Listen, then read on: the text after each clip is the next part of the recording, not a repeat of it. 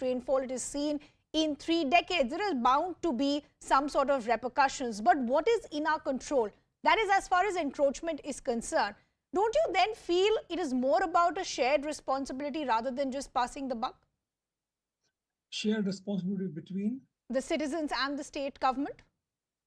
Yeah, no, I absolutely, there are multiple levels of failure here and responsibility. If you, I mean, for one, we don't have the municipal, BBMP, the Brihat Bengaluru Mahanagara Palike, which is the chief municipal body to govern the city. It has not had seen an election in 2 years. It's been run by a commissioner. Just imagine if the corporators had all been in their place, they would have been representing the voices of their wards more effectively, and we would have heard a more diversity of voices about the problems earlier on. This is a key problem, and so it's essentially, it's the government, the elected state government. The chief minister has the urban development ministry. They are calling the key decisions now.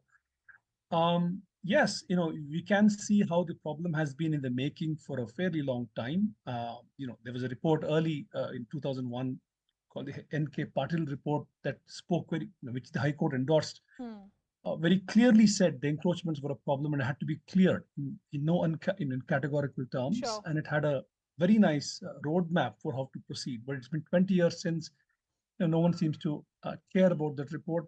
And more recently, last year, 2021, the CAG issued a report on how the stormwater management of Bangalore has happened between 2013 and 2018. And it had a series of recommendations.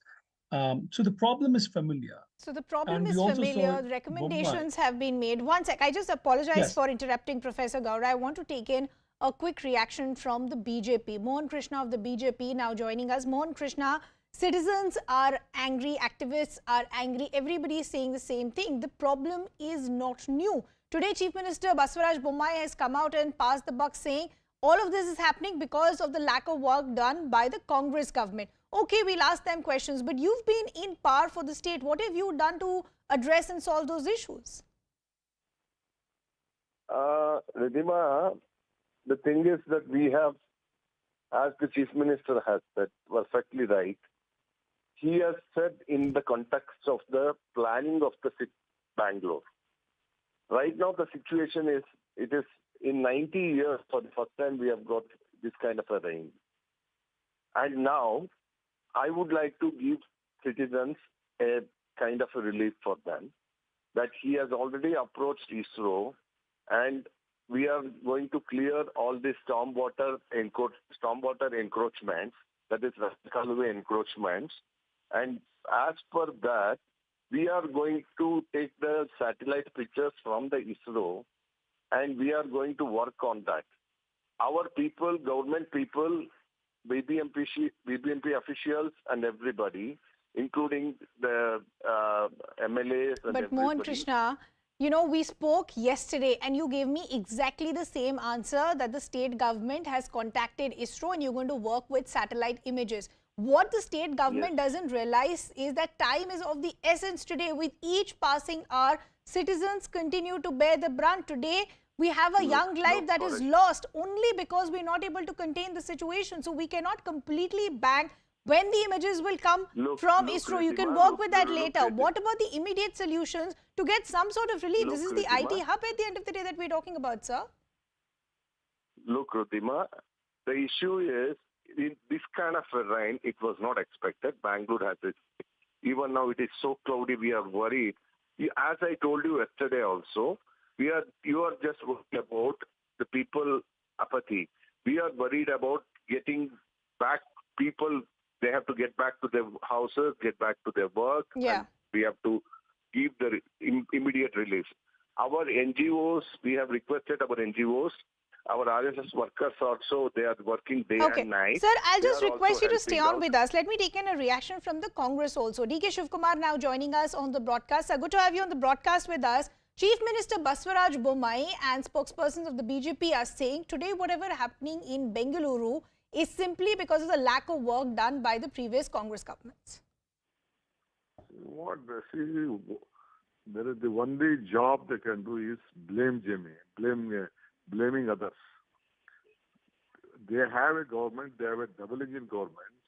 They should understand this IT corridor, Bangalore city, is a city which is feeding the country. It is feeding the country economically. 39% of the revenue is coming from the IT sector for the entire country. And they are not able to plan well for that. They are just 3 years down the line, they could have planned whatever they would have got. What is the need of letting rains are coming from the last 3 years? It was in the northern Karnataka. Now it has come to the southern Karnataka. And we are suffering a lot. But Mr. Instead Shivkumar, of, while if you heard the see, conversation, one sec, Mr. Shivkumar, while you're right in saying that today the state government is of the BJP and they need to give the answers, but isn't it slightly rich of the Congress party also to come out and completely wash their hands away, considering the fact, one second sir, considering the fact that when you were in power, the situation was not very different. I am telling you, Congress party has a vision. We have vision. They can't run the government. They can't run the administration. They could not do work only with the, the biggest corruption. They have made it not the IT capital. They have made it a corruption capital of this country.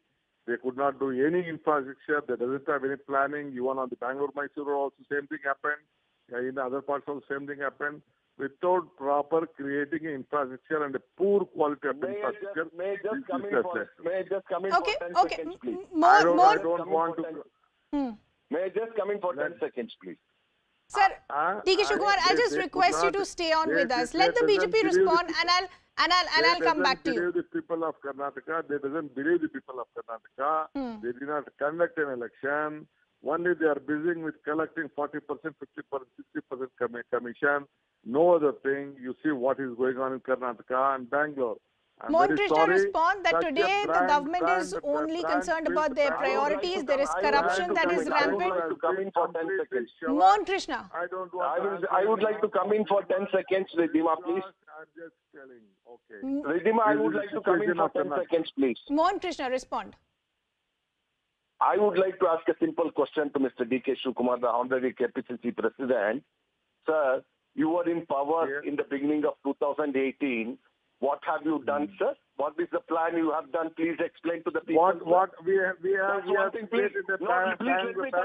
let me complete, sir. Let me complete. From 2015, you were there in the chair as a Congress government. Why the master plan was not got it ready, sir, for Bangalore? Why the committee was not done, sir? Now we are doing everything and now you are blaming. You are talking about 40%. What is the 40%, sir? You have proof. Go to the Lokayukta. Go to the court.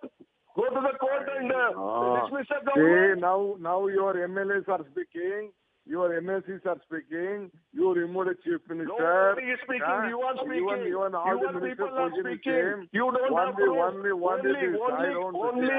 on paper. Okay. Only for paper you are doing everything. Sir, I'll request both my guests. Between this political war of words, we are failing to address the larger issue, which is what is going wrong. D.K. Shivkumar, I want to understand. Why is it that the older structure today is fine, but the newer structure continues to collapse, which means over the last 5 to 6 years or 10 years, something has gone drastically wrong. They could not go for an election. They doesn't believe.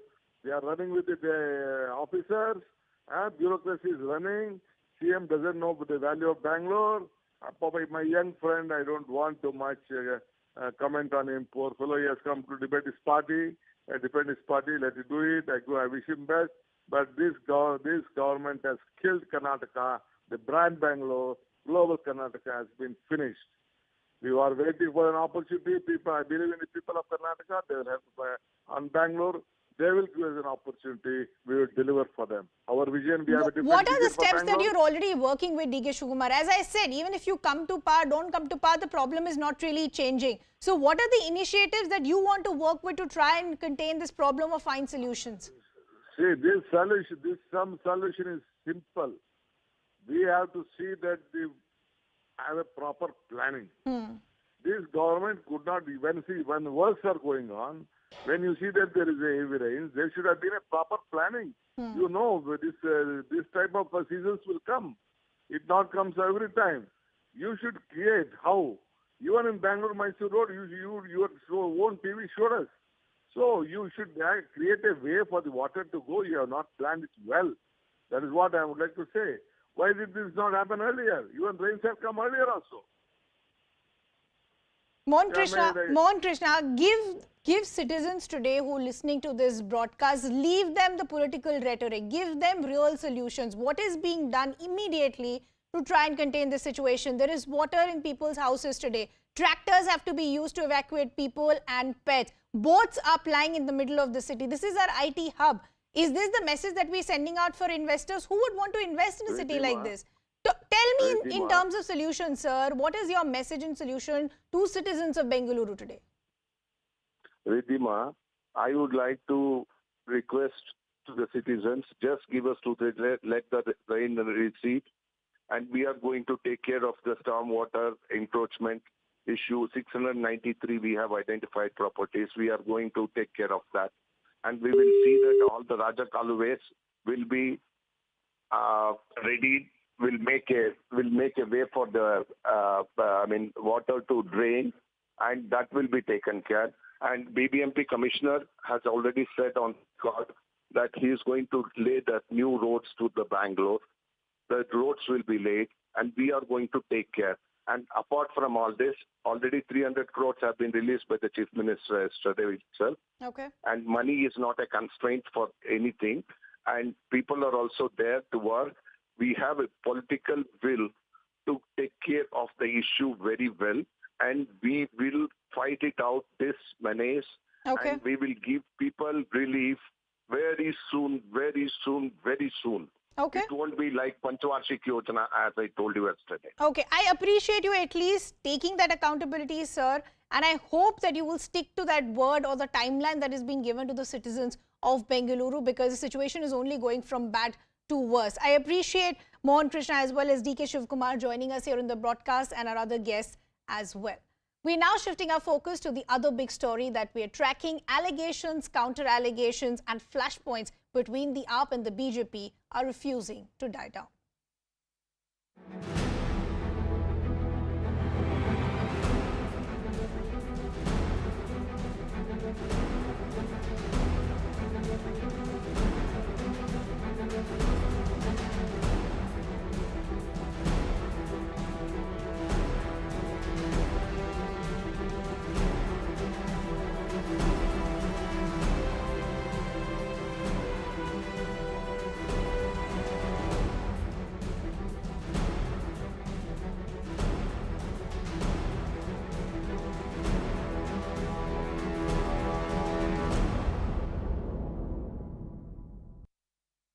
So after releasing a sting video yesterday, the BJP hit the streets once again in the national capital, protesting against the Aam Aadmi Party, demanding the removal of Deputy Chief Minister Manish Sisodia.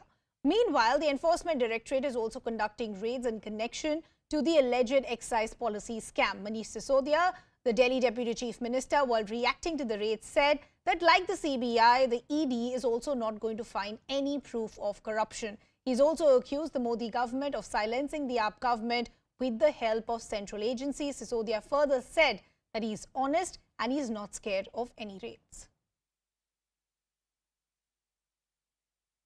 एक तरफ ED की red सुबह से हो रही है, दूसरी तरफ आज आप प्रोटेस्ट कर रहे हैं, क्या कारण है, किस तरीके से देखा जाए? देखिए, जब अरविंद केजरीवाल ने दिल्ली में नई एक्साइज पॉलिसी लागू की, हम उसी दिन से कह रहे हैं, आप विधानसभा का रिकॉर्ड उठा के देख लीजिए कि अरविंद केजरीवाल हमें हमारे एक सवाल का जवाब दे दो कि आपने शराब के ठेकेदारों का कमीशन 2% से बढ़ाकर 12% कर दिया। आपकी सरकार ने मास्टर प्लान का वायलेशन करके रिहायशी क्षेत्रों में 300 से ज़्यादा शराब के ठेके खोले हैं। आपको ये एक्साइज पॉलिसी वापस लेनी पड़ेगी, नहीं तो हम अपने पद से त्यागपत्र देकर हम अपने घर चले जाएंगे। अब तो शराब के ठेकेदारों ने कह दिया कि जो 12% कमीशन हमें दिया गया, उसमें से 6% अरविंद केजरीवाल और मनीष सिसोदिया की जेब में गया है। अरविंद केजरीवाल, मनीष सिसोदिया को उनके पद से बर्खास्त करो और अरविंद केजरीवाल, आपको चीफ मिनिस्टर के पद से त्यागपत्र देना पड़ेगा। आज दो या कल दो, देना पड़ेगा। पहले इन्होंने सीबीआई के छापे मारे, उसमें कुछ नहीं निकला। अब ईडी के छापे मार लेंगे, उसमें भी कुछ नहीं निकलेगा। पूरी कोशिश ये है कि बस किसी तरह से जो देश में शिक्षा का माहौल बना, अरविंद केजरीवाल जी काम कर रहे हैं, उसको रोक दिया जाए, उसको किसी तरह से आगे बढ़ने से रोका जाए। लेकिन ये रोक नहीं पाएंगे।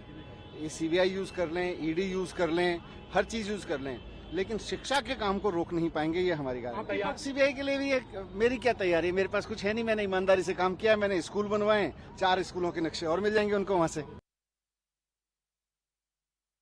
सब जगह गई ईडी, टेलीविजन चैनल्स को खबर दी कि मनीष जी के घर जाएंगे, मगर अंततः आखिरी में मुझे लगता है ईडी वालों के हाथ पैर ठंडे हो गए और उन्होंने कहा यहां जाने का मतलब है बेइज्जती कराना है, तो इनको तो छोड़ दो। तो अब छापे चाहे पूरी दुनिया में मार लें, ये बात तय हो गई कि सीबीआई और ईडी की तरफ से मनीष सिसोदिया जी को क्लीन चिट मिल गई है। ईडी ने मनीष जी के घर पे आज जो है कोई भी रेड नहीं मारी है, कोई भी छापा नहीं मारा। Let me also now bring in my colleague Akash, who's been tracking all these developments for us. He's joining us from Zorbag, which is one of those locations which have been raided by the Enforcement Directorate. Akash, first talk to us and our viewers about how many locations were under the scanner of the ED and any more details that you're picking up of any sort of seizures that have been made as well. Right. So, Ridhima, in total there are 38 locations. This is what we have learned, and these 38 locations are being searched by ED officials. Also talking about this particular location, so this is very important and crucial location because this belongs to Sameer Mahendru. Now Sameer Mahendru is the one who is very much named in the FIR that has been registered by CBI. Also it is very important because till now we were seeing only CBI investigating this particular case, which is about the excise policy of the national capital, and this policy was implemented in November 2021, and just a few days back it was rolled back and the old policy has been implemented. But as of now we are seeing not only the investigation which is conducted by both CBI and ED now, but also the political war of words between the parties, BJP and Aam Aadmi Party, because just a few minutes back we were hearing how Ramveer Bidhuri, who is the LOP in Delhi Legislative Assembly, was demanding an action, an action against Manish Sisodia, and also was demanding resignation. On the other hand, we have Aam Aadmi Party, which is saying that, Aam Aadmi Party, and in fact, Manish Sisodia has nothing to do with the kind of financial transaction that is being talked about. Also, talking about this particular investigation, so on the occasion of Janmashtami, we saw that how, searches were conducted at the premise of Manish Sisodia. In fact, his mobile phone was seized, and, some documents were taken from that particular place. Okay. And also we are learning that at this particular place, talking about this particular place, we have been told that, some technical teams, some forensic teams have been called in, and, they are collecting some sort of evidences, some sort of documents from this particular location. We don't know as to how much time will it take, but we are expecting that by 8 or 8:30 only, we can expect that the officials will be leaving from this particular place. It is close to 12 hours, Ridhima, because it all started at 6 or 6:30 in the morning, and now it's already 5:21, and ED officers are very much inside and are conducting these raids. So over 12 hours is what Akash is pointing out, and over 30 locations which are under the scanner of the ED. Akash, any more specific details that you're picking up as far as the money trail that the ED is looking into? So it is Prevention of Money Laundering Act, onto which is taken into consideration by the ED Enforcement Directorate and we are learning that, as of now there is no formal case that has been registered by ED. In fact, the same FIR which has been registered by CBI is being undertaken.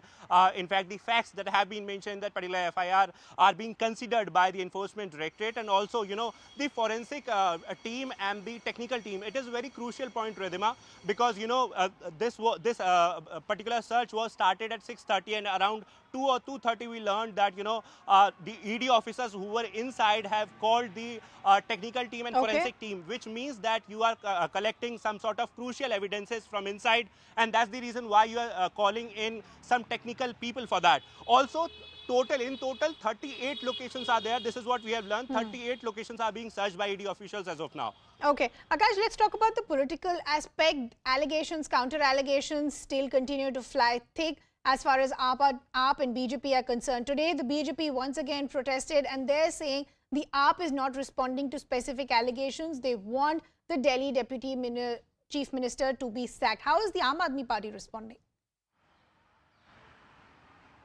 Right. So, Ridhima, this is very interesting. From day one, Aam Aadmi Party is maintaining that, Aam Aadmi Party is an Imandar party and they have nothing to do with the kind of allegations. Also, talking about the minister, talking about Manish Sisodia, so he holds 19 portfolios in total. He is also the education minister, he is also the excise minister, and he is also the finance minister. He has, several other portfolios as well. And as far as Delhi's chief minister is concerned, so Delhi's chief minister is very much saying that they are working towards making India number one, making Delhi number one. But on the other hand, they are being harassed by the central agencies. And in fact, they are saying that this is vendetta politics, where central government is misusing central agencies. This was the main allegation. Also, talking about the political aspects. So yesterday we saw that how BJP put out one expose where it was claimed that the person who was very much involved in the kind of transactions, his father accepted on camera. It was alleged that his father accepted on camera. Correct. That yes, so the BJP continues to say one point, that there was a quid pro quo that was enjoyed by Aam Aadmi Party officials, and it went up to the top leadership of the party. The AAP completely has dismissed it, saying this is just misuse of central agencies. The larger question is who's saying the truth and when will this actually end? Akash, thanks a lot for getting us all those details. We'll keep tracking those developments. But for now, we're slipping into a very short break.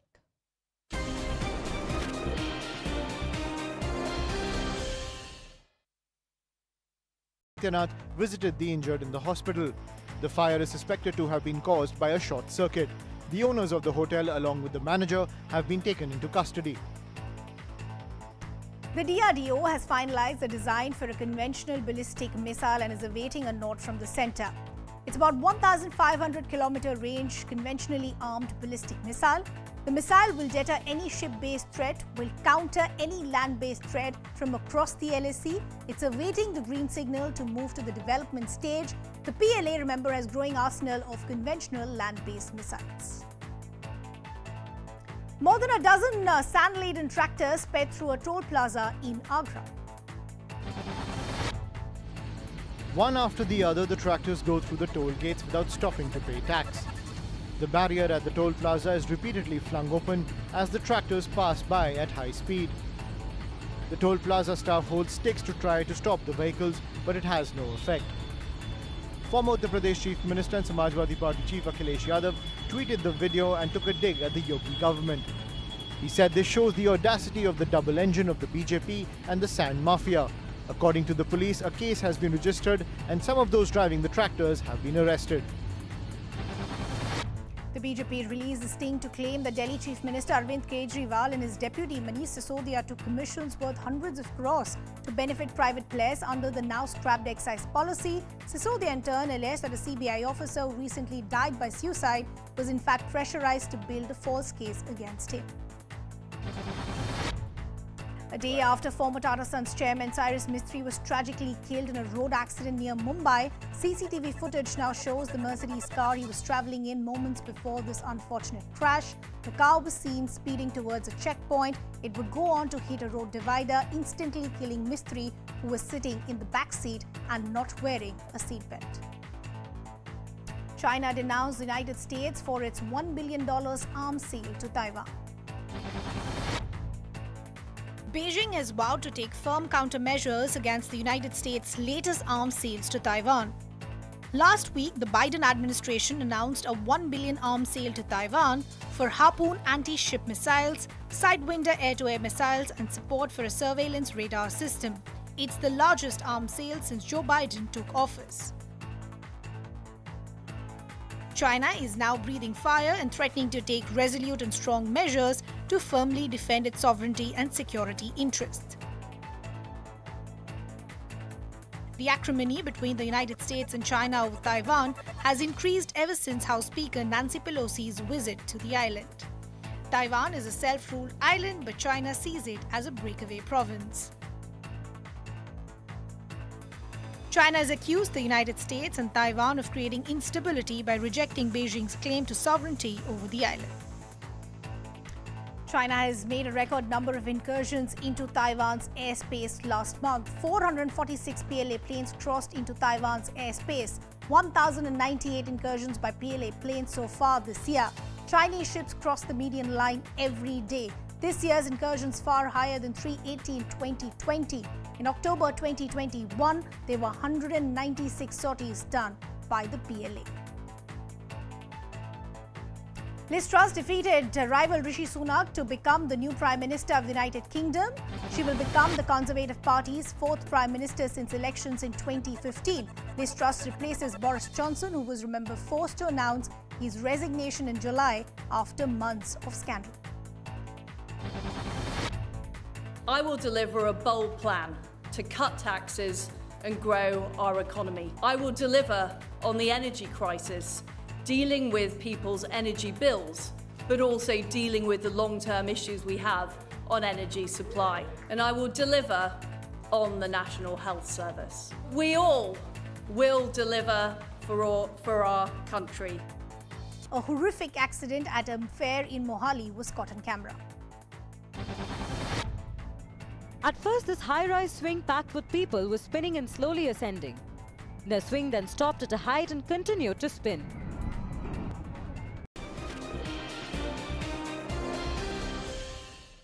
Welcome back. Thanks a lot for staying with us. We have some breaking news coming in from Jammu and Kashmir.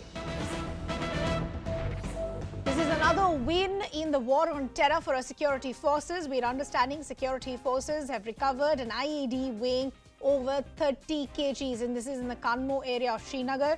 We're also understanding the bomb disposal squad has already secured this explosive.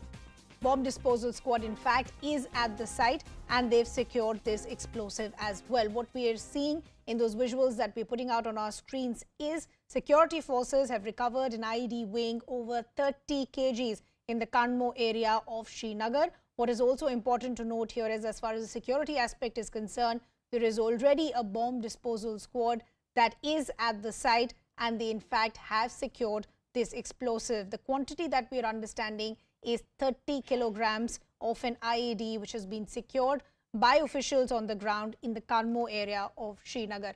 Mufti Isla is joining us with more details. Mufti, when was this IED recovered or found by the security officials? Which area is this? And any more details that you're picking up in terms of the bomb disposal squad which is currently on location? Well, this IED was found in fact an hour back by security forces. This was a police contingent and also men from 50 Rashtra Rifles of Indian Army.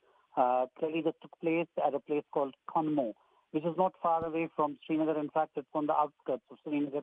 And there's a large number of camps of army, the CISF, the CRPF, contingents of police, the police home guard unit, and they used this road from Kanmo to Srinagar.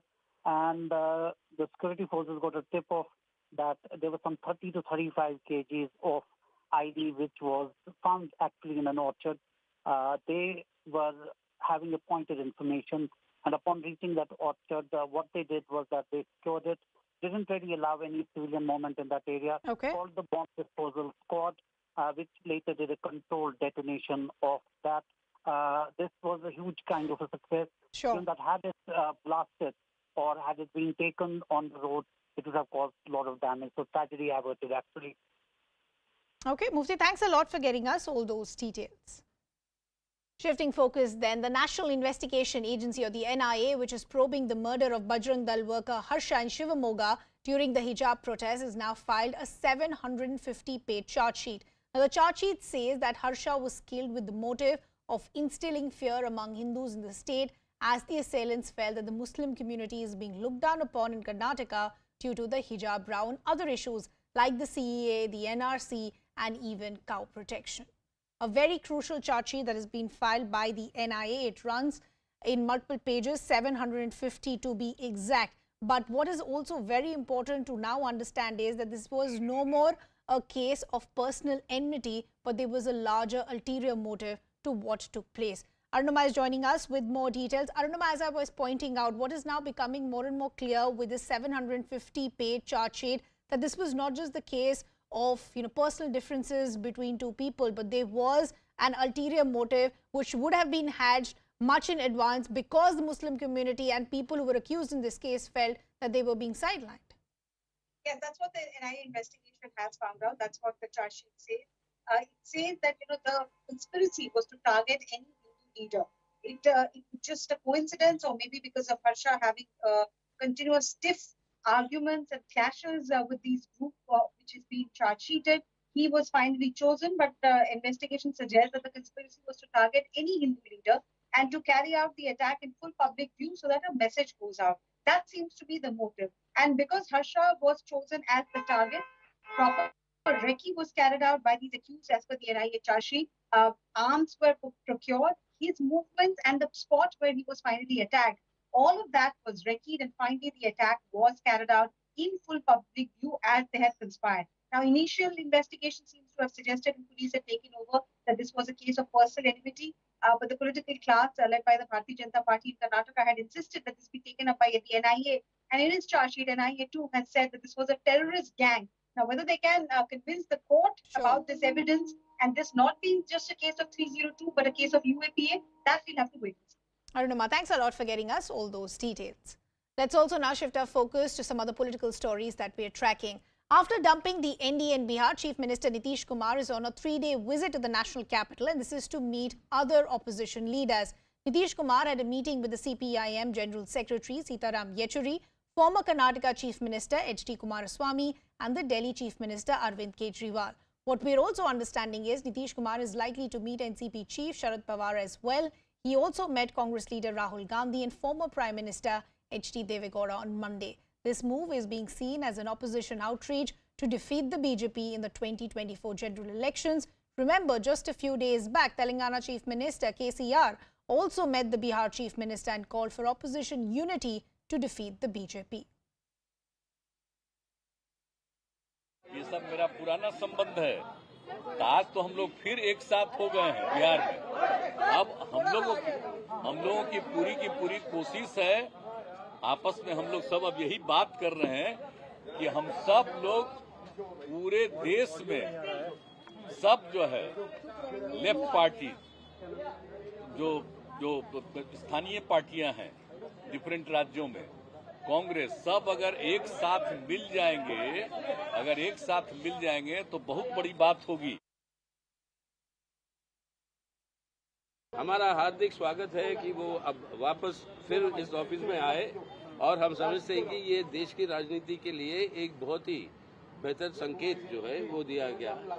इसकी विपक्ष की पार्टियां उनके ऐलान है और हम इसको मानते हैं। विपक्ष की पार्टियों को सबको इकट्ठा होकर आज जो है हमारे देश और संविधान को बचाना है। So crucial moves there being made by the Bihar Chief Minister Nitish Kumar after he broke his alliance with the BJP and formed a new Mahagathbandhan with the likes of Tejasvi Yadav and others, and now meeting various other opposition leaders as well. My colleague Siddhant is joining us with more details. Siddhant, while Nitish Kumar and the other opposition leaders are saying that this is an opportune time for the opposition parties to come together to take down the BJP, but the one criticism among all these opposition parties has been that there is no consensus as far as ideology is concerned. And if that doesn't happen, how will they all come together? Well, look, it's a tough task. And when we say it's a tough task, because there's a background to it. We all remember the show of strength at the time of swearing in of HDK's government in Karnataka. Then what happened? None of these parties fought Lok Sabha elections together. This time around, again, this was very much in the minds of all these opposition party leaders to come together to get united. And in fact, as far as presidents and vice presidents elections were concerned, many of the parties backed off in vice president's election. Also, many of the opposition parties supported NDA. So it's a tough task, but Nitish Kumar thinks that he can do it. And this is perhaps the reason that he has been meeting people from last 24 hours in national capital. Sure. He met Rahul Gandhi, he met Arvind Kejriwal, and he's also going to meet Mulayam Singh Yadav late in the evening. He says that there is no ambition of becoming the Prime Minister. The priority is to get all political parties together to fight against the incumbent government. Okay, Siddhant, thanks a lot for getting us all those details. Well, we'll keep tracking all those developments and much more. For now, we're slipping into a very short break.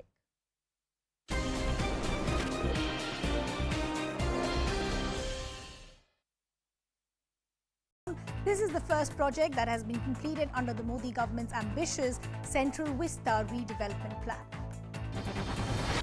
A video of a doctor bringing a man back to life is now going viral. During a routine consultation, the patient is suddenly losing consciousness his head rolling back.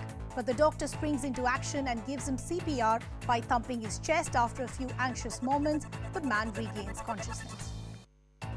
A Telangana teenager's attempt at an Instagram reel really backfired. Let's take a look. The class 11 student was shooting a video of him walking along the track, trying to have the moving train as his background. But the stunt went horribly wrong because the train hit the teen, tossing him in the air. The 17-year-old suffered grievous head injury as a result of the collision. He is currently undergoing treatment at a hospital in Warangal district.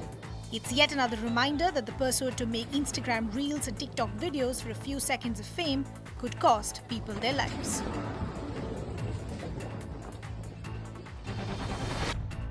Union Home Minister Amit Shah, who met BJP leaders, is in Mumbai today, had a clear message for the party. Uddhav Thackeray has betrayed the BJP and must be taught a lesson. He also said that the Maharashtra Chief Minister Eknath Shinde has the real Shiv Sena with him. Shah was holding a strategy meeting for the upcoming BMC polls. Bihar Chief Minister Nitish Kumar is in the national capital, reaching out to opposition leaders. He met Congress MP Rahul Gandhi this evening, is expected to hold talks with Arvind Kejriwal and Sharad Pawar tomorrow. But he continued to rule out any prime ministerial ambitions and said he's focused on strengthening the opposition unity. At least 4 people were killed in a massive fire that broke out at a hotel in Lucknow. The fire broke out on the 3rd floor of Hotel Levana in the posh Hazratganj area of Lucknow. Around 35 to 40 people were trapped inside when a heavy cloud of smoke was seen coming out of the hotel. 15 fire tenders and 13 ambulances rushed to the spot. After almost 3 hours of continuous rescue operation in which the fire tenders were around 12 fire tenders were present in service, and also the team of State Disaster Relief Force, the SDRF members, they were present inside, after which now the fire has been brought under control. Emergency relief teams broke the windows of the hotel to try and rescue people trapped inside. Uttar Pradesh Chief Minister Yogi Adityanath visited the injured in the hospital. The fire is suspected to have been caused by a short circuit. The owners of the hotel, along with the manager, have been taken into custody. The DRDO has finalized the design for a conventional ballistic missile and is awaiting a nod from the centre. It's about 1,500-kilometer range, conventionally armed ballistic missile. The missile will deter any ship-based threat, will counter any land-based threat from across the LAC. It's awaiting the green signal to move to the development stage. The PLA, remember, has growing arsenal of conventional land-based missiles. More than a dozen sand-laden tractors sped through a toll plaza in Agra. One after the other, the tractors go through the toll gates without stopping to pay tax. The barrier at the toll plaza is repeatedly flung open as the tractors pass by at high speed. The toll plaza staff holds sticks to try to stop the vehicles, but it has no effect. Former Uttar Pradesh Chief Minister and Samajwadi Party Chief Akhilesh Yadav tweeted the video and took a dig at the Yogi government. He said this shows the audacity of the double engine of the BJP and the sand mafia. According to the police, a case has been registered and some of those driving the tractors have been arrested. The BJP released a sting to claim that Delhi Chief Minister Arvind Kejriwal and his deputy Manish Sisodia took commissions worth hundreds of crores to benefit private players under the now scrapped excise policy. Sisodia in turn alleged that a CBI officer who recently died by suicide was in fact pressurized to build a false case against him. A day after former Tata Sons chairman Cyrus Mistry was tragically killed in a road accident near Mumbai, CCTV footage now shows the Mercedes car he was travelling in moments before this unfortunate crash. The car was seen speeding towards a checkpoint. It would go on to hit a road divider, instantly killing Mistry, who was sitting in the back seat and not wearing a seatbelt. China denounced the United States for its $1 billion arms sale to Taiwan.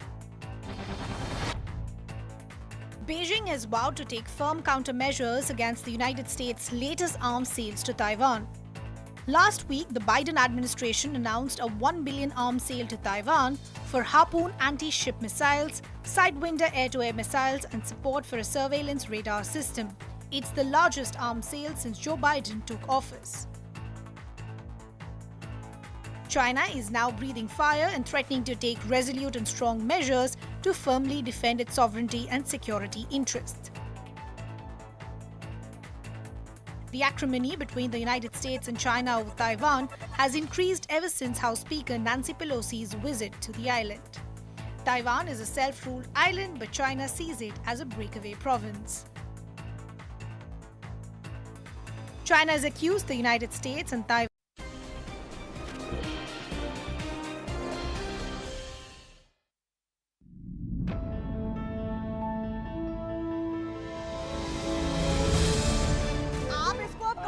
मत कीजिए, ये problem भी आपको accept करनी पड़ेगी कि मदरसास में problem है, टेरर लिंक निकल रहे हैं, ये भी सच्चाई है। These massacres are not part of social consciousness. Why is it that we do not know what has been perpetrated on us? बच्चों को पढ़ने देना नहीं चाहते हो, कुरान में डुबा के रखना चाहते हो, वहाँ पर ये सरकार नहीं है, ये पार्टी नहीं है। तो क्या हुआ? वो हिंदुस्तान के नागरिक नहीं है क्या? वो क्या जवाब नहीं दे सकते क्या? नहीं, आपने सवाल पूछा, जवाब तो सुन लीजिए। The arrest has happened, but even this arrest is coming too late. After 6 days, delayed, but finally justice is there.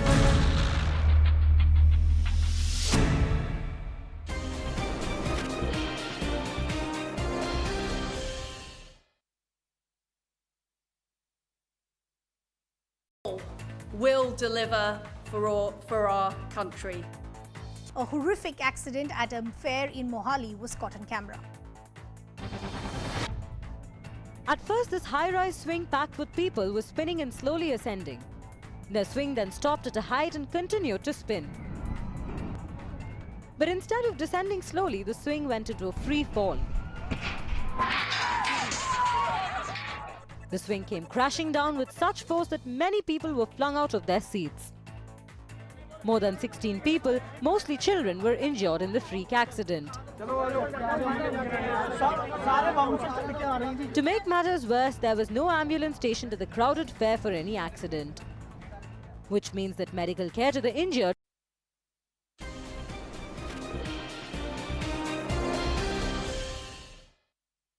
Welcome back. Thanks a lot for staying with us. In a major boost to India's fight against COVID-19, Bharat Biotech's nasal vaccine has now been approved. The Union Health Minister Mansukh Mandavia shared the information via tweet saying the nasal vaccine has been approved for restricted use among adults in emergency situations. He further added that India has harnessed its science, research and development and human resources under Prime Minister Modi's leadership. So let's understand how this vaccine is different. What is the science involved in it? Dr. Sanjeev Bagai, Chairman of Nephron Clinic, joining us on the broadcast. Doctor, always a pleasure speaking to you. So just help us understand what is this nasal vaccine and how is it different in terms of what we have currently? Good evening. Thank you for having me. Good evening to all the viewers. So you have basically two different forms of vaccines. One is an intramuscular vaccine, which we've been giving either as Covishield or Covaxin, or internationally the mRNA vaccines. And the second one is what we call as the intranasal vaccine.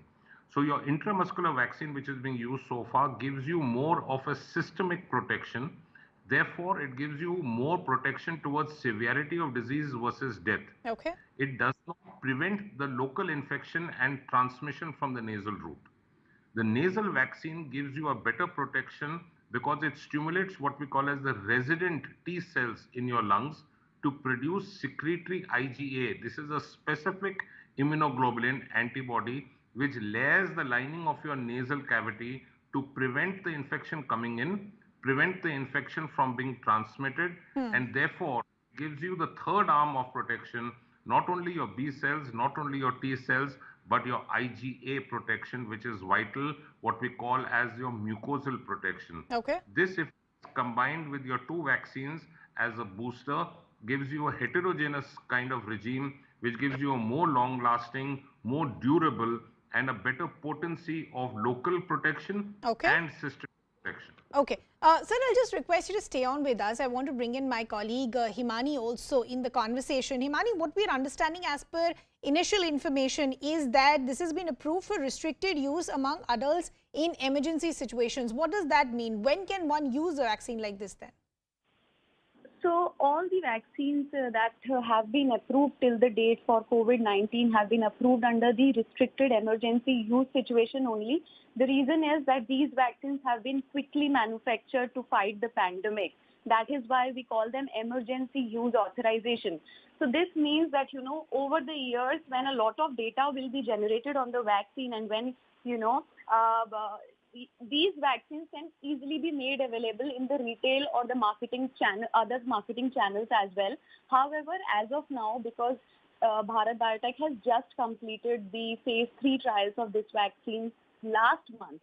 So these vaccines are put under kind of a scanner because they have just been developed. So they are allowed under the restricted emergency use. That's the term we use when a new medicine or a vaccine has been approved. Okay, Himani, quickly, I also want to understand, I believe this is not the first nasal vaccine that India, I believe we have another one by Glenmark, is that correct?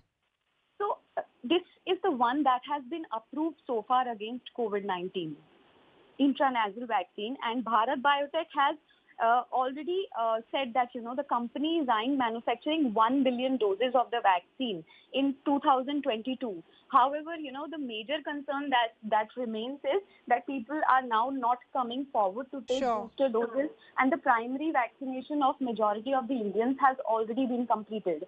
So even if company plans to produce billions of doses, we still need to figure out that where are the consumers. Absolutely. Himani, thanks a lot for getting us those details. I quickly want to go back to Dr. Bagai. Dr. Bagai, as far as the dosage is concerned, how is this taken? Like the regular ones that we've taken, we had 2 doses and then a booster. How is this taken? Yeah, so there are two ways to do it actually. It can be used as a part of a primary immunization, but even better still is because most of the Indian population have been vaccinated. The eligible population have been vaccinated twice, what we call as a primary schedule. This could be used as an ideal conjoint to the initial primary immunization as a booster. So this will give you not only systemic, like I said, but it will give you the local protection to prevent infection coming in, decrease the transmission. So with this, we will see a rapid decrease in your ongoing day-to-day number of new infections. Okay, Dr. Bagai, always a pleasure speaking to you. Thanks a lot for clearing all those doubts.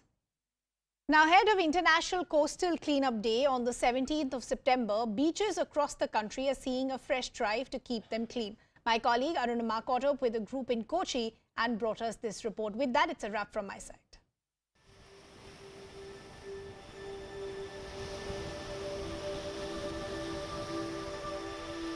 It is a beautiful morning at the Puthuvai beach in Kochi. Fit for morning walks, building sand castles, soaking in the sun and the sea. But this group is here for something far more important. School students, veterans from defense forces, environmental activists get together every weekend or on holidays to help these beaches breathe.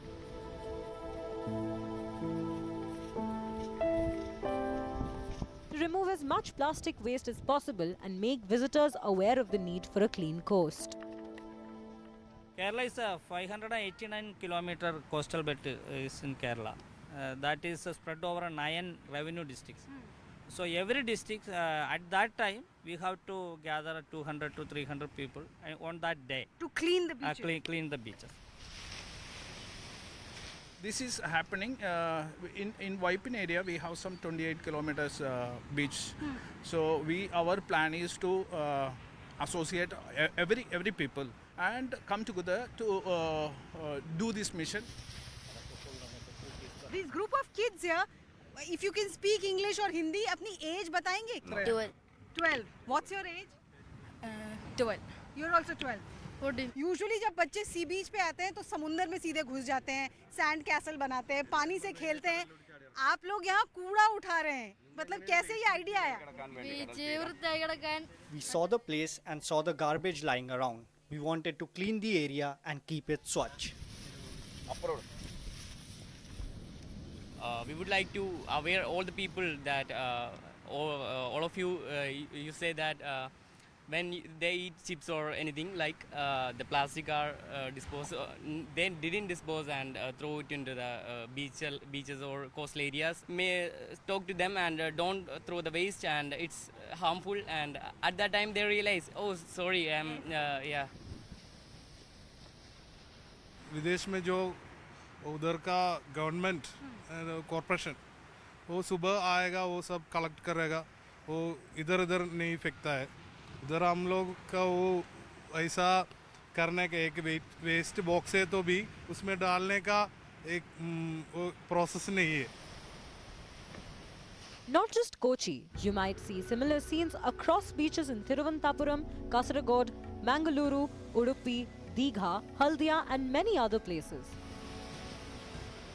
To commemorate International Coastal Cleanup Day, on the 17th of September, the centre has launched a campaign to raise awareness and clean up the coast.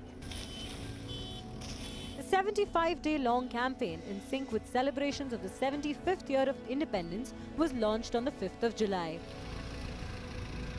The motive is to make people aware that the empty packet of chips you leave behind on the beach could land on your table in a different avatar. The more we pollute, the whatever pollution that is reaching, the microplastics, it is reaching our diet, in our plate. 7,500 kilometer long coastline, 24 states, 5,200 volunteers and a target of removing 1,500 tons of garbage. That's the mission with which the ministry, the government of India, the volunteers across these states have all started with. Within the first 20 days of this campaign, about 200 tons of garbage was already removed, and that has encouraged the volunteers much more. The message that they're giving is this is not a one-time exercise. It is not one time or for 1 month or 3 months that you should ensure garbage-free beaches. This should be a lifelong campaign because what you throw in the sea ultimately comes back to your plate. With Nitish Kumar in Kochi, this is Arunima.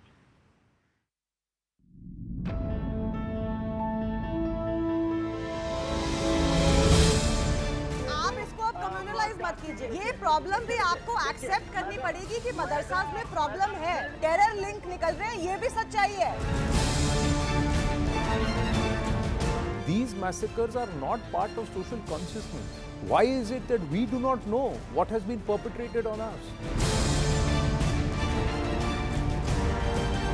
बच्चों को पढ़ने देना नहीं चाहते हो, कुरान में डुबा के रखना चाहते हो. वहाँ पर ये सरकार नहीं है, ये पार्टी नहीं है. तो क्या हुआ? वो हिंदुस्तान के नागरिक नहीं है क्या? वो क्या जवाब नहीं दे सकते क्या? नहीं, आपने सवाल पूछा, जवाब तो सुन लीजिए. The arrest has happened, but even this arrest is coming too late. After 6 days, delayed, but finally justice is there.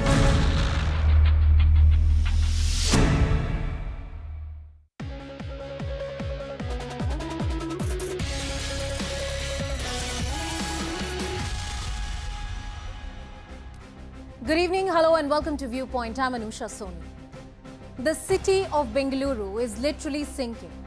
It's indeed one of the worst spell of rainfall since 1971, for which the city is thoroughly and clearly unprepared.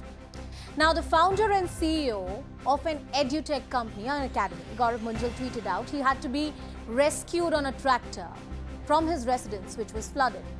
The Hindustan Aeronautics office in Bengaluru was shut down because the water had to be pumped out. Those are the visuals on your screen. This is one of the leading companies. The city has come to a screeching halt. The tech and innovation hub of India, a city of entrepreneurs and innovators, does not have its drains silted or any kind of preparation to effectively manage this crisis. The usual political blame game has begun. We heard that over the day. Chief Minister Basuraj Bommai has blamed the Congress party. The Congress has called Bommai government a failed one. We don't need this blame game anymore. We need political accountability. And we must demand our elected representatives to be prudent and mature in solutions. Our legislators need to give us something better than political blame game and address the issue of climate change in urban planning. Because it's here and it's happening. First up, a special report.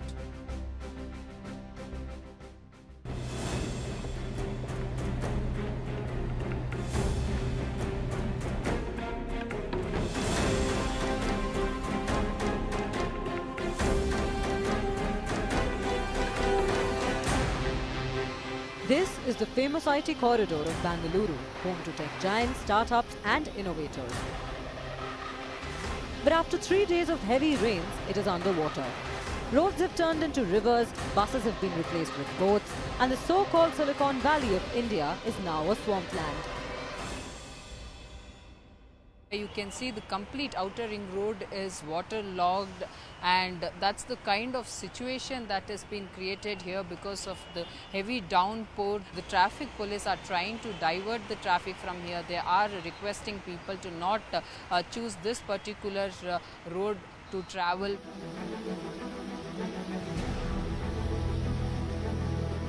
As always, it's the citizens who bear the brunt. Cars are submerged in the basements of posh housing complexes. Tractors are the only means of transport now, whether to rescue people or to take them to work. The civic apathy is taking a toll and also taking lives.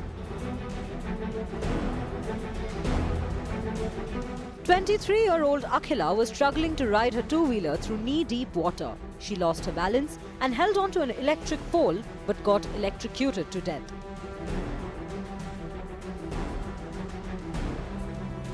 While anger is growing against the Karnataka government for mismanagement and negligence, the Chief Minister is busy blaming his predecessors.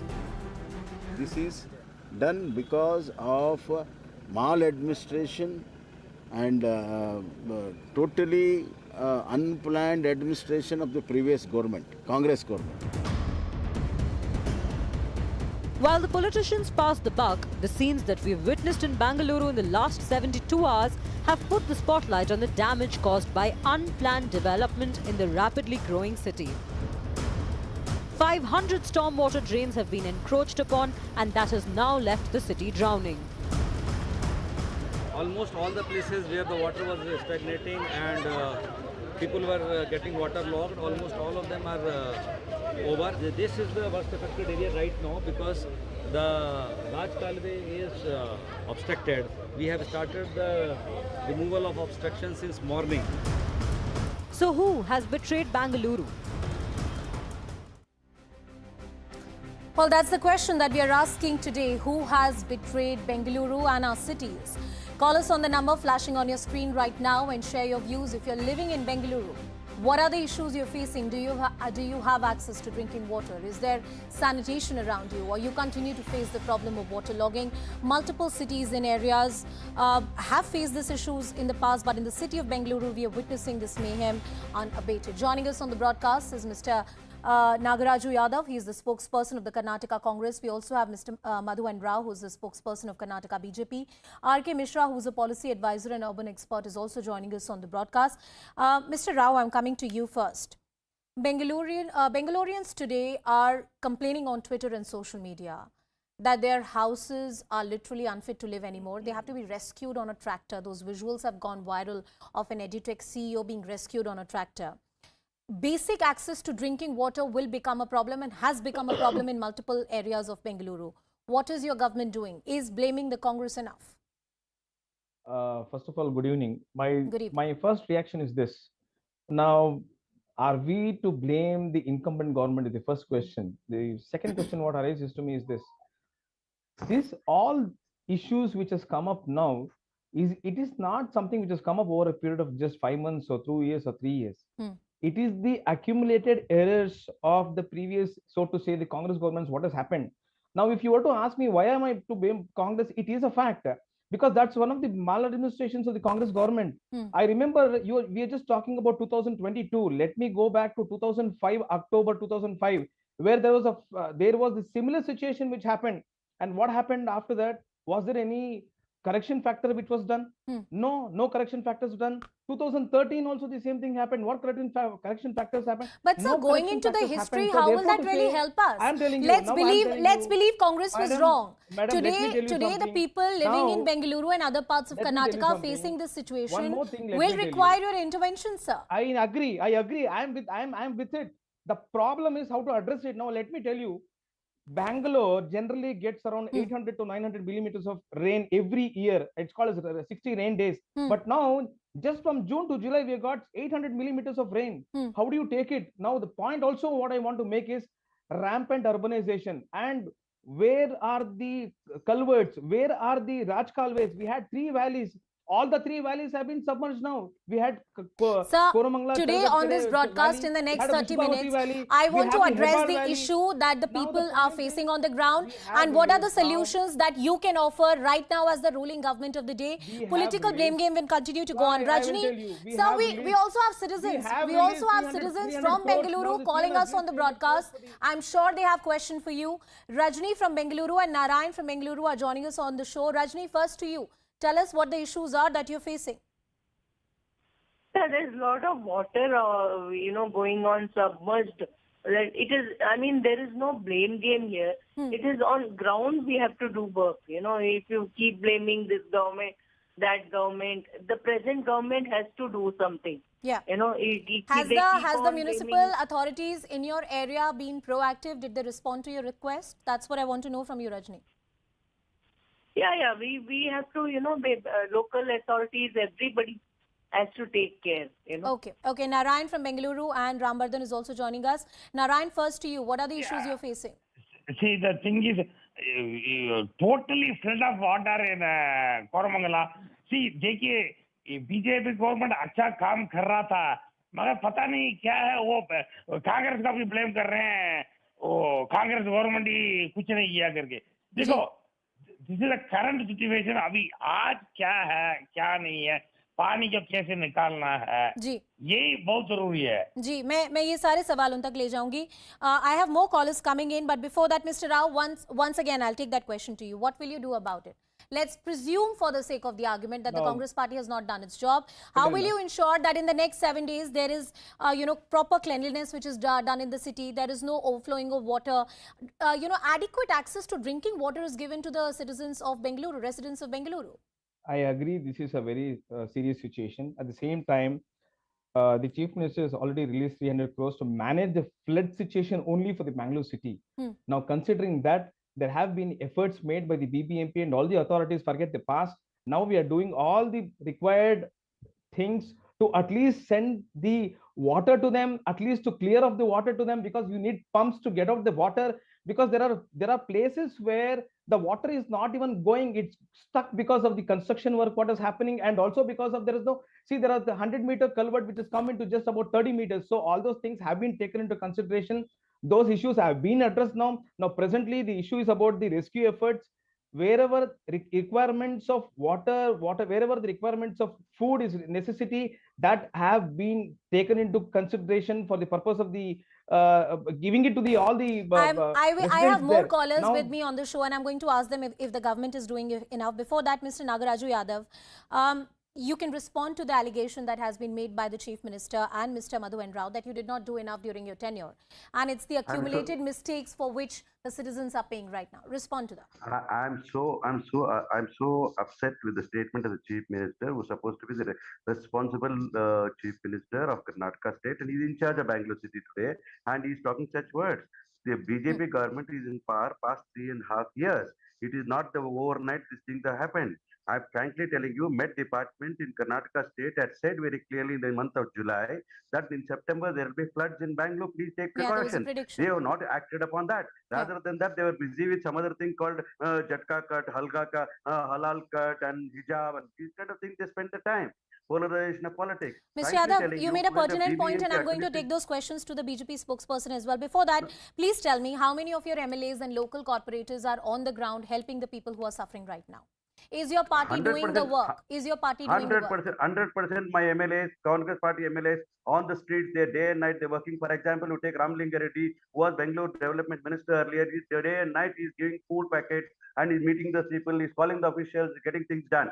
The main idea is now is that the administration is in control of BJP and they know a political will and accountability of BJP administration. Of course, I'm going to hold them politically accountable. That's what we're doing. But I think right now, this is the time that all of us should do what we can to help the citizens who are suffering. And that's why I'm asking that question to you. Every political representative to take care of these things and take care of the citizens of Bangalore I or hope Karnataka or the India. corporators from the Congress party are also on the ground. What I'm trying to say, the companies which are paying the high tax to the Karnataka state treasury have been targeted today. Okay, I want to bring in more callers. Rambhadran from Bengaluru and Abhishek from Bengaluru are also joining us on the broadcast. Rambhadran ji, first to you, what are you facing? What are your concerns? Is the government doing enough? Yeah, I do not accept the blame game. Exclusively people calling the present government. I have been there for the last 27 years. I have never found anybody taking care of as far as the housing construction approval plans are concerned. It's given in such a nasty manner. Indiscriminate construction took place and consequently no space was left and the roads were totally occupied. Yeah. It's an encroachment on the public place. Consequently, our vehicle was struck day before yesterday. It took long hours for people to rescue us. The Okay. entire Okay. two-wheel one side. Okay, The thank you. problem is Thank you not for the- voicing those issues, sir. I will take them to the political guest with us on the broadcast. Abhishek from Bengaluru is also with us. Abhishek, your concerns, is the government, are the authorities doing enough? Yes, Anusha, thanks and good evening. So Good I think the question that we need to ask is, does this government even have the will or the skill to solve the problem? I think as far as the will is concerned, we have seen that neither the Congress government nor the BJP government has any will to do that. Because all they are doing is They're passing the buck. We've lost that line with Abhishek, but I want to go to Mr. R.K. Mishra as well. Sir, the citizens are clearly exasperated. They've had enough of this political blame game and they do not want to be a part of it. They want to know who's going to solve their problems.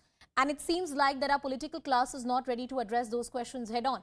Because if there was a warning, the Met Department had told them that you could face a situation like this, the administration should have been ready to some degree, if not fully. So I think a couple of things. First, very disappointing, especially coming from this chief minister, who's a sensible and very suave person. Blaming Congress is not either going to get him any votes, nor is going to get any sympathy with the public. Yeah. Only incompetent people who don't have the ability to fix problems always blame it. His government has been for 3.5 years. And BJP spokesperson also starting on that note is not in good taste. I think my request is that please don't do this, because you have been the 3.5 years. Before that also you have been in power. You also haven't done it. And of course, Congress, JDS, nobody has done it. Otherwise, it will not be a mess. Coming to this problem, July, yes, of course. And what happened on Outer Ring Road, it is simple. A politician's property has encroached on the Raj Kalve. And God knows which party he belongs to. He's an MP.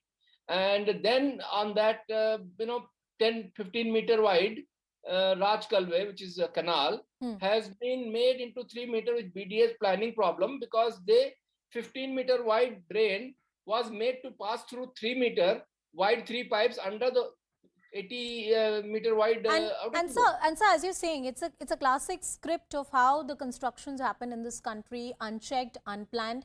We saw those demolitions happening in Noida. Yeah, we saw those demolitions happening in Noida, and I hope that is an example for many other builders and authorities across the country. We blame the builders, but what about the authorities? Mr. Rao, I'm coming back to you before I take more callers on the show. It's not going down well. I mean, I'm sure as BJP you don't care about what the Congress party thinks, but I'm sure you care what people think in the state, and they don't like the tone and tenor in which the government is talking right now. They want solution. You've been in power for 3.5 years. You had a warning from the Met Department. Why weren't you prepared? Well, first of all, I do not want to get into the political blame game. At the same point of time, we should also understand that this has not happened over a period of 3.5 years. Point number one. Point number two, see, if you are trying to understand and if you're trying to ask a question as to what can be done now, we cannot go and demolish the buildings right away, which has been built along the lake paths. Okay. So, sir, answer a simple question. When there was a warning in July, from July to now, what was done? Just tell me this simply, sir. Even in such a scenario, there has been an unprecedented rain, not to this extent we were thought. It was an unprecedented rain of around 800 millimeters, which has come in just about 3 months.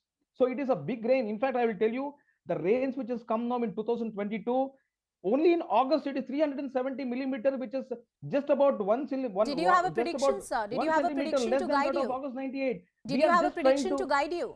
No. I'm just trying to tell you that if you are asking me what is the way forward, there are a lot of things which we need to take it forward. For example, we need to clean the lake bed. We need to destroy some buildings. We need to take a lot of action with regard to the culverts. That's what I was trying to ask you, that what did you do in the last 2 to 3 months? I will bring in more citizens into the discussion. Would you suggest that it could be done in 2 months? No, I accept it cannot be done in 2 months. I accept that everything cannot be done in 2 months. But yes, some things can be done in 2 months.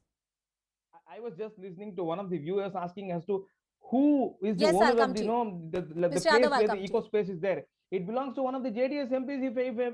If I'm right, Bhupender Reddy. Now, how was the permissions were given? I am asking you. In 2013 itself, there was a report by the. But sir, you've not given me satisfactory answers. KG Mohan from Bengaluru and Ravi from Bengaluru. I have two more callers. I would request all the political representatives to listen to the citizens more keenly. Mr. Mohan, what are your concerns? Anusha, thanks for giving me an opportunity. I just want you to give me a patient hearing for about 30 seconds. One, there are three problems. This is not an entire Bangalore issue.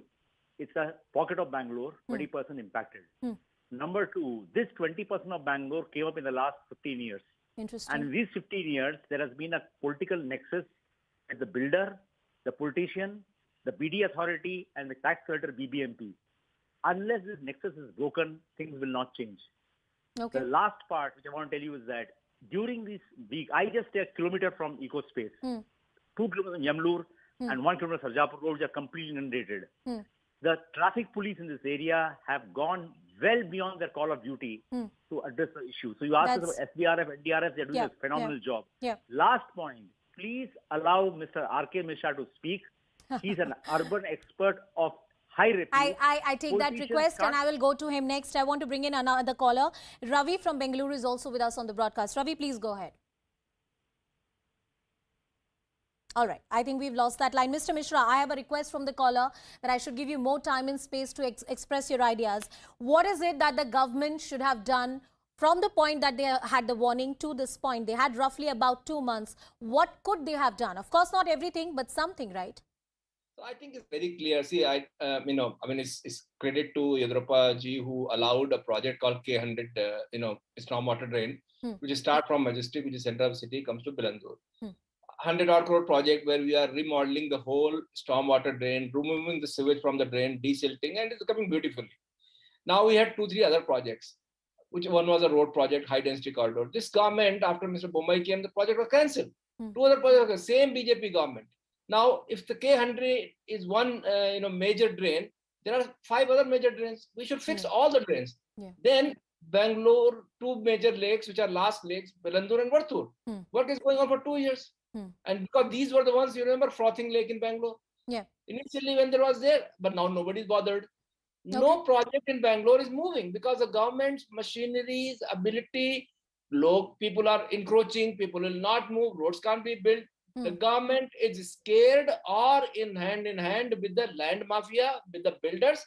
Officers are scared of even one guy can say, oh, it's my land. He'll not come. I'm going to take those questions. I'm going to take those questions to Mr. Rao. But Mr. Yadav, you had a point to make. Please go ahead and then I'll bring in Mr. Rao into the discussion. Yeah. See, for example, this is definitely not going to be a political blame game. Let me tell you very clearly, 17 kilometers of stretch of road from Silkport to KR-Puram.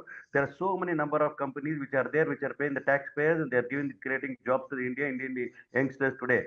All the companies have been flooded today. We are very, we have to be ashamed being a politician. This is going on. The Congress, when Siddaramaiah government was there, very, very particular to handle these issues in such a way that these things cannot go on like this. And we had earmarked buildings to demolish. By the time we lost the government, this government who came in the past Mr. Rao, I'm coming to you, and these are questions from the Congress party.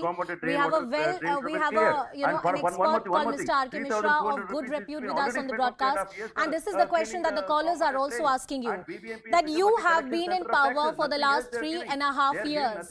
What is it that you've done? There are some very important drainage projects and lake projects that Mr. Mishra was talking about that have not been moving. There's also a nexus of the land mafia with the government allegedly which is running. Clearly, you couldn't have done anything about this in the last 2 months, but in the last 2 years, there is much more that the government could have done. Well, it's I respect Sir's view on this. Now, my point is this. Now, if you have to take any action with regard to all those things, when people will go to court, there'll be stay orders.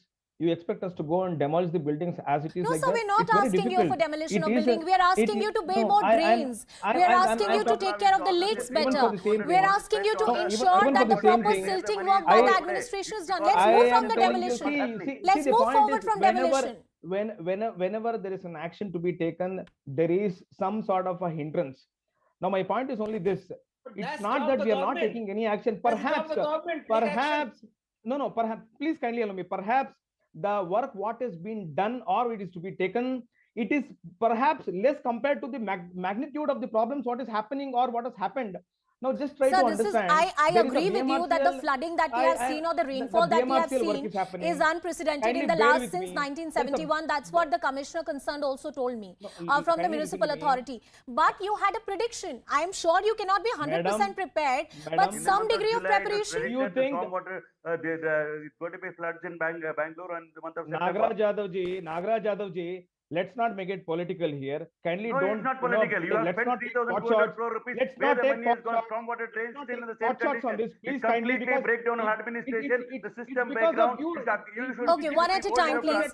One at a time, please. One at a time, please. Mr. Rao, please go ahead. Mr. Rao, please go ahead. Let's not take pot shots on this. I am telling you, yes, there is a need. We are doing it. And I don't think I've got satisfactory answers from you, Mr. Rao. I want to bring in our callers. Murli from Bengaluru and Mukund from Bengaluru are calling us. Murli, first to you. Your thoughts. What are you facing right now? Yeah, thanks for the opportunity. And both these two guys have come out with pack of lies. The reality of life that is actually getting affected in Bangalore is that all the government institutions like BBMP, which is in charge of public roads, and BDA in charge of development of the Bangalore city, they are the most corrupt bodies today in Bangalore. Everybody knows about it.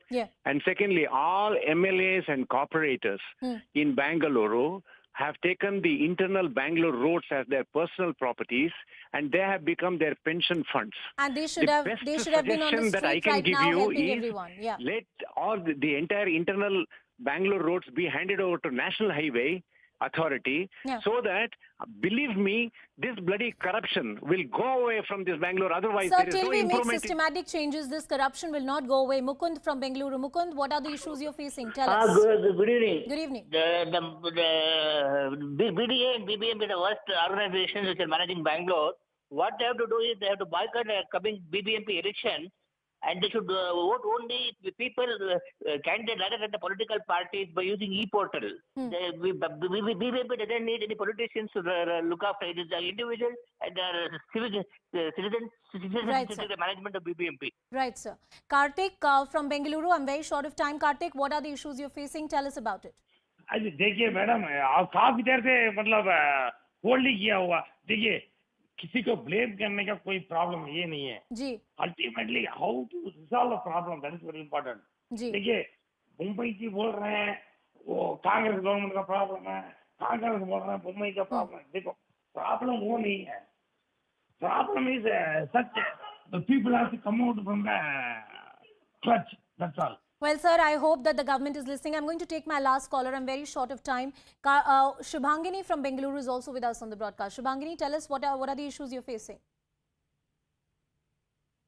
All right. I don't think I have Shivamogga. We have Mr. Satya Prakash from Bengaluru. Satya Prakash, if you can hear me, what are your issues? Every month, every year, is corruption in Bangalore city, Mahanagarapalike. Every month. Every year, corruption in Bangalore Mahanagarapalike.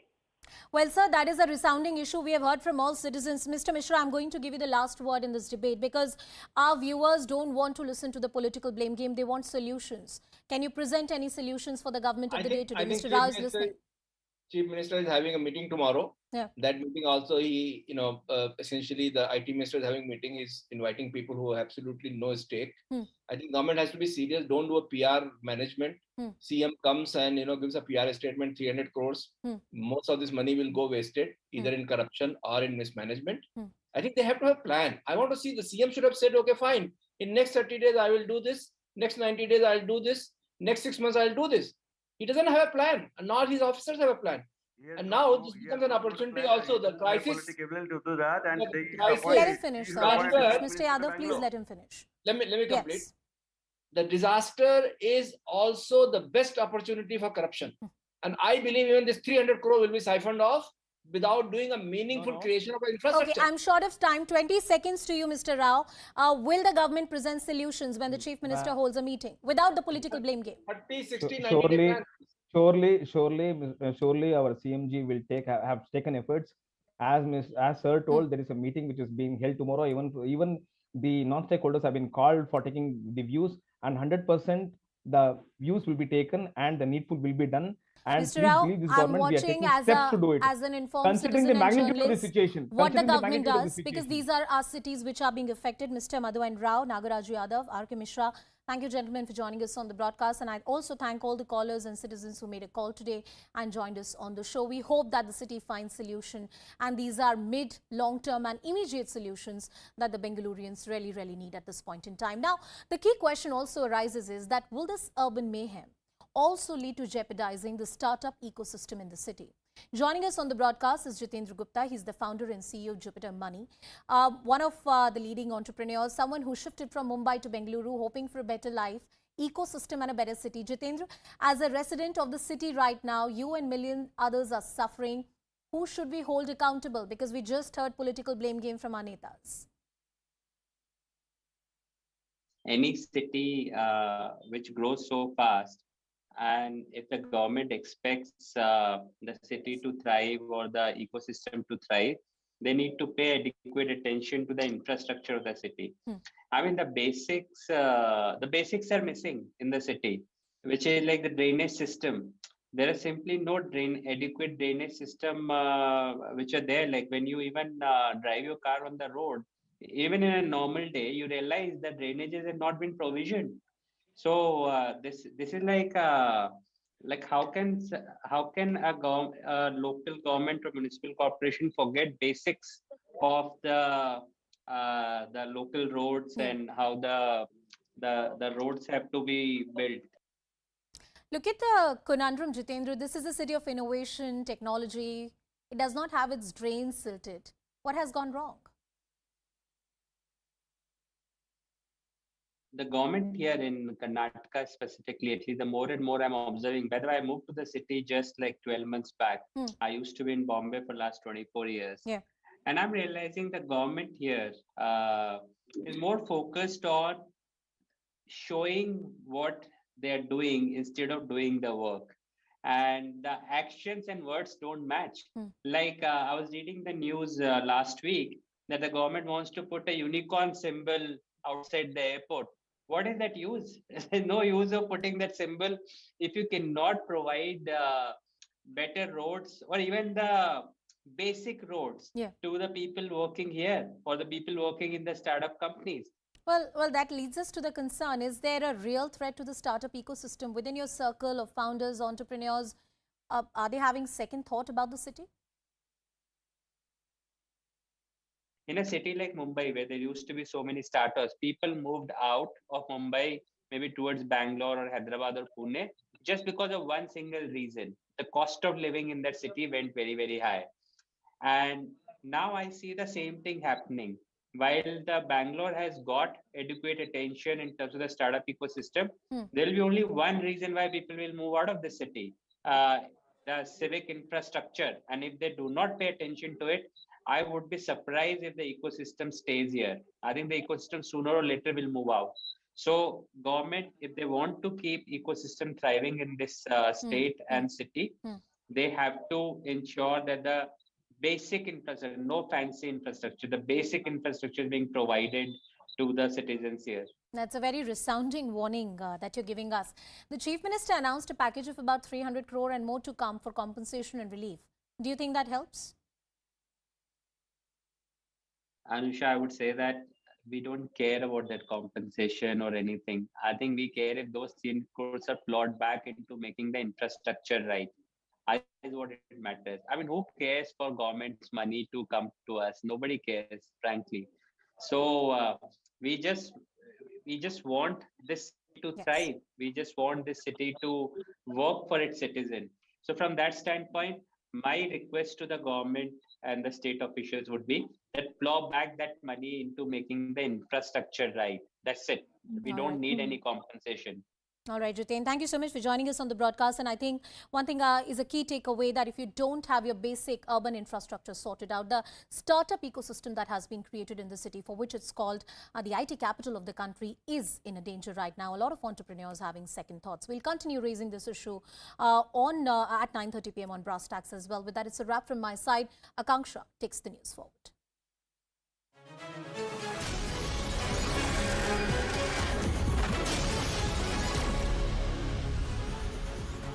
A very warm welcome. You're watching the biggest exclusive tonight with me, Akanksha Swaroop.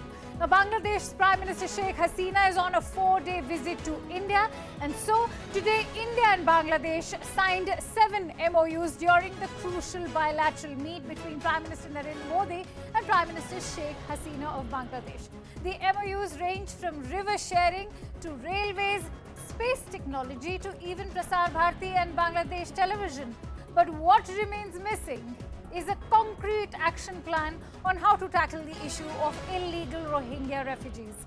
At a time when the centre has strictly instructed the state governments to deport illegal migrants like the Rohingyas, has the India-Bangladesh bilateral failed to arrive upon a solid plan of action to address the grave security challenges posed by illegal migrants, especially the Rohingyas?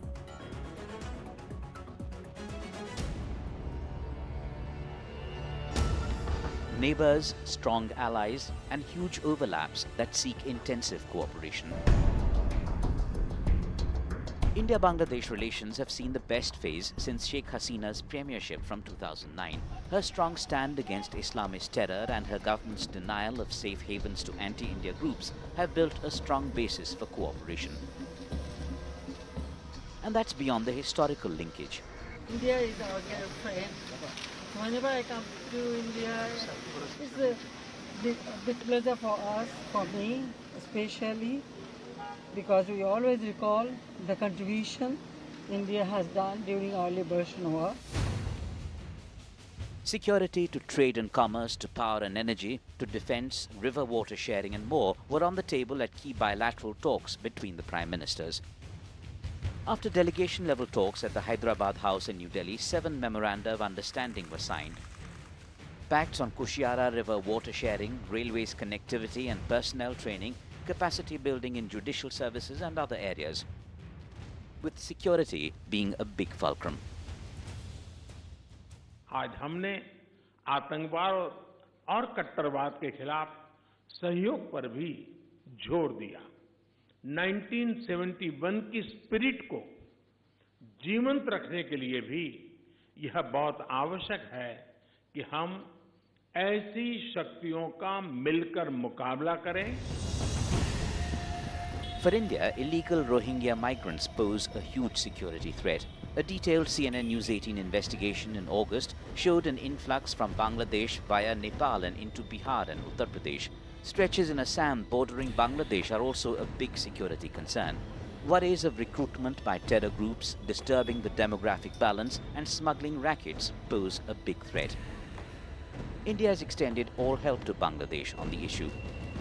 It is absolutely important for the safety and security of societies on both sides that the criminality, the criminal activities across the border is limited, that the elements and the people who are associated with such criminal activities are apprehended and dealt as per the provisions of the law.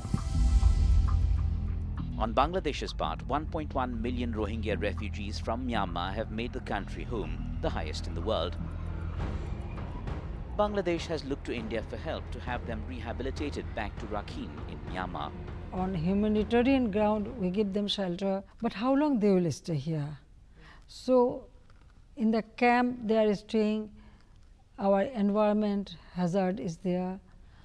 Then some people engaged in drug trafficking or some arms conflict, women trafficking. Day by day it is increasing. Also of concern for India is China's big Bangladesh outreach. Supply of arms and vaccines from China has raised warnings of Xi's debt diplomacy at work here too. The Modi-Hasina bilateral meet, the 16th since 2015, goes a long way in ironing out outstanding issues. So remember, there are over 1 million Rohingya refugees stationed currently in Bangladesh. If we look at India, there are close to 40,000 of them in India itself who have crossed over the border from Bangladesh. So what is the illegal Rohingya crisis in India like? How has it impacted the country? Let's break it down for you. Point number one is the huge security concern that they are posing, particularly if you were to look at the national capital, Delhi, Jammu and Kashmir as well, and even the Northeast. Remember, CNN News 18 has already done exposés which talk about this crisis even taking place in the Simanchal area. Then we have worries of recruitment by terror groups. Remember, most of them are hired by terror modules being run by various illegal madrasas as well. Number three is the cause of social stress, disturbing demographic balance, because remember, there are consensus on record which talk about this kind of major shift which we have seen in the rise of population as far as these illegal migrants are concerned. And last but not the least is the spurt in human trafficking, the high value smuggling rackets. And these smuggling rackets also talk about drug trafficking as well, something that has already been highlighted by Bangladesh Prime Minister Sheikh Hasina. And so that is the question that we are posing right now. Sheikh Hasina in Delhi, the Rohingya crisis resolution, is it key to the Bangladesh and India ties? Let's discuss this question as I pose it to my guests. I'm joined in by Mr. Pinak Ranjan Chakravarti, who is the former secretary of the MEA. I'm also joined in by Dr. Shripati Narayanan, who is a research fellow at the Indian Council for World Affairs. I'm also joined in by Mr. P.K. Mishra, who is the former ADG of the BSF. Many thanks to you, gentlemen, for joining this discussion today. Mr. Ranjan Chakravarti, if I could come to you first. India's Foreign Secretary today, Mr. Quatra, acknowledged that border security did feature during these talks, and that both leaders, Prime Minister Modi and Prime Minister Sheikh Hasina, highlighted the need to deal with criminal activities on both sides of the borders. Do you think that today's bilateral could have done more, and that mere acknowledgement of that talk was just not enough? I think the acknowledgement is a good beginning, because there are criminal mafias on both sides involved in huge amount of smuggling, human trafficking, narcotic trafficking, all kinds of smuggling. Even ordinary things they smuggle and market it on the other side. Right, Mr. Ranjan, So I'm sorry to interject. I'm sorry to interject, but you know that acknowledgement has already happened years ago. The fact that there were MOUs signed, but this just featured in the press conference being addressed by India's Foreign Secretary. But yes, it has been acknowledged, and that is why we created a border management department in the Ministry of Home Affairs many years ago, because border management became the term for how to deal with these issues. And so I am just sort of reiterating the fact that border management becomes a very major issue because of the criminal mafia that operates along the border. Perhaps your viewers might like to know that the illegal smuggling of goods, its value is more than the legal trade sometimes, or at least equal, if not more. So I think this is something that has been going on for years. And human trafficking is there, illegal migration is there. The same channels operate along for different things, goods, human trafficking, narcotics, fake Indian currency, which comes in from various places. And we all know who's at the root of the fake Indian currency. It's Pakistan, basically, which sends it via Nepal into Bangladesh or through couriers into Bangladesh so that it can enter India and be used by their whatever contacts and their constituencies, or the fundamentalists and the puritanical elements that operate in along illegal madrasas, for example. So these people operate, and in Bangladesh too, there are groups which are extremists, and much of it has been curbed by Prime Minister Hasina, to her credit. And but then some of them spill over into India, and we have got them in India, and which is a good sign that there is some intelligence cooperation is succeeding in terms of curbing their activity. Right, and speaking I think border management is very, very important. But then we have a lot of protocols in place for border management. But don't forget, it's a huge border, 4,096. Absolutely. And it's a porous border in the sense that there are many areas, many, pieces of the border which are riverine. That is the river is the border. Right, And Mr. that is Mishra, used for smuggling, if I could for come to cattle you, smuggling, right. particularly from India. Right. Very interestingly pointed out by you, Mr. Chakravarti, in terms of the complexity of the Indo-Bangladesh border. On that note, I'm going to bring in Mr. P.K. Mishra, who happens to be the former ADG of the BSF. Mr. Mishra, you heard what Mr. Chakravarti has to say. We've heard the BSF also talk about the complexity of the Indo-Bangladesh border and how sensitive it is. But what makes it so complex, and what are the security challenges if we were to look at perhaps the state of Assam, even the areas of Simanchal or even Jammu and Kashmir? Yes, you have asked a beautiful question, Akanksha. I can well tell you, I just heard Mr. Pinat Chakravarti is a good friend of mine, and I have served in Bengal, West Bengal and Bangladesh border, and Assam-Bangladesh border, and I know it pretty well. And I operated in Dhubri also, particularly in river Brahmaputra. I will tell you, as Mr. Pinat Chakravarti was telling, 4,996 kilometer border. It's very, very difficult because there are 54 rivers.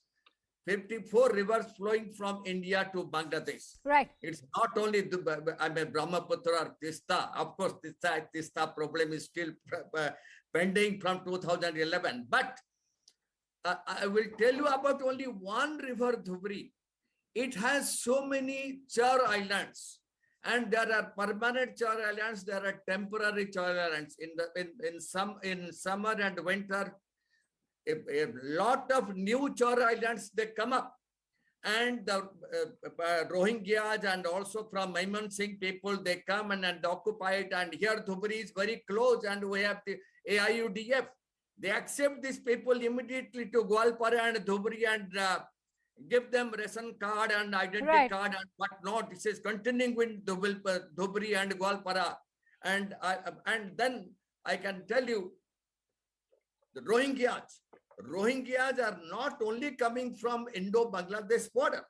Now this 1.1 million Rohingyas who are there in Bangladesh in various places, they are coming through agents, paying through agents from Nepal border to Simanchal, Bihar and UP border. This is very dangerous and demographic change. In fact, that's an expose that was covered by CNN News 18. We were the ones to bring it. Very correct. And but I can well tell you that these are the only two countries where the border guarding forces, the BGB and the BSF, they work together and they patrol together. I'm very sure during Sheikh Hasina's period, our relation with Bangladesh border guards are very fine, and we get a lot of intelligence cover from them. If something happens in Bangladesh and their Jamaatul Mujahid of Bangladesh or Al Jamaats, they come towards West Bengal side, we get the information and we work on this. And similarly, if somebody from Calcutta or from West Bengal border, particularly from Murshidabad, North 24 Parganas, Malda and Nadia district, they go to Bangladesh side, we also inform them. And there's a nice coordination and cooperation between the intelligence agencies of both BSF and BJP. And we hope, definitely, excluding Rohingya issue is very dangerous, very difficult to handle, because the only thing what Sheikh Hasin has told, Mr. Mishra, they have to be repatriated. Right, Mr. Mishra, I'm going to deep dive. I'm going to deep dive into this entire challenge as far as the terror angle is concerned, even the demographic shift. But let me also go quickly across to my third guest, Dr. Shripati Narayanan, who's been very patiently awaiting his turn. Shripati, if I could come to you, Dhaka has asked New Delhi to use its influence with Myanmar's leadership to help send the Rohingyas back to the Rakhine. How much can New Delhi actually manage going by the current tensions between the Myanmar military and the Arakan army? Well, if I can be undiplomatic and blunt, nothing is going to come of it. Because if you look at the history of the Rohingya issue, and especially the illegal refugee crisis, since the 90s till 2017, when you had about 700,000 Rohingyas from the Rakhine province, formerly known as the Arakan province of Myanmar, spilling over to Bangladesh. This was the third incident. And the outflow of Rohingyas was not in drips and drops, but swarms. One. Two, this time what the Tatmadwa, which is the Burmese army, has done is that they have gone by the old adage, no man, no problem. Yeah. They don't have a single Rohingya in the Rakhine province. They don't have a single Rohingya in Myanmar worth mentioning. Therefore, it is the problem of the rest of the world, whether it be Bangladesh, whether it be India, whether it be the international community, whether it be in the case of human smuggling and all associated organized crimes in Southeast Asia, whether it be Thailand, Malaysia, Singapore, Indonesia, and thank God, not Andaman and Nicobar Islands. So that is the problem with the whole world. Shripati, how do you view... Right. I'm sorry to interject. Sorry. Okay, I'm sorry to interject because the burgeoning question that still remains unanswered is that just ahead of a bilateral meet, Sheikh Hasina said that India can do a lot as far as the Rohingya crisis is concerned and in terms of repatriating them back to the Rakhine. What made her exactly say that, and how do you think the bilateral went? Because as I pointed out earlier, a host of MOUs were signed, but nothing referred to the Rohingya crisis per se. Well, for Bangladesh, I will not as much pin it on Sheikh Hasina, the Honorable Prime Minister, but Bangladesh as a state, this is a very sensitive issue for a simple issue of statistics. The country's population is what, 16, 17 million, and you've got 1.1 Rohingyas whose ethnicity, whose identity, whose education, whose outlook is quite different. Second is that Bangladesh, for I would say kind of for 75 years, going from 1947, has had a very unstable and uncomfortable domestic political issue, whether it be in terms of political violence or organized violence in terms of militancy and terrorism. So for them, and let us not forget that the Rohingyas are not as innocent as we think. In the 80s, you had the Rohingya Solidarity Organization, of which few of the boys had gone to Afghanistan. They have got a toehold in Karachi. They've got toehold in Saudi Arabia, and before the 2017 Rohingya crisis, you had Rohingyas in Jammu, you had Rohingyas in Delhi, you had those people in Hyderabad and they're Rajasthan. Very much in Delhi, in fact, in detention centers, which also led to the entire controversy of those EWS flats. That is today. And they were also found in a small colony all the way down south in Chennai. Yes, so that movement is not just across the border, but they kind of move across the world. All right. So in that sense, and their network and govern the background they come and the ability to be radicalized easily, the security issue is not as simple. For Bangladesh, there is a far more serious issue, which, if I may be permitted more than a minute to explain, is that in a country like Bangladesh or in most countries, the political spectrum is split between left and right.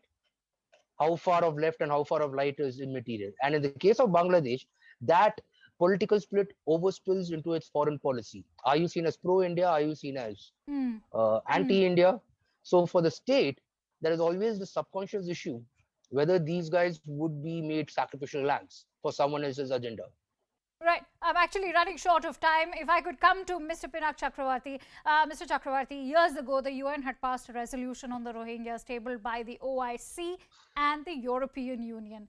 But has the UN done enough? And why should the onus of following international law obligations be placed on India and Bangladesh alone, especially in the case of India, I ask, because India didn't even sign the UN Refugee Convention of 1951.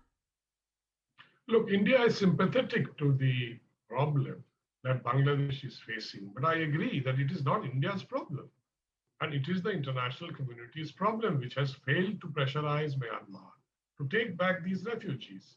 When Bangladesh went to the United Nations Security Council, it was China which blocked all action, because China has a vested interest in Myanmar, and they want to come use Myanmar for their entry into the Bay of Bengal.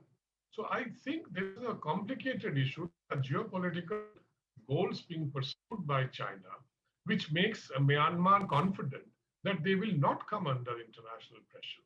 For example, if the UN Security Council passes a unanimous resolution, barring, putting sanctions on Myanmar, etc., then they will come under pressure. But nobody is willing to do that because, and India cannot alone do it. India can persuade them, talk to them, humanitarian assistance can be given, which we have. But I don't think India can actually pressurize Myanmar to change its policy and take back these million-odd, Rohingya refugees. That's not going to happen, in my view. I don't think that's going to happen, and there is no way Myanmar junta, military junta, can be pressurized unless the whole world comes together, and that's not likely to happen. All right. Having said that, let's also talk about the solutions that have been offered so far, because the fact of the matter is that there's no focus on long-term sort of solutions. If I could come to Shripati on that note, Shripati, the fact that so far the humanitarian response to the Rohingyas in Bangladesh has been about an emergency response rather than a long-term resettlement strategy. How can that be ensured by India or Bangladesh? If one were to go by what Mr. Chakravarti has to say, India cannot pressurize Myanmar beyond a certain point. Then how is one to go about this? Well, for that there is one primary prerequisite, and that is, do you have a theoretical solution or a solution at hand? Which is, in simple words, these guys go back to Rakhine. But the question is, will the Tatmadaw allow them? No. So when the position of the Tatmadaw is quite clear and evident, we are between a rock and a hard place. One. Two is that for Bangladesh, let's give the devil its due. That country simply doesn't have land, even for its own people. It has got one of the highest per capita density. In the past, we had issues of Bangladeshi illegal migrants. Today, that has, because of its economic progress, that movement has reduced. But today it has become Rohingya. Third issue is that, and which is the issue with Myanmar. Myanmar happens to be one of the few unique states where its purpose of existence is the guys who are sitting at the high table. It is not the welfare of the people. It is not the nation state. And not even they don't even make pretense of it. Unlike few other so-called militant groups who try, or at least for photo op, claim that they are trying to behave like a civil administration. The Tatmadaw has never done that. So the question is what the Tatmadaw is going to do. Second issue is that if you really look in the larger scheme of things, except in the case of the Syrian refugee about a decade ago, where they flooded into Europe and where to some degree the Europeans opened the doors. Seldom do we have an issue where a refugee population has been translocated en masse or in sizable numbers at the other end of the continent, other end of the planet. So the question is, who's going to take them? And this issue has to be internationalized. Right. But the question is that how do you engage with Myanmar? Aung San Suu Kyi couldn't do it. She couldn't kind of talk sense to the generals. And for the past 1.5 years, what exactly happening in Myanmar is quite hazy. The less said, the better for in keeping decency in mind. And the last point is that, so when you're going to look at the larger picture, as I said in the beginning, if you don't have a solution, there's no way you can work, because you know that the solution is not acceptable. Mr. P.K. Mishra, I'm sorry if I'm sounding quite pessimistic. The only other solution is that all the countries in the neighborhood can, like they did with the Syrian refugees in Europe, have their own quota and take them in small batches. The pessimism seems quite realistic, considering we are seeing what's happening in our own country. So, I mean, if one were to begin from their own internal shores, we know what the situation is like within our own country. The government at the center is also trying very hard. They've issued instructions to the states to deport them, but nothing seems to be working out. Mr. P.K. Mishra, if I could come to you, as far as the terror recruitment by groups is concerned, what is the kind of role of hardline outfits like the SDPI when it comes to giving support to these illegal migrants, especially the Rohingyas? Yes, they are getting a lot of help. I can well tell you, location of Rohingyas, you are telling now 40,000. 40,000 is the official version. What about the Rohingyas who have come to Simanchal, those 11 districts and 7 districts of Bihar and UP? Their numbers have gone more, it's about 60,000 or so.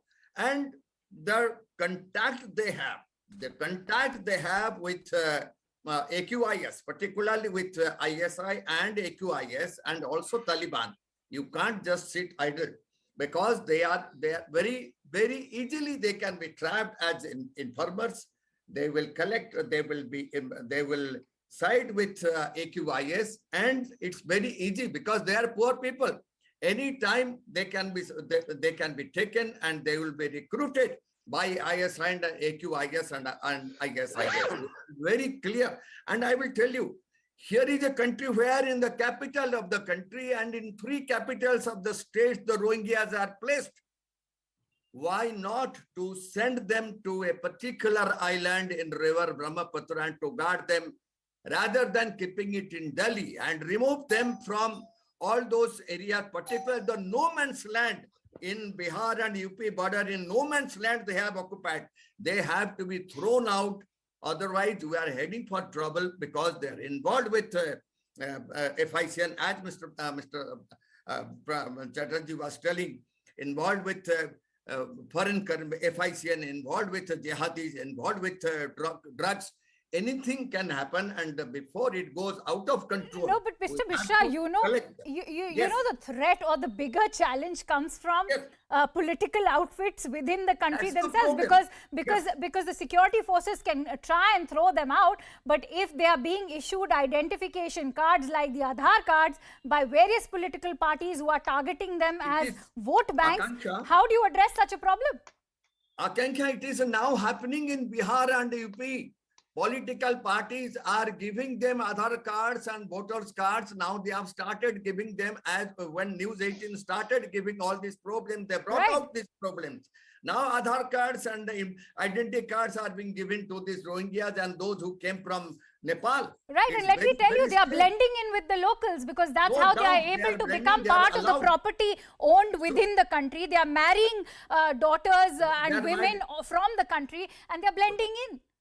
They are, and like Bangladesh migrants, they did. And of course, they tell about 4 crores, but I can well tell that 6 crores Bangladeshi migrants are there and in India. Similarly, as they blended in West Bengal, why West Bengal? From starting from West Bengal up to Kashmir, I have seen a lot of pockets in Kashmir also. Bangladesh migrants are there, particularly in Parimpura. I have seen it myself. So these people are blending, and they will create problem like Bangladesh migrants. They are a threat to India always. They will be a threat to India always in future, until and unless, of course, United Nations Security Council will not give any answer, and the military junta in Myanmar, they will not accept them. But at least to save our own country from our future problem, we have to keep them together. We have to see that they don't blend with other people. I'm sorry, Mr. Mishra, I'm running short of time. I'd like to have closing thoughts from Mr. Pinak Ranjan Chakravarti. Mr. Chakravarti, how do you think that the government at the center can ensure that, that this is averted, that this entire crisis, as far as terrorism, it's a looming crisis, is averted by various security agencies? And how can we avert political parties from issuing various identifications like the Aadhaar card, or even avert them from falling prey to something like human trafficking? I'm afraid the political parties have been doing this for a very long time. How do you think all the illegal Bangladeshis have settled in Assam, in West Bengal? Once they came in, they were given all these things, and they were created as vote banks for the political parties. And it's still going on, I think. So I think the same thing is being repeated with the Rohingyas, because there are these NGOs, then there are these Islamic organizations which have sympathy for these people because they are Muslims. I'm so sorry, Mr. Chakravarti. I'll have to leave it at that because I'm running short of time. Many thanks to you, Mr. Chakravarti, and many thanks to Dr. Shripati Narayanan, and also many thanks to Mr. P.K. Mishra. And with that, it's a wrap of Biggest Exclusive tonight. And with that, I quickly toss over to my colleague Shivani, who will be joining you on Plain Speak.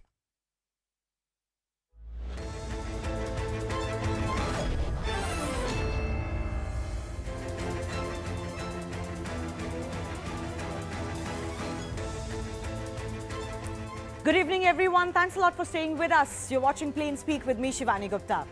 The NIA, which investigated the murder of Hindu Bajrang Dal activist Harsha in Shivamogga in February earlier this year, has filed a 750 pages charge sheet, and it is confirming everyone's worst fears.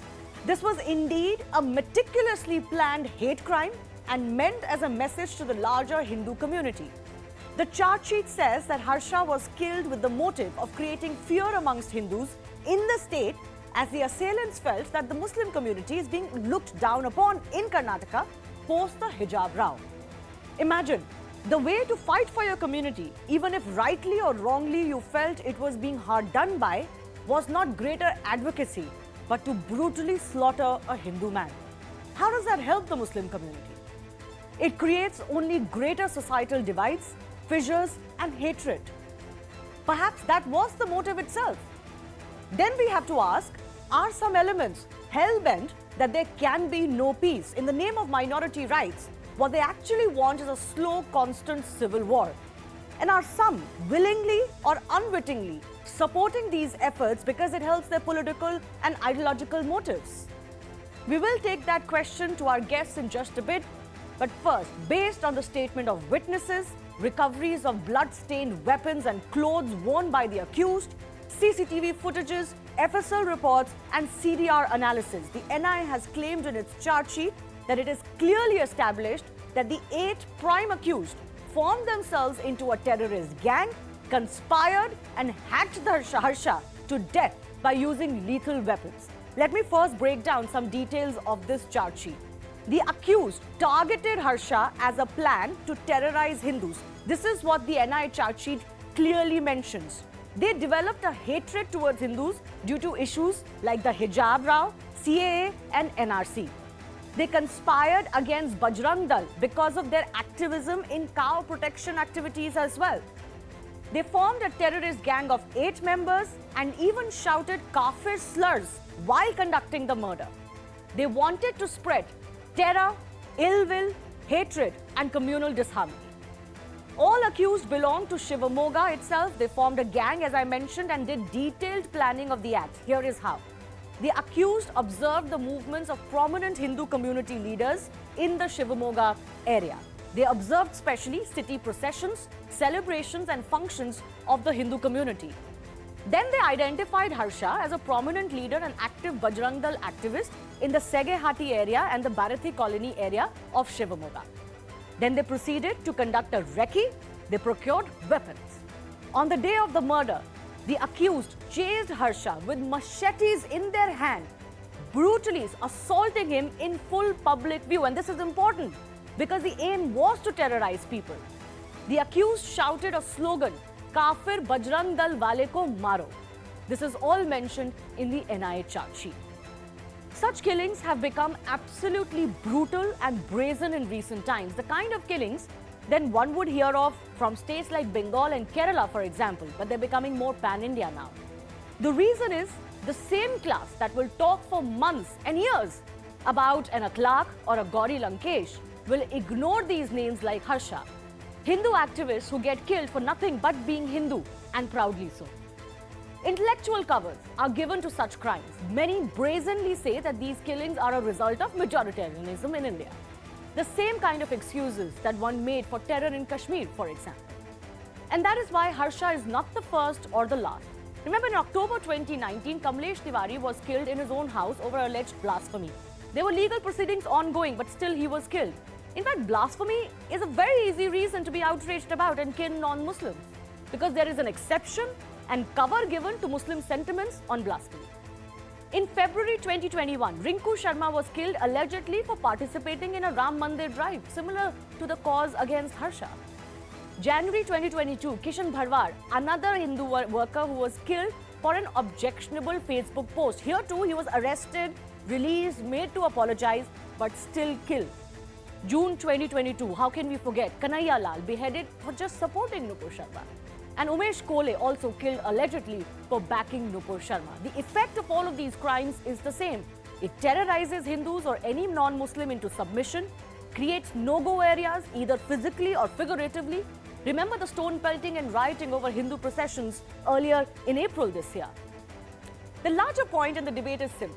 Hindu hate is real, it exists in India as much as any other evil between communities, and we cannot solve communal issues if we ignore hate from one side and even such brutal crimes and talk only about acts from another side. Before we go to our guests, here's more.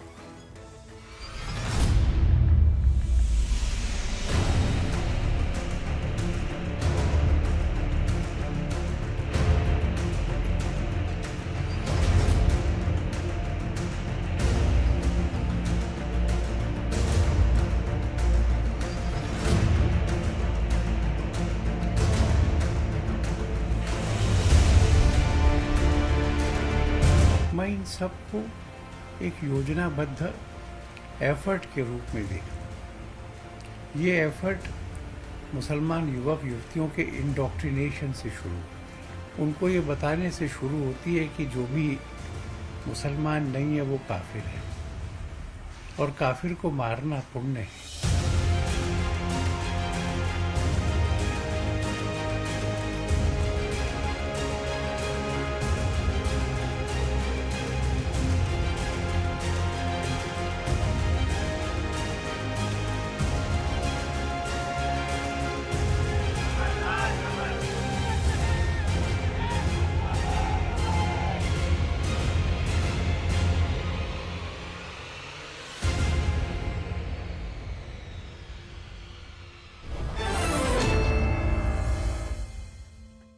Our guest joining us today, Mohan Vishwa, Karnataka BJP spokesperson. Lavanya Balal is from the Congress party in the state.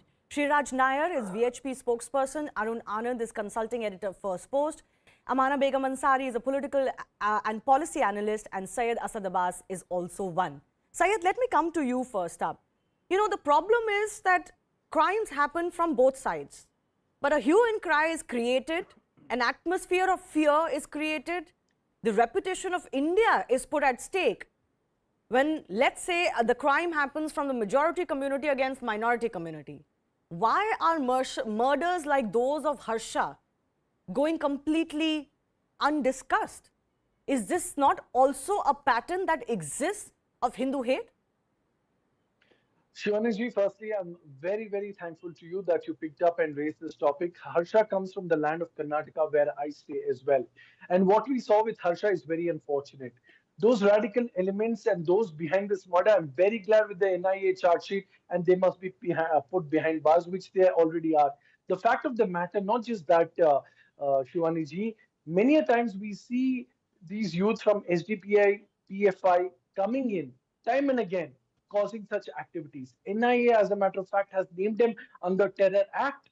It is high time that the BJP party keeps its promise and bans such radical outfits like I'll come to that in just PFI. a bit. But Syed, what is very shocking is the level of radicalization is such that, let's say you feel aggrieved over an issue. Let's say you feel aggrieved over an issue like hijab, right? Now, of course, there are pros and cons to the hijab debate, and we've discussed that ad nauseum. The court has also ruled on it. It is being challenged in the Supreme Court. The way to avenge yourself, if I can use that term, which seems to be the motive here, on issues like CAA, NRC, which haven't even been implemented, by the way. CAA doesn't hurt Indian Muslims. NRC is something that every nation is entitled to conduct. In fact, it has been an idea that predates the BJP government at the center. But anyways, I'm not going into that. If you felt aggrieved for any of these issues, how does murdering Harsha help the Muslim community? I don't understand that. Look at the level of radicalization involved here. Shivanaji, absolutely not. Why would it help any community? No community aspires any such thing. As a matter of fact, who are these radicalized youth to even do this?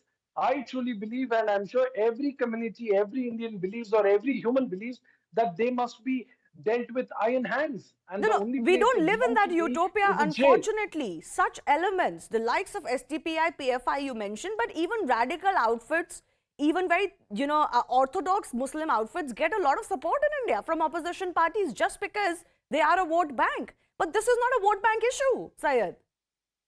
Shivanaji, any political party which supports that, be it the BJP, Congress or JDS from my land of Karnataka, or any political party, must be dealt with accordingly, because if you are supporting how do you such deal with a activities, political it party is nothing short. if they've created vote banks on these issues, precisely these issues of minoritarianism and majoritarianism? Then how do you deal with that political party? Those who play such cards of majority or minority, any form of appeasement is absolutely wrong and highly condemnable. And also those political parties which come and fund such activities must be brought to justice, because these are the people, for the mere petty vote bank, are actually putting humanity in danger. Precisely. Let me take that to Lavanya Balal of the Congress party before I open this up. Lavanya, the allegation that the Congress faces especially is that in your opposition to the BJP, which is of course, let's say, a pro-Hindu party, it has a certain Hindu ideology, a Hindutva ideology, and we can debate that ad nauseum. But in your opposition to the BJP, the Congress sometimes ignores what are very grave signs and grave dangers in Indian society, which is to brush under the carpet Hindu hate that is being fueled amidst the Muslim community, even by certain clerics. Clearly, these young boys, a lot of them are 20 odd something, they are being brainwashed into thinking that this is the way forward for Muslim community. It isn't. Good evening, Shivani. You have inferred in your comments previously while talking to Syed Abbas that Congress is protecting the murderers of these youth. Let me clarify. We do not support anti-social elements. Congress has been demanding in Karnataka especially that the BJP ban the SDPI and the PFI. The question is, why isn't BJP banning these outfits if they are anti-national elements, if they are creating unrest in the state? Having said that, we are very glad the murderer of the boy in Nettur, Praveen Nettur, has been arrested. We have demanded the arrest of these guys.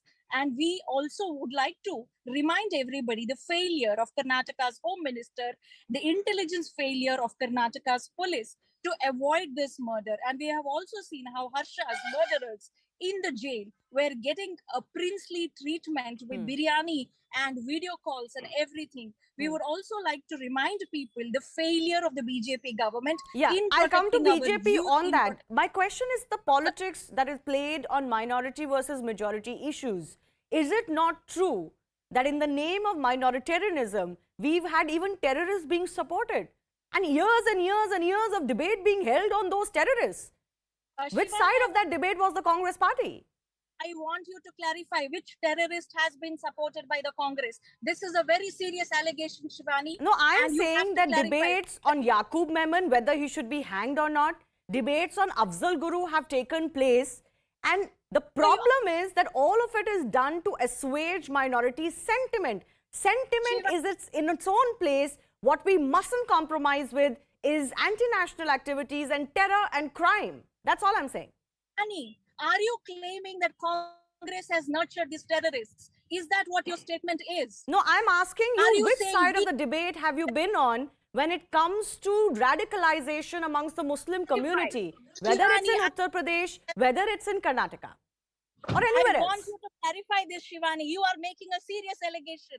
Are you saying Congress has supported the terrorists? I'm asking you, what side of the debate have you been on when it comes to minority radicalization?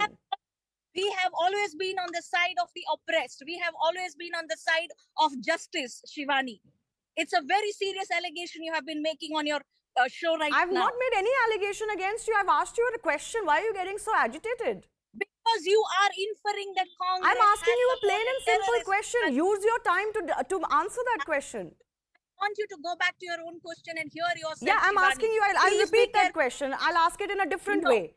When it comes to terrorism in Kashmir, which side of the debate has the Congress party been on? We've been on the side of justice. We have always been on the side of India, Shivani. Is that so difficult to comprehend? No, it is difficult to comprehend. It's easy to say it in statements like these. But when stone pelters are defended as innocent youth, when those who attack the army are defended because they are somehow being oppressed by the army, all of this is narrative that is purely because of majority versus minority. It has no other reason.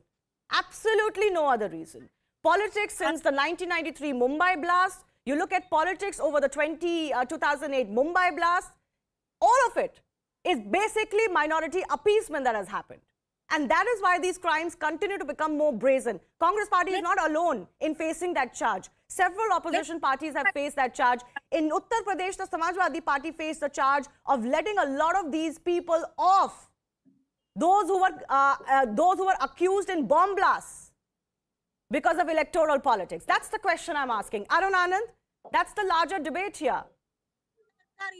Double engine sarkar done, Shivani. Please okay, I'll go to Mohan Vishwa with that. Ravanya, fair point. I have questioned the BJP as much on Praveen Netaru's murder, on Harsha's murder as anybody else. I'll go to Mohan in just a bit. Arun Anand, the larger question here, it is time to acknowledge that anti-Hindu crimes need to be spoken about just as vociferously as any crime against a minority person in India. The imbalance in that debate, in that outrage is the problem. I agree with you absolutely. There has been kind of an imbalance in these kind of debates where even an alleged attack on somebody who is a minority is highlighted a lot, whereas people who get butchered and that is brushed under the carpet. But you know, there is a larger issue here. You are talking about, you know, radicalization. I think you need to understand that, and I also wanted the Congress spokesperson was saying something about Congress not being soft towards the terrorists. So I think probably, you know, they need to look at the way Kapil Sibal, while being in Congress, had stood for Bhullar. So, and there are a number of other incidents also. So she can Google it and she can find it. And I think we don't need to debate much over that. Having said that, the larger issue of radicalization is, I just want to share a data with you. While we keep on talking about radicalization, we only talk about this when there is a murder or when some incident happens. And in between, most of us, you know, tend to ignore it. Between 2011 to 2013, 25,000 Wahhabis visited India, and on their they conducted seminars throughout the country to spread Wahhabism, and $17 billion were spent. This is the data from basically WikiLeaks, and you can check it out. So this is the kind of radicalization which we are witnessing, and it's what the manifestation of this radicalization is what you have seen in Udaipur. I'll give you another incident. You'll be shocked to know that in Udaipur there have been demonstrations in favor of Rohingyas. And this was much before this incident had happened where the tailor was beheaded. So these are the kind of, so this manifestation of radicalization, and this radicalization is a part of a larger global radicalization. It is not merely an Indian problem or a domestic problem or a political problem. Right. It's the concept of ummah, which, you know, they are pursuing. And I just want to make one small point. The problem is right now that most of the Islamic schools of thought, so they are extremely conservative and they have a very Puritan approach. So the bigger crisis, I've been repeatedly saying this, is a crisis of progressive Muslim leadership in India. Right. And I think the parties like Congress and, you know, left, so they are, you know, they are one of the biggest stumbling blocks when it comes to promoting the progressive Muslim politics in India. Yeah, absolutely. Amana Begum Ansari is one of those progressive Muslim voices. Amana, where is this hate going to lead to the Muslim community? And I think Arun Anand is right. There is a question being raised, for example, theological teachings being given to Muslims, not just in madrasas in India, where there's a debate raging, for example, in UP or in Assam, but across the country, in several European countries, in UK, and we've known what has happened in the US in the past. There is a problem. Where are these thoughts coming from that you have to, first of all, kill kafirs? This is not coming from thin air. It is coming from theology. And this is being used, killing of kafirs is being used as a means to get back. But this doesn't uplift Muslims in India. It instead, you know, continues to keep them mired in this spiral of hate. I agree, Shivani, and I would say that if you will read Devbandi theology, they say this is the God's word, God's law, and it is written in there that you have to fight with kafir until unless they accept the faith, they become a Muslim or they accept Allah's message. And they do not say that this is their interpretation. They tell to the Muslim child and kids that this is the interpretation of, this is the God's word basically. And also, I would like to add that only 4% Indian Muslim kids go there to study, but those kids have a monopoly on mosques and masjids. So when they give the further sermon, this kind of message spread through the masses. Right. Besides it, let's come back to this issue of Harsha killing. Right. So this clearly stated that the culprit, not culprit, the accused developed a kind of hatred against the Hindu identity. I want to understand here why this hatred is getting stronger among stronger in the minority communities and Muslim community. So I don't want it to only make about theology, because there is an entire system working here. You have an intellectual cover up. There are people who will propagate hatred against Hindu, just like Rana Ayub. She was calling Hindu terrorist on show on CNN, I guess, to all those boys who were wearing the saffron. And these kind of statements actually give a message to those foot soldiers that what we have to do, what our next step would be.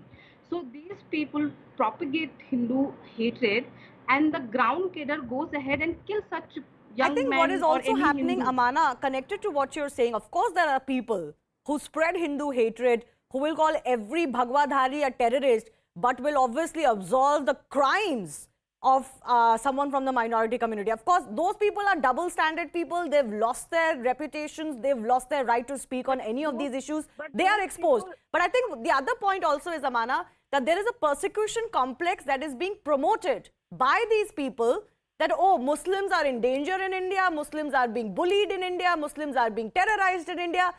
And I don't think, I mean, you are a Muslim, I don't think that there is any other country which has so many faiths living together, has such an ancient civilization of its own, which treats all religions equally. In fact, minority religions get treated a little bit above par in India. Exactly. I even say Hindus give more freedom to Muslims than a Muslim would give to other Muslims. A Shia won't give this freedom to a Sunni Muslim, a Sunni Muslim won't give this freedom to another Muslim. But all the sects are living here peacefully, coexisting, and following their religious practices. This can only happen in India, but still we are living in a victimhood. And I want to specifically mention this Muslim elite role here, because they're supposed to fight against these elements. Yes. But instead of fighting those elements, what they do, they give the cover, they give them excuses, they propagate this Hindu hatred among the masses. That is the problem. You have a problem in every community, but you have also a liberal leadership which fights against it, which brings the reform, but we do not have that leadership. Okay, let me take that to Shriraj Nair. Shriraj Nair, you are from VHP, one of those organizations which is much maligned. Some of your activities have even brought you in the crosshairs of the law, and as it should. If you do anything illegal, you should face the law. But BHP, Bajrang Dal are those Hindu outfits which are clearly on the radar of Islamic radicals. How does this charge sheet, which is revealing what it is revealing about Harsha, make you feel? And do you agree that the problem is that there is that those who have spread and normalized Hindu hate are also equally responsible for these crimes? See, first of all, the biggest problem the country is facing is today's selective activism. Selective activism, in the sense we all know, the left Congress ecosystem, the way it supports this radicalized Islam, radicalized Muslims, is the biggest problem that we are facing. You rightly said, whether it is Abdul Guru's case, whether it is Kasab's case, and whether it is Yaqub Ahmed's case. It is the Congress senior leader of the Congress party who came out and open and supported this guy. In Mumbai, when the Mumbai attack happened and Kasab was seen attacking and killing people left, right, and center, it was Digvijay Singh, one of the senior most leaders, who came out and in open and blamed it directly on the Sant Parivar. So this all elements, the radicalized elements, are being directly, indirectly encouraged by the left and the Congress elements, and that is the reason the country is facing this kind of problem. The other main issue is what we are seeing today is the leadership of the Islam, of the Muslim society. The leadership of the Muslim society, even educated leaders like Owaisi, they during the election times, they roam around with papers and data in their hands, and they tell how much they talk to the people, the kind of school dropouts they have, the kind of undergraduates they have, the backwardness they have in their society. Rather than addressing the core issues in their society, they are directly or indirectly helping this radicalized element, and this will remain backward and in turn get into terrorism and all kind of anti-national activities. Unfortunately, we are talking about this even as a madrasa debate is ongoing in Assam, and the government is bulldozing and bringing down structures where religious teachings are being given, but where terror links have come to light. And there are excuses made even in those cases. Frankly, I don't think there's any other country in the world that is this soft on anti-national activities and terror, that too on government land, as is the case of many of these madrasas. But I'm running out of time. Mohan Vishwa, first answer the question that Lavanya Balal asked you. The BJP has been in power. Several BJP workers or Hindu activists have been murdered in your government. How are you better than anybody else? If you in government cannot stop it, then who are you to speak? Anusha, Shivani this side. One second. Mohan Vishwa, I don't know why you always get my name wrong. This is Shivani Gupta this side. Okay, sorry. Shivani, see, this is the difference between BJP and Congress, okay? See, what did we do in the case of Harsha? It has been 5.5 months. The case has been resolved by NIA and they have been filed a charge sheet and the justice has been given to Harsha and his family. And in the case of Praveen Nettaru also, today there are 30 places in South Canara district where NIA has conducted raid and arrest has been made. And in the case of Fazil, where after Praveen Nettaru murder in the same place happened in Bangalore, within 72 hours, we were able to arrest the culprit. So this is the kind of justice we are giving, and this is the basis which the investigation is going on under our rule. But what did Congress do? Mr. Siddaramaiah withdraw more than 175 cases against his SDPA and PFI goons. Then Mr. Zamir Ahmad Khan, who openly distributes cash and who openly gives bond to release these SDPA, PFI goons when they attacked Asha Karyakartas during COVID regime, and they never took any action against KJL, DJL riots, where Mr. Sampath Raj, who is from Congress, was directly responsible. So this is the kind of support Congress gives to these goons. Come on, she said, Congress should be shameful. There are a lot of incidents where Congress were supporting terrorists. Okay, let her respond for 30 seconds. I have limited time. Lavanya. Starting from Muhammad Ali Jinnah, who was the first terrorist. Okay, don't go that back. We don't need to go to Jinnah. Let's leave that aside. No, I'm telling you, let Lavanya respond. To till now. So they were the one who supported, Yaqub Menon also in the court, and they were the one who supported Afzal Guru also in the court. And what kind of statement they are making? Okay, they should stop doing. Syed Abbas wants to come in. Lavanya, unfortunately, I'm losing your audio. Syed Asad Abbas. Okay. Well, it's great to see my friend from the BJP give out so many summons. Who gave ticket to a terror accused in the parliament? Sadhu Pragya Singh Thakur, who formed a coalition government in Kashmir with PDP, who you all leaders call a terror group, terror political activity. Sir, aap kare to pyar, dusre kare to aapke liye chamatkar. The fact of the matter, sir, you need to understand, you are in power today. You need to ban the SDPI, you need to ban the PFI. The fact is, sir, you cannot shout over me and get me down. You need to first stop giving tickets to criminals and terror accused and stop this hunger for politics and power. Shivani, he's speaking between me to trying to lower my voice. This shows that he's lost his argument. He's lost the debate today. The fact is, stop forming a government with terrorists. Sir, you need to stop forming government with terrorists. Like you call PDP, but that does not, let's not go into that political mudslinging because that does not solve the problem for us. I'll just give 30 seconds of final word to Arun Anand. Arun, you raised a very important point about the leadership. There is a crisis of Muslim leadership and it cannot come from anywhere else. And as you very rightly said, this is becoming a global pattern and phenomenon. What do you think? What can India do to deal with this? I have limited time, sir. Yeah, there are only two things which need to be done. One is that the clergy, the Muslim clergy has to be taken out of the public sphere and they need not become the, face of the Muslim community in India. And second thing, and the political parties who are operating through this Muslim clergy, they need to stop doing that. And it has to happen cutting across political lines. Absolutely. The second important thing which we need to do is we must be aware of the overall global pattern. We must be conscious about it, because radicalization in India is not driven only domestically. Now it's a part of a larger global network. So we need to be part of that global effort to break that network. So I think these are the two things basically which we need to do. Well, if people can be motivated enough to avenge the honor of their community by killing someone, it is a problem. Let's just accept that that is a problem. And that doesn't help anybody, Muslims or Hindus in India. That is what Harsha's murder reminds us of. I thank all of our guests for joining us. Moving on to the other big issue we're debating today. After dumping the BJP in Bihar, Nitish Kumar is on a 3-day visit to the national capital. In a bid to create a united opposition to take on the BJP in 2024, Nitish Kumar met Congress leader Rahul Gandhi and former Karnataka Chief Minister H.D. Kumaraswamy yesterday. Today he met AAP Supremo Arvind Kejriwal, CPIM General Secretary Sitaram Yechuri, O.P. Chautala of the INLD and CPI leader A. Raja. Nitish brushed aside rumours that he may be the Prime Minister face, saying he has no such desires. These meetings also are coming a few days after another national aspirant, Telangana Chief Minister KCR, met Nitish in Patna. So what is Nitish's larger game plan? With an eye on the 2024 national elections, his bid is to forge a united opposition to take on the BJP in 2024. JDU even put out posters, for example, of Nitish projecting him as the PM candidate, even though he denies such ambitions. Nitish says he's aiming at a main front, not a third front. But there are many regional parties who don't want to come together with the Congress, for example.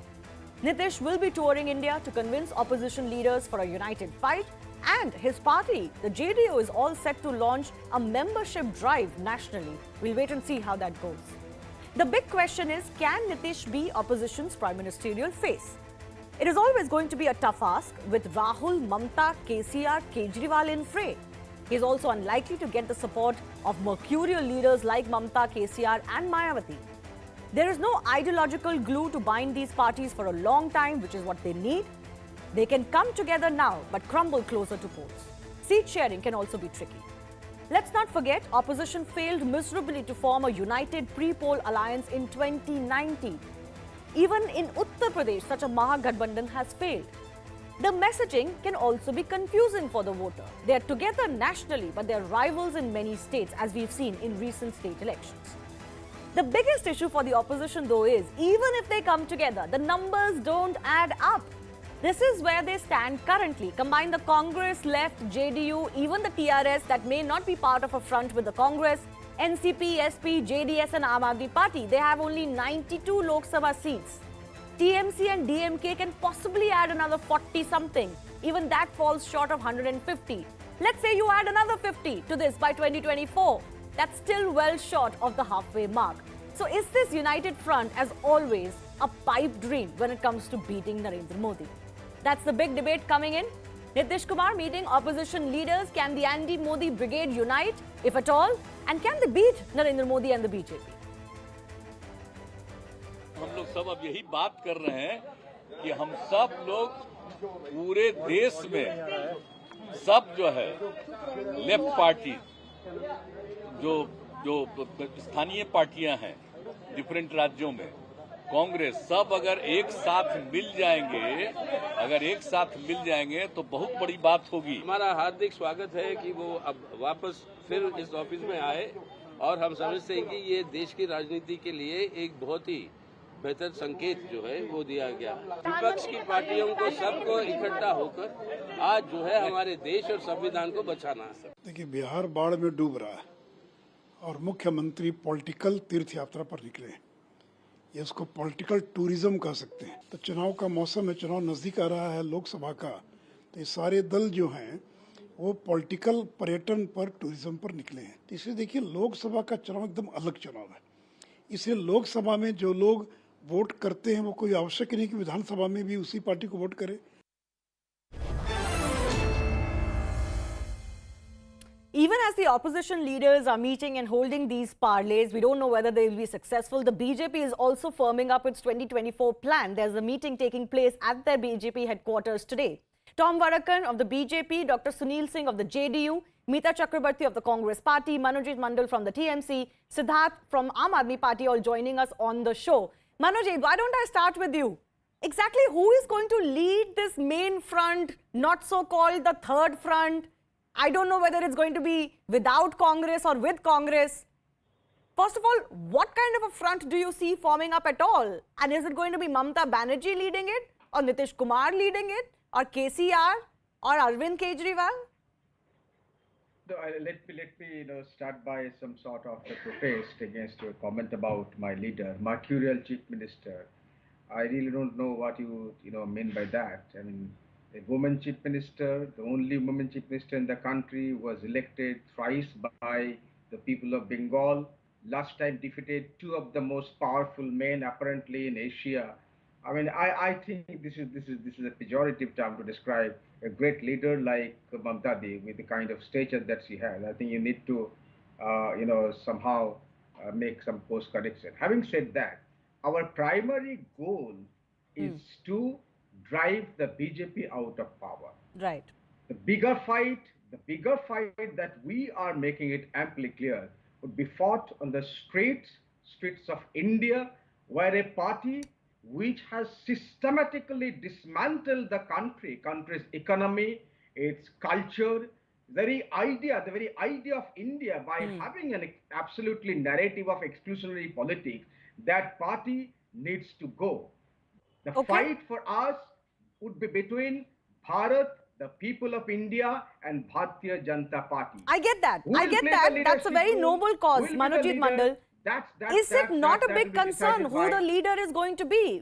And first of all, you believe the Congress is going to be part of this front or no? Because you must know this as well as anybody else. There are several regional parties who actually are anti-Congress. But you need them in this front. You see, our call has been given by the leader, Mamata Banerjee, whose national, picture, I mean, whose stature as a national leader, I do not really need to talk about. She's been there for last 40 years. She has been minister from 1991. Even much before Mr. Modi became, known in Gujarat politics from 2000, Mamata Di became railway minister in Bajpayee's cabinet. I think I do not really dare to introduce her as a politician, national politician. Our goal, again I repeat, who will be the leader of this Gathbandhan, whether Congress will be there or not? We want a united fight against. But that's not as simple as wanting it. We've seen that. Such fronts have failed in the past. The front has failed in the past because it was not staged properly. It was not based on But can I remind you, the TMC and the Congress couldn't come together even in something as simple as a Goa election. Can I just remind you of that? So there are many a slip between the cup and the lip. But let me go across to Siddharth now. I have limited time. Siddharth, is Arvind Kejriwal your party which usually eats up the Congress's votes and vote base? Can it be part of such a front? You're meeting Nitish Kumar today. But how are you going to all come together? Well, a small correction. When we came in Delhi in the first election, BJP had 32 seats. Today it is reduced to 7 or 8 seats. So we gobble up BJP more than anyone else. That aside, that's just a technicality here. Right now, Shivani, India is facing a comparison between two models. One model is of a set of people like Aam Aadmi Party, which says, which feels, and which acts as if the people of India, the 140 crore people of India, are its capital and they need to be nurtured, and that capital has to be invested in. There is another model, which is the BJP model, which says that I am going to gobble up everything that is in front of me for the sake of power. When the BJP gobbles up power and goes for Operation Lotus, it doesn't care whether it is doing against Congress in Maharashtra or a regional party like JMM in Jharkhand, or a party with a massive mandate like Aam Aadmi Party in Delhi, or even its own ally and friend like Mr. Nitish Kumar. Okay, but how are you going to make it happen? That's the question. Your opposition to BJP is taken. Yeah, let me complete, Shivani. Shivani, everything has a context. The context, when the context comes, the finality also arrives. Okay. So today there is a narrative in India that is challenging BJP, because the whole action of BJP is blowing to smithereens the Article 1 of India, which says about the federal structure and the state governments having certain powers. Okay. BJP is acting as if there is no state government, and it is gobbling up state after state. It is still winning state after state. Need I remind you of the election results that took place earlier this year? So let's not get into esoteric, understandings. I'm asking you a fundamental, practical question. Are you part of a front? One second, Siddharth. Are you part of a front that has the Congress in it? The Congress also doesn't like you very much. It's not about Congress. The entire evolution of Aam Aadmi Party has been in such a way that we have a coalition with the people of a place. We have a coalition with people of Delhi. We have a coalition with people of Punjab. Today, right now, we are having a coalition with the people of Gujarat. When we have a coalition with people, we try to set a narrative. The narrative is, do you invest in people like You're not answering the fundamental questions I'm asking you, and I don't think that these questions are new. These questions arise because in 2019, we have seen such efforts fail. For a long time, the talk of a third front or a united opposition has just not happened. Let me go to Meeta Chakrabarti from the Congress party. How is the Congress looking at these efforts? Rahul Gandhi met Nitish Kumar. But Nitish Kumar, Kejriwal, Mamta Banerjee, KCR, even, the DMK Stalin, they all tower over Rahul Gandhi. They are much stronger regional leaders and chief ministers in their own right. Where does the aspiration of a Rahul Gandhi stand in front of them? And is that going to make the Congress uncomfortable? Okay, good evening to all your viewers and some uninterrupted time, please. Firstly, I would like to quote Mr. Nitish Kumar today after meeting the left leader. He made it amply clear that he's not a claimant for the prime ministerial position, as it has been made out in sections of the media. However, he is trying to get the opposition parties together. Let's also remember here that in Bihar, we have a Mahagathbandhan Sarkar, and Congress is part of the alliance. So it's only fair that when he is in Delhi, he will be meeting the Congress national leader, Mr. Rahul Gandhi, and as he has been meeting all other political leaders as well. Now, getting the opposition together in one united front to fight the dictatorship of Modi and Shah, to fight the massive economic failure of the current ruling dispensation, be it in terms of creating employment, or be it in terms of controlling inflation, or be it about the divisive politics of BJP, is only fair. And I think all opposition political parties are well within their rights. Of course they are. Nobody is questioning the attempt, Meeta. Can it happen though? Just because it has not happened in 2019, make no mistake that it cannot happen in 2024. Do remember that in 2004 and 2019, Dr. Manmohan Singh had led very successful alliance governments under UPA 1 and under UPA 2. So there had been example of very successful alliance governments in the past, even under Bajpayee, former Prime Minister Bajpayee ji. So just because it has not happened in 2019, there is nothing to suggest that it cannot happen in 2024. But don't you find that the internal contradictions, for example, the question of who will lead, and will Congress be the big brother as it is used to, or will it have to confine to a smaller brother role? Can I answer that? Yeah. If you go by pure data, and I will not go by rhetorics here, Congress, even in 2019, when Congress did not perform well, had a vote share of close to 20% nationally. Congress nationally has about 753 MLAs in India today, which is the second position after BJP. The third position, I believe, goes to TMC, about 235 MLAs. Now, if you just go by pure mathematics, by pure arithmetic, it is only but evident that there cannot be any meaningful opposition front to the current ruling dispensation of BJP without Congress playing a major role in it, without Congress playing an anchor in it, playing a fulcrum in it. Before I go to Sunil Kumar, Meeta, would you like to answer the question? Is Rahul Gandhi a claimant? I am answering with data. No, okay, yes, you've answered it. Is Rahul Gandhi a claimant to the prime ministerial position in 2024? We are not here to discuss prime ministerial candidate in television studios. When it will be decided, when it will be discussed internally within the party and with other alliance partners, it will be announced at a suitable platform. Okay, obviously, but you'll have to come to a name, right? As elections are getting more presidential as it goes. And frankly, just like Arvind Kejriwal cannot be beaten in Delhi unless you put up a formidable name against him, Narendra Modi will possibly not be beaten unless you have a one leader that everybody else backs nationally. Again, I'll go back to the example of 2004 when you had India shining, when you had a very tall leader in Fair enough. I Prime take Minister your Vajpayee, example, who but was many would leading say the BJP post-Modi government. times, Many people politics has changed.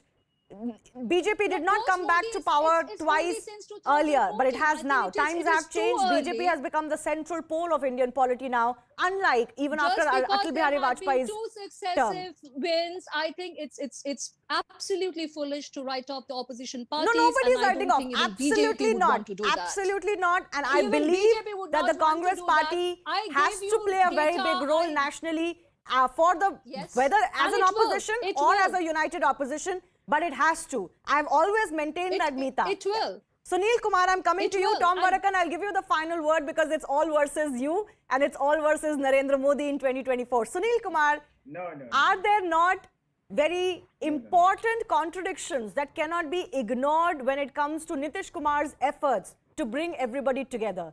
Is this a failed project to begin with? There is no contradiction, Shivani. The situation countrywide is the country is facing unemployment. 2 crores employment per year was promised by BJP government, that amounts to 8 years, 16 crore unemployment. Rather than generating it, they have resorted to contract appointments, cutting down the whatever job they had. Then the price rise, you can imagine the way people are fussy and frustrated about the price rise. Then you talk about that using the investigative agency as a tool to browbeat the opposition, lowering down the constitutional system that they have. The whole India is just waiting for a BJP Mukt Bharat. This is the right moment that somebody should take the plunge. And Honorable Nitish Kumar has taken up the cause of uniting the whole opposition because the nation demands it. If nation is there, then is the opposition, then is the ruling party. So nation demands BJP. And is he the Mukt PM Bharat. candidate, as some of your posters suggest? No, right now this is not the situation, and that thing cannot be discussed on the media, on TV. Who will be the leader that will unfurl at the right moment? Right now, you must be imagining that within 2 days, the way Honorable Nitish Kumar has achieved the target, meeting people, and everywhere he's getting a very strong vibes. And that is sufficient. Sunil Kumar, meeting has not achieved anything, and strong vibes don't mean anything. I mean, look at how many differences these parties have, and look at what the BJP as an electoral machine is, sir. Realistically speaking, even if you come together, you have a broader vision to beat the BJP. Ideologically, what is holding you together? Shivani, the socialist thing and saving the nation. The nation wants BJP Mukt Bharat, and the way common people, I'm again repeating it, the unemployment, it has risen so much, the price rise, the inflation, the communal disharmony, the caste disharmony. I mean, nation is just wants BJP Mukt Bharat. Okay, fair enough. I've run out of time. Let me give Tom Varakan some opportunity to respond to everybody. Are you not worried, Tom Varakan? Even though the numbers I showed don't suggest that they can give at least the majority that the BJP has a challenge, but times can change. There's still some time to go. Also, after 2 terms, anti-incumbency becomes a big factor. Tom Varakan. Shivani, after patiently hearing to all your panelists, I wish them all very well. This endeavor to have a strong opposition is something that the BJP and our Prime Minister desires. Yes, we wish them all the very best in this onerous task. And we have this Messiah of Bihar who's just, changed sides and is coming to Delhi, and this political tourism of meeting leaders and assuring them that he is the leader, and at the same time saying that he's not a candidate. It's the same style he used to do. And he's assured himself the chief ministership in Bihar. But I think there is a tacit understanding with RJD that he will play this front foot game, come to Delhi, try this exercise, test waters, and see how. Are you worried, Tom Varakan? No, not at all. We are all for it, Let him come and expose himself. How many times has he changed alliances? Does anybody in any political system trust this man? Forget, I mean, I'm not personally. No, but okay, forget Nitish otherwise. Kumar. What about others? Mamata Banerjee wants a front against you. KCR wants a front against you. Stalin wants a front against you. Arvind Kejriwal wants a front against you. Congress wants a front against you. If they all come together, possibly the voter will be compelled to listen. Shivani, we welcome all of them in their desire to form a strong opposition party, and we also wish them well, that they get the electoral returns that they desire. But point here is people of India have woken up. They realize that this kind of khichdi sarkars that they form will not deliver the goods. Okay, I have to leave it at that. Unfortunately, I've run out of time. I thank all of you for joining us. But we will, of course, continue to look at these efforts in detail as days go by. Time for a very short break. On the other side, the day's biggest story.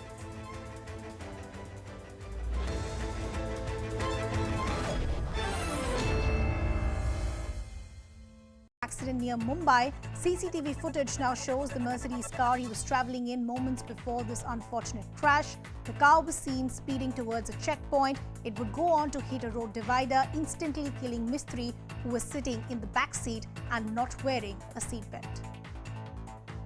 China denounced the United States for its $1 billion arms sale to Taiwan. Beijing has vowed to take firm countermeasures against the United States' latest arms sales to Taiwan.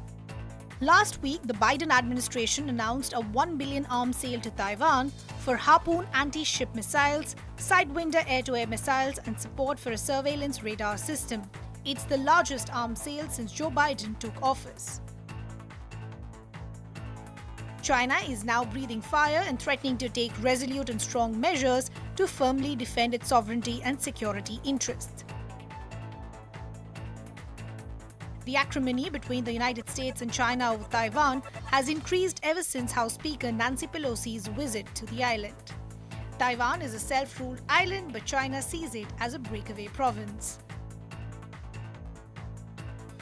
China has accused the United States and Taiwan of creating instability by rejecting Beijing's claim to sovereignty over the island. China has made a record number of incursions into Taiwan's airspace last month. 446 PLA planes crossed into Taiwan's airspace. 1,098 incursions by PLA planes so far this year. Chinese ships cross the median line every day. This year's incursions far higher than 380 in 2020. In October 2021, there were 196 sorties done by the PLA. Liz Truss defeated rival Rishi Sunak to become the new Prime Minister of the United Kingdom. She will become the Conservative Party's fourth Prime Minister since elections in 2015. Liz Truss replaces Boris Johnson, who was, remember, forced to announce his resignation in July after months of scandal. I will deliver a bold plan to cut taxes and grow our economy. I will deliver on the energy crisis, dealing with people's energy bills, but also dealing with the long-term issues we have on energy supply. And I will deliver on the National Health Service. We all will deliver for our country. A horrific accident at a fair in Mohali was caught on camera. At first, this high-rise swing packed with people was spinning and slowly ascending. The swing then stopped at a height and continued to spin. But instead of descending slowly, the swing went into a free fall. The swing came crashing down with such force that many people were flung out of their seats. More than 16 people, mostly children, were injured in the freak accident. To make matters worse, there was no ambulance stationed at the crowded fair for any accident, which means that medical care to the injured was delayed. The centre has decided to rename Delhi's historic Rajpath and Central Vista lawns at Kartavya Path. The redeveloped stretch has red granite walkways spreading around 1.1 lakh square metre with greenery all around. This is the first project that has been completed under the Modi government's ambitious Central Vista redevelopment plan. A video of a doctor bringing a man back to life is now going viral. During a routine consultation, the patient is suddenly losing consciousness. his head rolling back.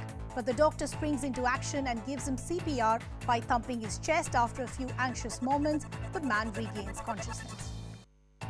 A Telangana teenager's attempt at an Instagram reel really backfired. Let's take a look. The class 11 student was shooting a video of him walking along the track, trying to have the moving train as his background. But the stunt went horribly wrong because the train hit the teen, tossing him in the air.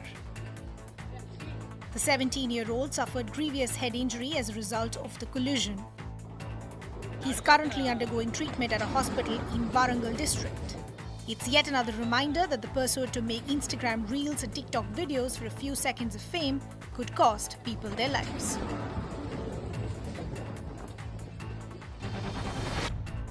Union Home Minister Amit Shah, who met BJP leaders, is in Mumbai today, had a clear message for the party. Uddhav Thackeray has betrayed the BJP and must be taught a lesson.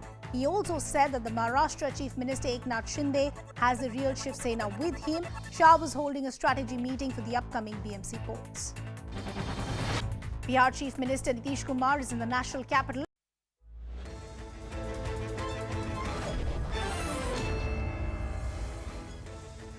Thanks a lot for staying with us. Floods continue to wreak havoc in the IT capital Bengaluru, leaving several areas inundated and underwater. Despite the rain subsiding, the situation on the ground remains worrisome, with up to knee-level waters in several locations. In some areas, such was the situation that people had to be rescued and moved via tractors and boats.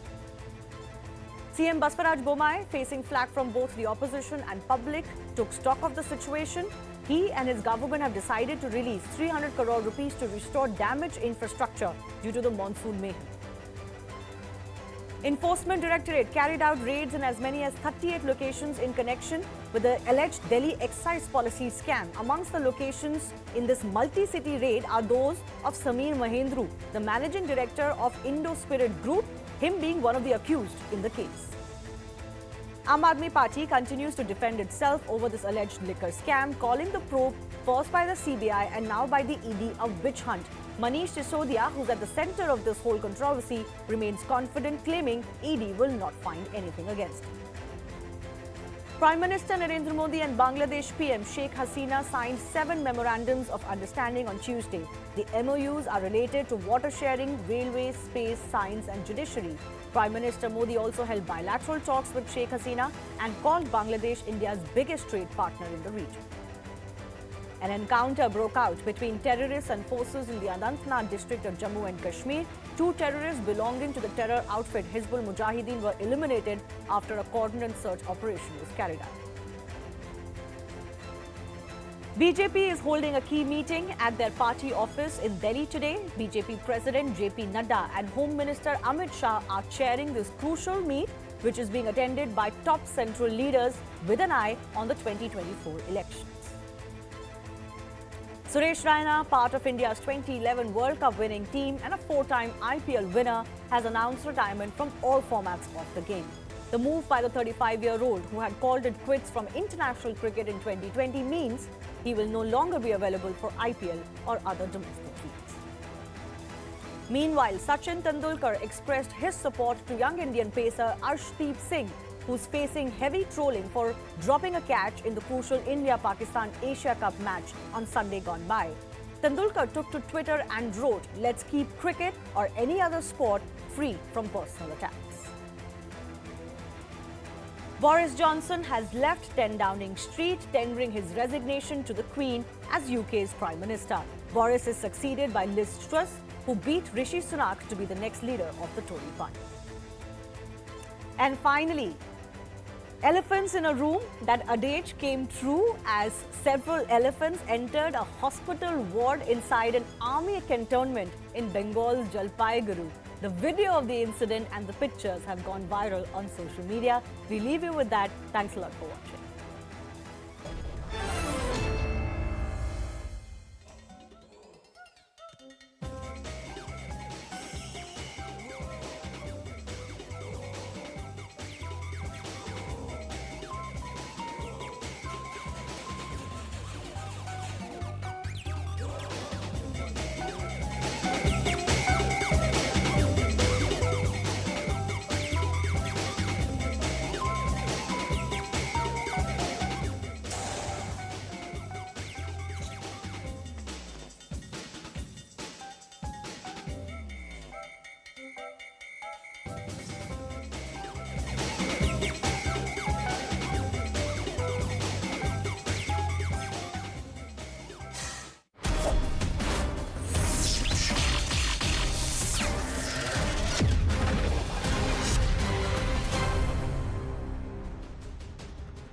Namaste, ladies and gentlemen, and thank you for joining us on this Tuesday edition of The Right Stand. I'm Anand Narsimhan.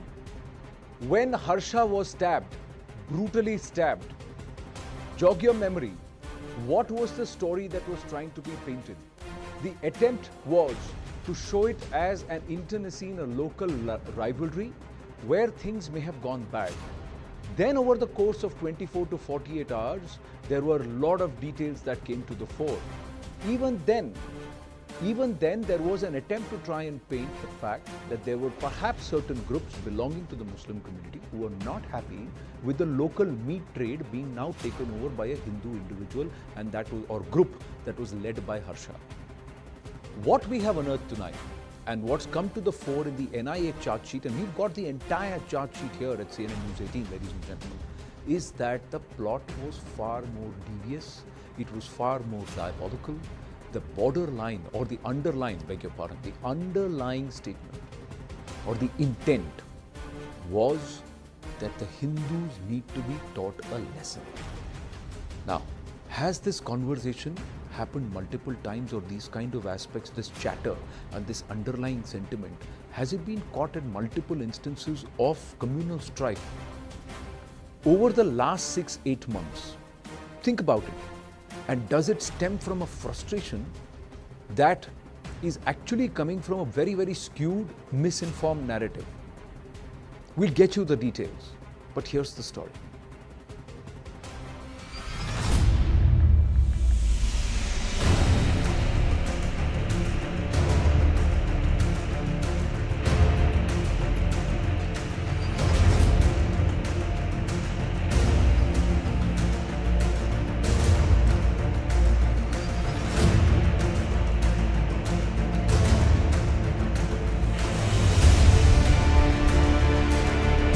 मैं इन सबको एक योजनाबद्ध effort के रूप में देखता हूँ। ये एफर्ट मुसलमान युवक युवतियों के इंडोक्ट्रिनेशन से शुरू होती है। उनको ये बताने से शुरू होती है कि जो भी मुसलमान नहीं है वो काफिर है और काफिर को मारना पुण्य है।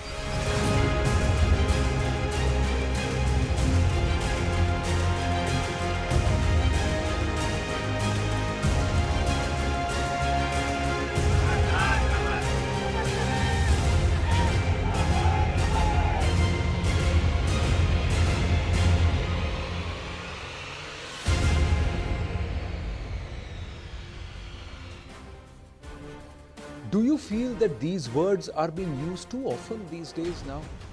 Kafir, Sartan se juda, and this entire talk about Ummah, this talk about Ghazwa-e-Hind. Should these words be removed from our lexicon? Blasphemy, these are all not Indian or our cultural ways. These are all concepts which are alien to this soil, to this land. Now let's get to what the charge sheet also highlights, and we will try and understand why I'm talking about all of this. What we have got is the entire charge sheet, and we've just tried to pull out some of the assessment that the NIA charge sheet has made based on the confessions, based on what has been told by these 8 accused A1 to A8. They developed hatred towards the Hindu community people during CAA NRC issue. What added to that was the hijab controversy and cow preservation activities of Bajrang Dal activists. Cow protection is enshrined in our constitution, but that was a problem. CAA, like I said, a misinformed narrative, and about hijab. Now these are the issues which they decided कि Hindus को सबक सिखाना पड़ेगा. So they conspired to create terror among people of the Hindu community and to create fuel communal disharmony. So there are 2 aspects. One, to try and push fear and try and create a certain amount of fear psychosis among the Hindu fraternity कि चुपचाप बैठो कुछ नहीं करना. The other part is to deliberately create a rift in society in this area. Now who would that benefit? So that's another angle. We'll talk about it at length. They conspired and to create communal disharmony, ill will and hatred among the people of the Hindu and Muslim communities in Shivamogga. So this entire region, Dakshina Kannada region, has also now become the political hotbed to try and polarize the votes ahead of the Karnataka elections. So who are these entities who wanted to cash in on this and divide the communities. We'll ask that question in a bit.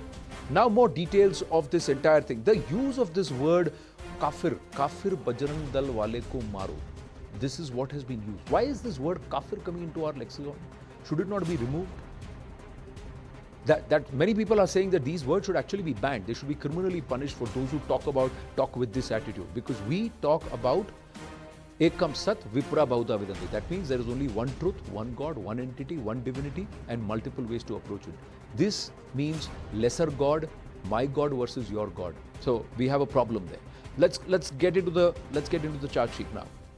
Based on the statement of protected witness and witnesses, recoveries of blood-stained weapons used for assaulting the deceased, and the blood-stained cloth worn by the accused persons along with the scientific results, CCTV footage near the crime scene, forensic lab reports and CDR analysis, it is clearly established that the accused persons A1 to A8 formed themselves into a terrorist gang and conspired to hack Harsha at Hindu Harsha, that's his handle, to death. Then they say in order to create a feeling of enmity and hatred between local Muslims and Hindus, and they also shouted while they killed this person, Kafir Bajrang Dal Wale Ko Maro. This was what was shouted. So what comes out most importantly as the NIA charge sheet, what does it spell out very clearly? That hate was the motive, to push fear into the other community was perhaps the intent, and assailants targeted Harsha with a plan to terrorize the Hindu community. Anger over the hijab rao aimed to create ill will and hatred among the local community there between the two communities. Hate the reason behind the murder of the activists, and slogans like Kafir Bajrang Dal Wale Ko Maro were raised. A gang of 8 was formed to identify local Hindu leaders, and Harsha was one of them who was identified. That's what the charge sheet says. I'm going to say that again and again. This is all as per the charge sheet. And they targeted out and set out to take him out. Now the question is there an underlying larger hate plot that is at work, where we see this Sartan Se Juda manifest, we see this Kafir Ko Maro, all of these aspects. It started with chanting of slogans and shouting of slogans after the Friday prayers.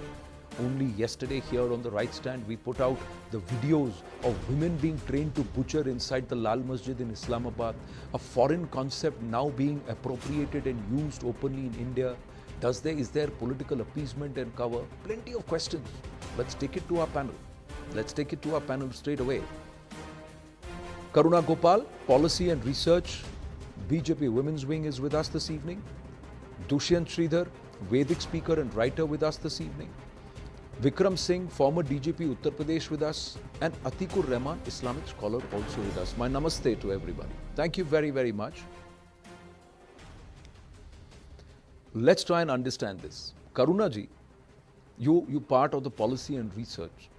What is fueling this? How is it that this narrative is being used to counter Prime Minister Narendra Modi's Sabka Saath, Sabka Vikas, Sabka Vishwas, Sabka Prayas? That's what the Prime Minister keeps underlining and says this is what we are working towards. And a lot of the numbers in terms of the welfare policies and initiatives show that. Then why is it on ground we are seeing this straight binary, and it's being fueled, this binary is being fueled by religious hate? Yes. Anand, the very fact that Prime Minister's policies are quite famously working is a reason to create this kind of communal tensions in the country. And as you realize that the states that are set for elections are perhaps the states that are extremely volatile and vulnerable to. And I think some of our worst fears are coming true. The worst fears that Ganga Jamuni Tehzeeb is definitely a myth today. Yesterday, I was listening to a discussion on the Twitter Spaces where people were trying to raise aid for Pakistan that is experiencing a climate catastrophe. But believe me, in the discussion, there were more than 500 people, and most of them were also Muslims, were really against giving the aid. So the humanity, the cause of humanity is now over. That's because of the hatred and hate wars that are being led. But you know, Karunaji, here is the accusation coming back at the BJP. The accusation at the BJP, Karunaji, is that you will wax eloquent on humanism, you will talk about sabka saath sabka. That's the Prime Minister's message, and he's walked that talk. But on ground, the party also perhaps benefits with this counter-polarization. You want the Hindu-Muslim binary because you want the Hindu votes to counter-polarize against the Muslim votes, because you know, you feel that the opposition will go for the Muslim votes, so let's try and consolidate the Hindu votes. So if such incidents happen, it will help you politically. Because the Karnataka government is with the BJP, then you should not allow any of this to happen. Look, if you have seen, our policy has never been a coercive policy. We have tried to include and involve people. So naturally, we would not really look at inflammatory language, or we not really try to aggressively divide the existing divide. So unfortunately, today, the war of the, let's say, moderate Muslims and Hindus is being lost against the radical Islam, supported by PFI and SDPI. So you would definitely agree with me when I say it's just those. No, but when you make an one minute, Karunaji, when you make an allegation like this on a political in a debate as a spokesperson of a party, then I have to turn around and ask you that if you're so convinced that it is PFI and SDPI that's doing it, then why are they still operational in Karnataka? Where is the crackdown? If there is a political motive behind this, how is it that it's not been exposed by the law and order machinery and not proven in courts yet, and these people and these entities banned? These leaders charged with UAPA and put behind bars. That's not happened. Look, over the years, if you have seen, the spread of SDPI and the PFI has happened over the years under the Congress rule, and they have really ensconced themselves quite comfortably in most states across. And most of the criminals have been let out by the earlier dispensation. And to weed out those, we need, we cannot look at a dichotomy. Today we are looking at inclusion. Today we are looking at sabka saath, sabka viswas. So there's always this lurking fear in the minds of certain communities that maybe we'll go whole hog, or there's going to be a global action. So whenever the radical elements intervene and infuse their hatred into the existing, let's say, the normal community or the moderate Muslims, there's no way that we cannot really differentiate. So it is a process. I am not say it is okay to call it is okay. It is okay, and it is correct to say that there has to be responsibility in the larger society, and of course the Muslim community, especially the larger number or the majority, that is the moderates among the Muslims. Now, first up, we have to look at Muslims as the second largest majority and not the minority. That's another mindset. But the other point is, when I'm coming to law and order and intelligence, when these activities were happening, when during Ram Navami celebrations there were instances of Sartan Se Juda being shouted, why was the crackdown not done on radicals then? Where is the action that's been taken? The Chief Minister and the Home Minister of the state said, we can't investigate, let's give it to the NIA. And initially the cops tried to bury it as a local internecine matter. They didn't even look at it from the angle that the NIA charge sheet is pointing out to now. So these are genuine concerns, and you have to address them, because if you are making the talk, then you have to walk the talk. Your local leadership and the governments in the states have to walk the talk. It cannot be just the PM, because the captain eventually will be only as good as the team. No, you will have to admit that you will have to accept that there is a process to follow, and we cannot crack the whip just like that. So there is a process being followed, and NIA has been activated, and it's come out with a report, and the report is quite glaring, and it's a hate crime. So we will perhaps have to be now more careful in our policy and in our planning in terms of preventive action and predictive policing, perhaps. But in fact, I was just thinking today that just like how we have the aspirational districts identified, I think in India we need to quickly have those communally vulnerable districts identified, and we have to be extremely cautious in those areas. And unfortunately, as you know, our soft terror ecosystem is so hardened and so mature that today all kinds of people are strengthening that ecosystem. Today, they right from authors to columnists to including comedians are creating a highly inflammable environment.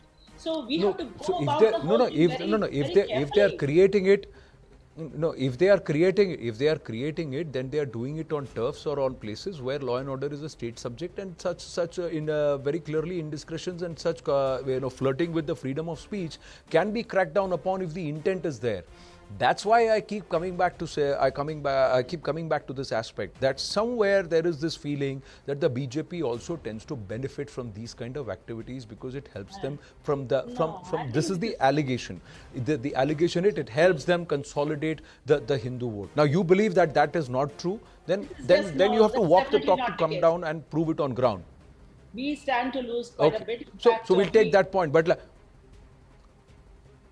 sorry. See, everybody stands to lose. Today a Harsha dies, tomorrow a Harshal dies, or a Hanif dies. It is Indian citizens who are ready to kill the other person because of a very, very misinformed position.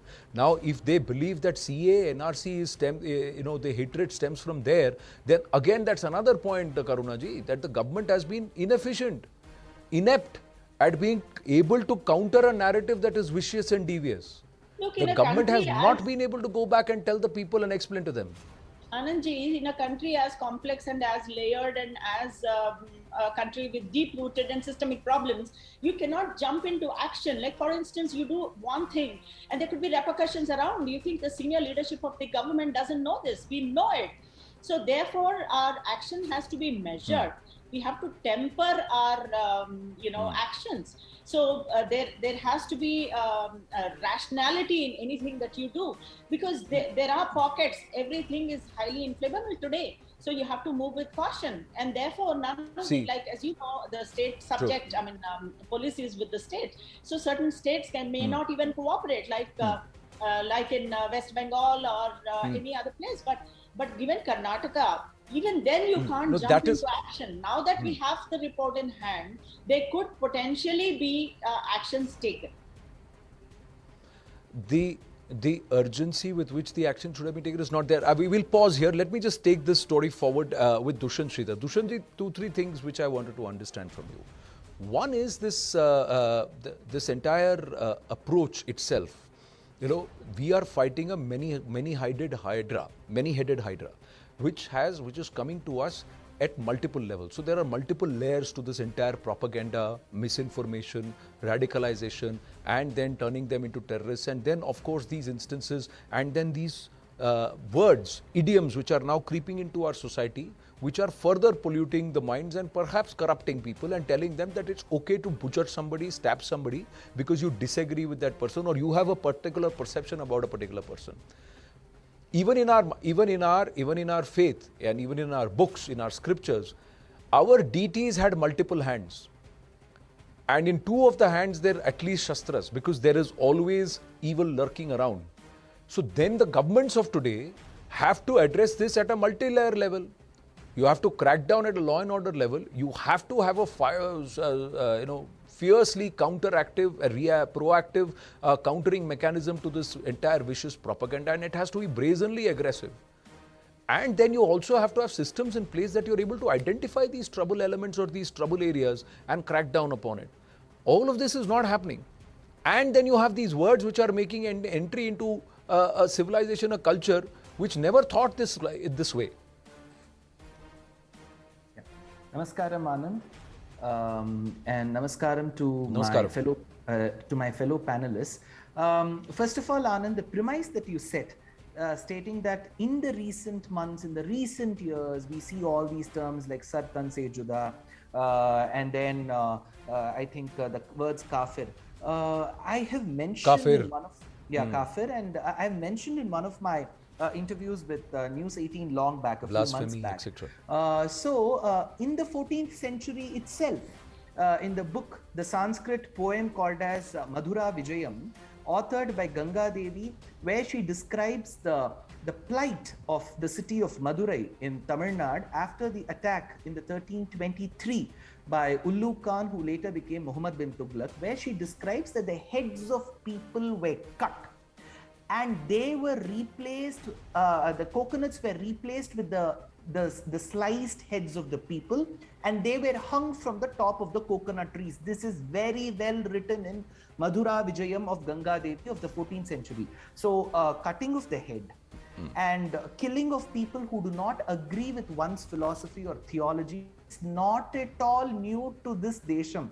So when this siege happened in Madurai, it is all very well documented. One. Now your counter question could be, why are we hearing such words in the recent weeks, recent months and recent years? Yeah. See, at least when you grew up and I grew up, we just had a half-an-hour news channel. We just had one TV channel. Now we have multiple news channels. We have 24/7 news. So, so things get informed to people, and we are informed of the same thing again and again. So the slogan is not at all new.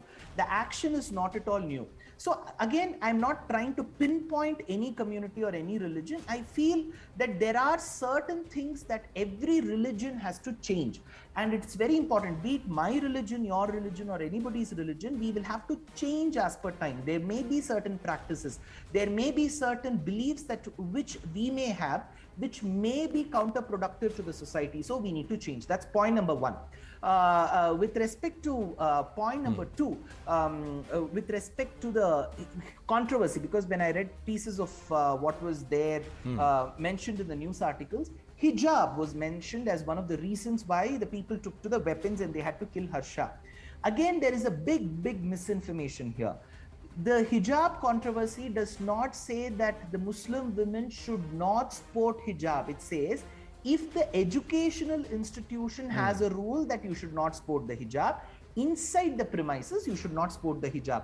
It is so simple and so very applicable. Between the 1920s and the 1980s, when more number of convents were there, your ancestors, my ancestors, they've all studied in convents. In convents, you're not allowed to sport a pundram. Women are not allowed to sport flowers. So if that was the rule, my grandmother who studied in a convent did not sport flowers. She did not wear a bindi. Of course, the Hindu religion says that the woman should sport the bindi, she must sport the flowers, but she didn't. So if the educational institution says don't wear it, don't wear it. Outside your, so the hijab controversy, you know, itself, Anand, the misinformation is the women are not allowed to wear hijab. No, if you like the hijab, wear the hijab. This is where I also feel the Hindu community should not get into that advisory mode stating that, oh, hijab has these negatives in it. We are not here to find mistakes in other religion. If the religion wants to reform, let them reform themselves. But my appeal to the Muslim women will be, this is no rule barring you from wearing hijab. If the educational institution says don't wear it, don't wear it. Outside you're allowed to wear it. So all this, you know, what it has caused so much of enmity in the minds of the people, which is very, very wrong for a society like India, because even when we were divided as a country based on religious lines, we chose, the majority in the country chose that we will still be the same very well society that accommodates every other religion. So I honestly feel the majority in the minorities should feel that it is high time that we respect the sentiments of these people. If the educational institution says don't wear hijab, don't wear hijab. Outside you're allowed to wear. So I feel, you know, the initiative should come from the other side as well. The majority community in India alone cannot keep amending and reforming and telling that, okay, we will change for you. Sorry, this is not going to happen. Because it at times, you know, you need some kind of reciprocation as well, and reciprocation should be in a very good way and not in these kinds of killing of Harsha. I don't even know how his family will go through. And people who are killed in such incidents, Anand, many of them that we see from the tailor of Udaipur, we see a lot of them, the family, they are the breadwinner of their family. And if this is going to be the situation, I don't know which heaven will God promise for such people who take pride in killing other people. No, I don't think in India anybody would take pride in killing anybody else, and especially try and say that it is mandated that you've got to do it. Atikur Rahman, do you agree with words like kafir or a concept like kafir? Where in India, do you believe that that's how it is? It's not about non-believers, but it is about the fact that those who believe in a lesser God, my God is bigger than your God?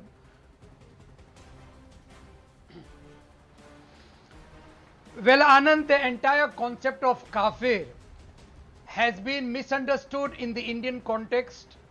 I have been on several debates on this on several channels, wherein I am trying to explain to people that this is the crux of the problem, that Muslims think that the present day Hindu brethren are kafirs.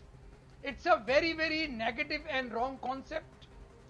The people who plotted to kill Prophet Muhammad during that pagan Arabia period, in the early days of Islam, those were the disbelievers or non-believers towards which the Quran says that you call for a killing of them in the battlefield because they are plotting against you.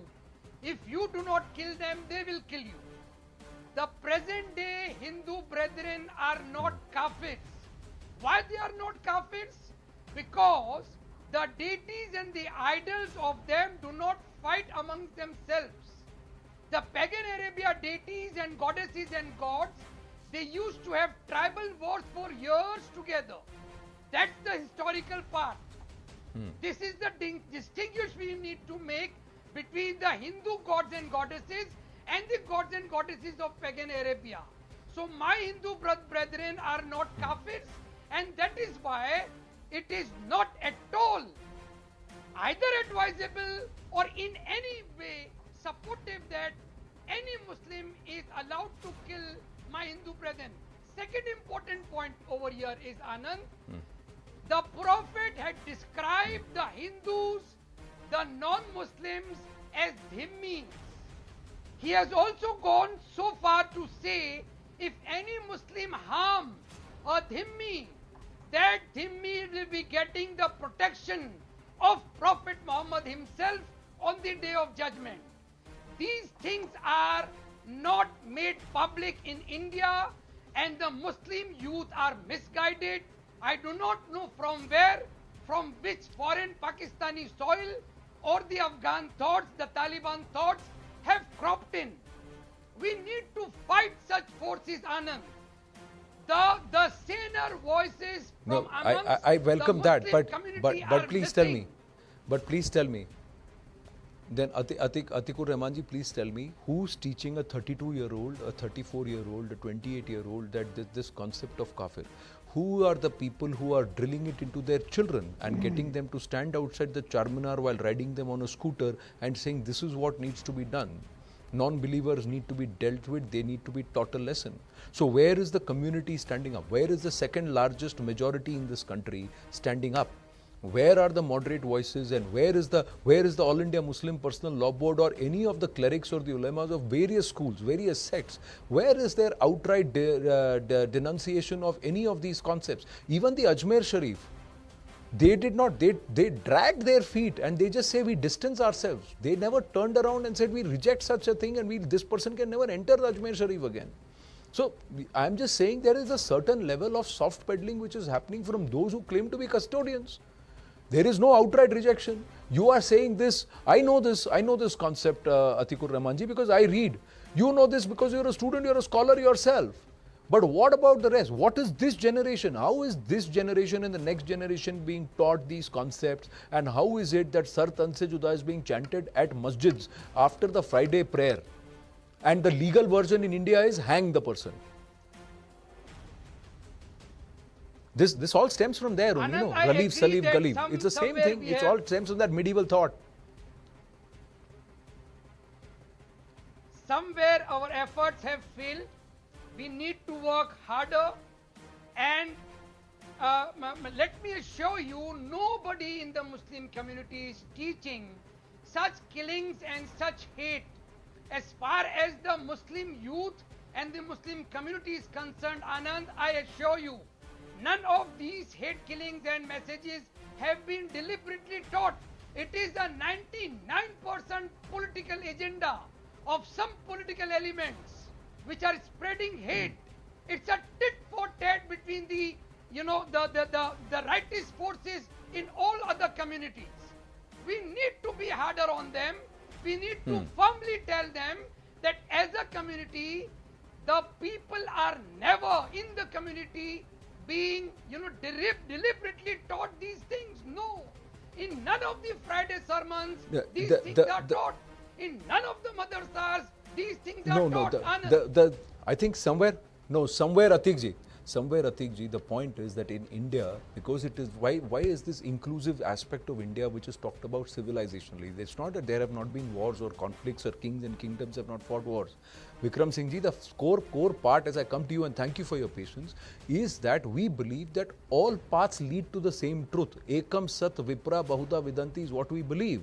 We also believe that this world is a family. So we may have differences, but we do not never say that my deity, my God is bigger than your God or lesser than above yours. So you are somebody who needs my protection, etc. because you are inferior, etc. I am elite. That's not the concept. There is only one God. That's what we believe. There are many ways, many approaches to that, and everybody is welcome to follow that. So there is the fundamental thought there. Secondly, the law and order issue is a big one. Thirdly, which words, who should control whom?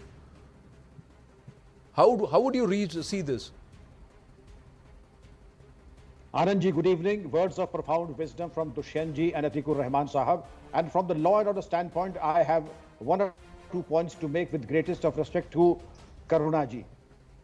The state and the central government can never feel helpless, and they should realize we did not do anything revolutionary, neither predictive policing, do only the basic and robust policing. And what is required of the police is have zero tolerance to things like kafir, sar tan se juda, gazwaye hind, and the nonsense. And if there is an unfortunate beheading, please take pains to ensure that the accused are arrested and put in the fast track court, and justice is dispensed within 30 days. My second point is, nobody has the right, as Anandji has said, to make disparaging remarks, insulting remarks against Huzur Sallallahu Alaihi Wasallam and any gods or goddess. Every individual, every faith is great, and every prophet is great. Nobody has a right to use insulting words to others. They too should be punished at the earliest. Third, no state, whether it is West Bengal or any other state, NIA has a national jurisdiction. Have your antenna high and get to the jugulars, because as Anandji very rightly mentioned, I have a lurking suspicion, and I do hope I am wrong, that there are some who are trying to fish in troubled waters and gain out of this Ganga Jamuni Tehzeeb. My generation was brought up in the Ganga Jamuni Tehzeeb, and I swear by it and its veracity and its utility. And it cannot die away, much as people may try to snuff it out. It is not going to die out. Muslims, as you very rightly mentioned, are not a minority. They are a second majority, and they are our partners as a thing. They are our brethren. Muslims are our brethren. We belong to the same nation, the same legacy, and therefore we have a proud heritage. The point is, sir, the fact is that this has to be, the thought has to be both ways. Ganga Maiya is important to us because a lot of our Teesthals are all across Ganga. There are viewers who are asking me, what's Jamni about this Ganga Jamni Tehzeeb? Where is the association with the Muslim community? So these are all nomenclatures which have been used to talk about equality. But equality can happen only when both sides believe that both are equal. One is inferior to the other, concept cannot work. Then there will always be conflict. One has to be wiped out for the survival of the other. That concept, if it's the underlying thought process, then we will never have unity and equanimity. It's not going to happen.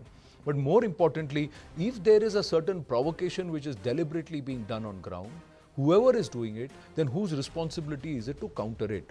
I'll come back to you with just some of the instances which have happened. And if there is a trend which is happening, whose responsibility is it to curb this trend and counter it and nip it in the bud? Udaipur, Kanayalal decapitated. Amravati, pharmacist Umesh Kole murdered. Shivamogga, youth stabbed allegedly over poster of Veer Savarkar. Bellare, Karnataka, BJYM worker Praveen Netaru hacked to death.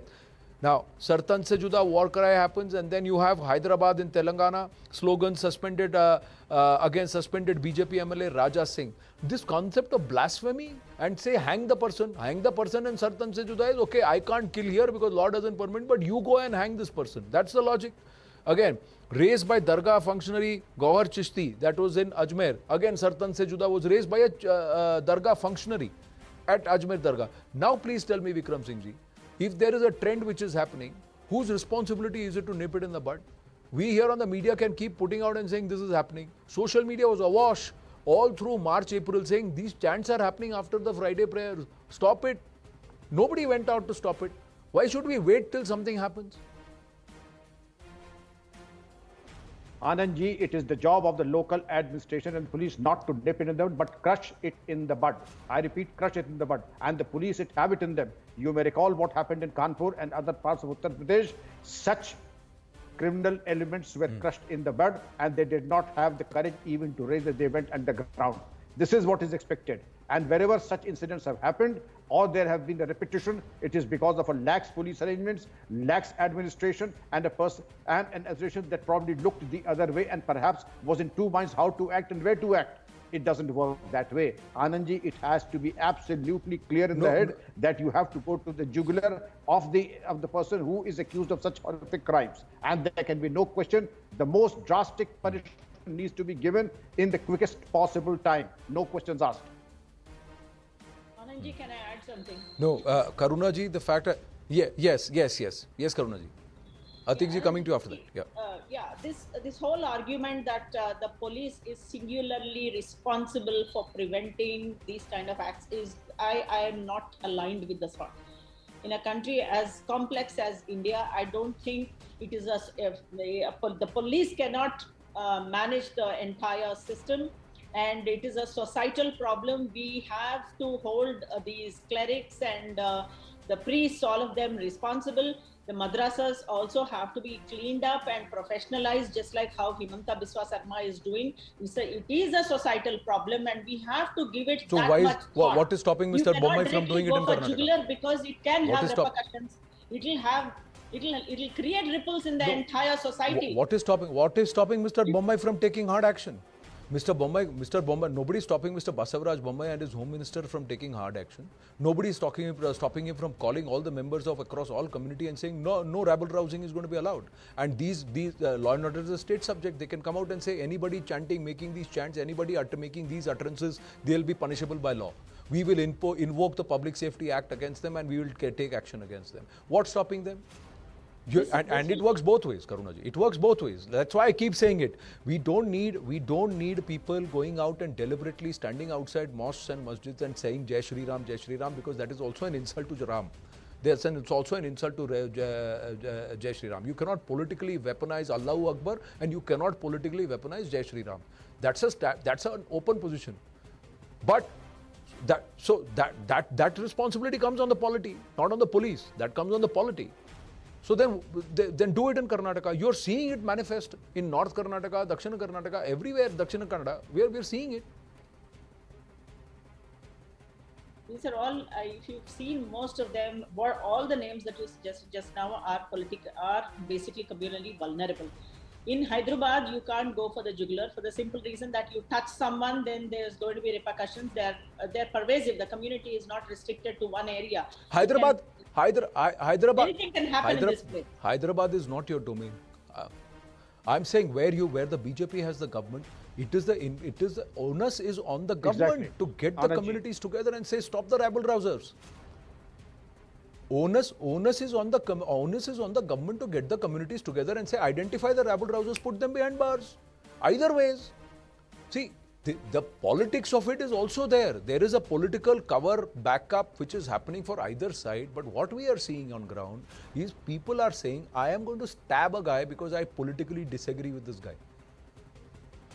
That's the level to which we are bringing the discourse down. This is only going to further fuel hatred. It's not going to bring any bhaichara, and it's not going to bring sabka saath. It's not. And we have to see this. This region has seen it for centuries. The fight between two, because one wanted to push the political might. It was politically driven. The culling of Brahmins at the hand of Tipu Sultan was politically driven, and they used religion as the opium. Are you going to allow that again now?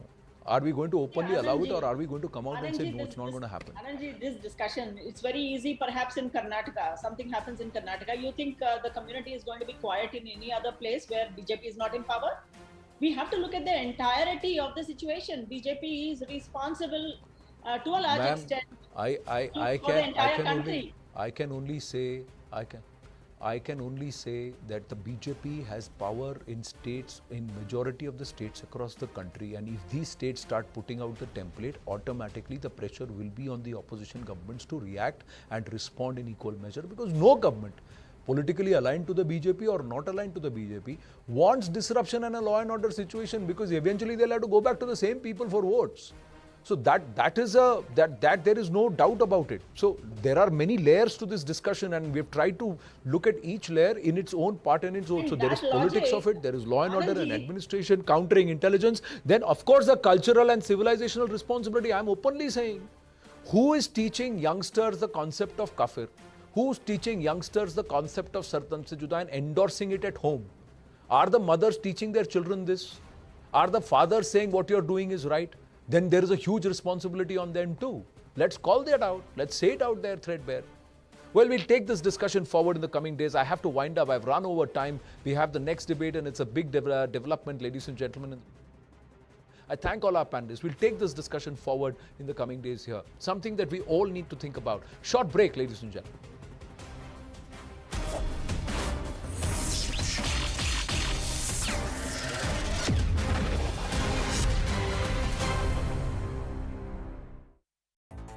A horrific accident at a fair in Mohali was caught on camera.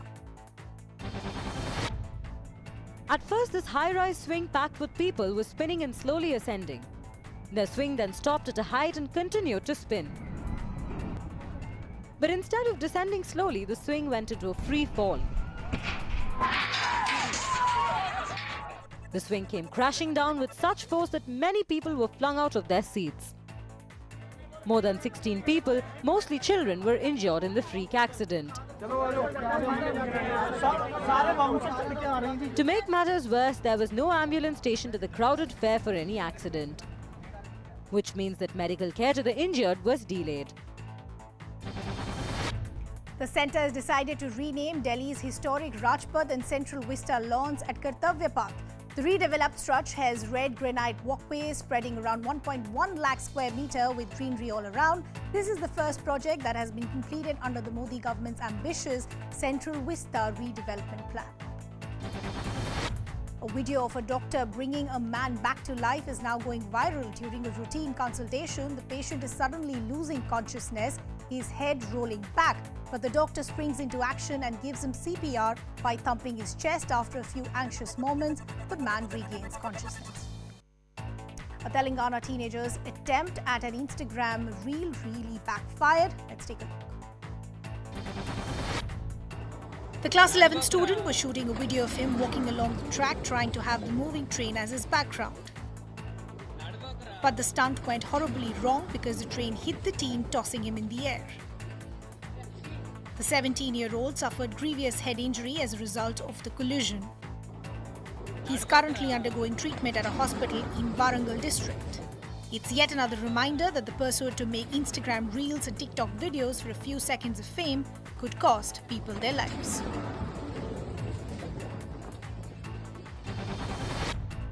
Union Home Minister Amit Shah, who met BJP leaders, is in Mumbai today, had a clear message for the party. Uddhav Thackeray has betrayed the BJP and must be taught a lesson. He also said that the Maharashtra Chief Minister Eknath Shinde has a real Shiv Sena with him. Shah was holding a strategy meeting for the upcoming BMC polls. Bihar Chief Minister Nitish Kumar is in the national capital, reaching out to opposition leaders. He met Congress MP Rahul Gandhi this evening, is expected to hold talks with Arvind Kejriwal and Sharad Pawar tomorrow. But he continued to rule out any prime ministerial ambitions and said he's focused on strengthening the opposition unity. At least 4 people were killed in a massive fire that broke out at a hotel in Lucknow. The fire broke out on the 3rd floor of Hotel Levana in the posh Hazratganj area of Lucknow. Around 35 to 40 people were trapped inside when a heavy cloud of smoke was seen coming out of the hotel. 15 fire tenders and 13 ambulances rushed to the spot. After almost 3 hours of continuous rescue operation in which the fire tenders were around 12 fire tenders were present in service, and also the team of State Disaster Relief Force, the SDRF members, they were present inside, after which now the fire has been brought under control. Emergency relief teams broke the windows of the hotel to try and rescue people trapped inside. Uttar Pradesh Chief Minister Yogi Adityanath visited the injured in the hospital. The fire is suspected to have been caused by a short circuit. The owners of the hotel, along with the manager, have been taken into custody. The DRDO has finalized the design for a conventional ballistic missile and is awaiting a nod from the centre. It's about 1,500 kilometer range conventionally armed ballistic missile. The missile will deter any ship-based threat, will counter any land-based threat from across the LAC. It's awaiting the green signal to move to the development stage. The PLA, remember, has growing arsenal of conventional land-based missiles. More than a dozen sand-laden tractors sped through a toll plaza in Agra. One after the other, the tractors go through the toll gates without stopping to pay tax. The barrier at the toll plaza is repeatedly flung open as the tractors pass by at high speed. The toll plaza staff holds sticks to try to stop the vehicles, but it has no effect. Former Uttar Pradesh Chief Minister and Samajwadi Party Chief Akhilesh Yadav tweeted the video and took a dig at the Yogi government. He said this shows the audacity of the double engine of the BJP and the sand mafia. According to the police, a case has been registered and some of those driving the tractors have been arrested. The BJP released a sting to claim that Delhi Chief Minister Arvind Kejriwal and his deputy Manish Sisodia took commissions worth hundreds of crores to benefit private players under the now scrapped excise policy. Sisodia in turn alleged that a CBI officer who recently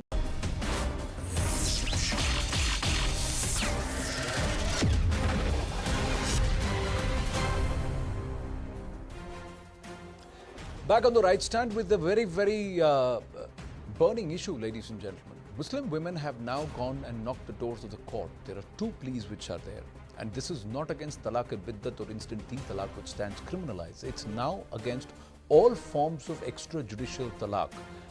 More importantly, the talaq-e-ahsan.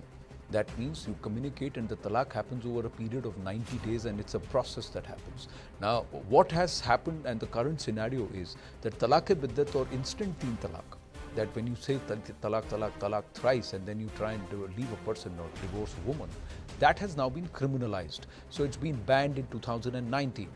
But talaq-e-ahsan, that is divorce via talaq utterance once a month over 90 days, still remains legal. Now what is happening is that there are people are trying to bypass or misuse this process, which is part of personal law.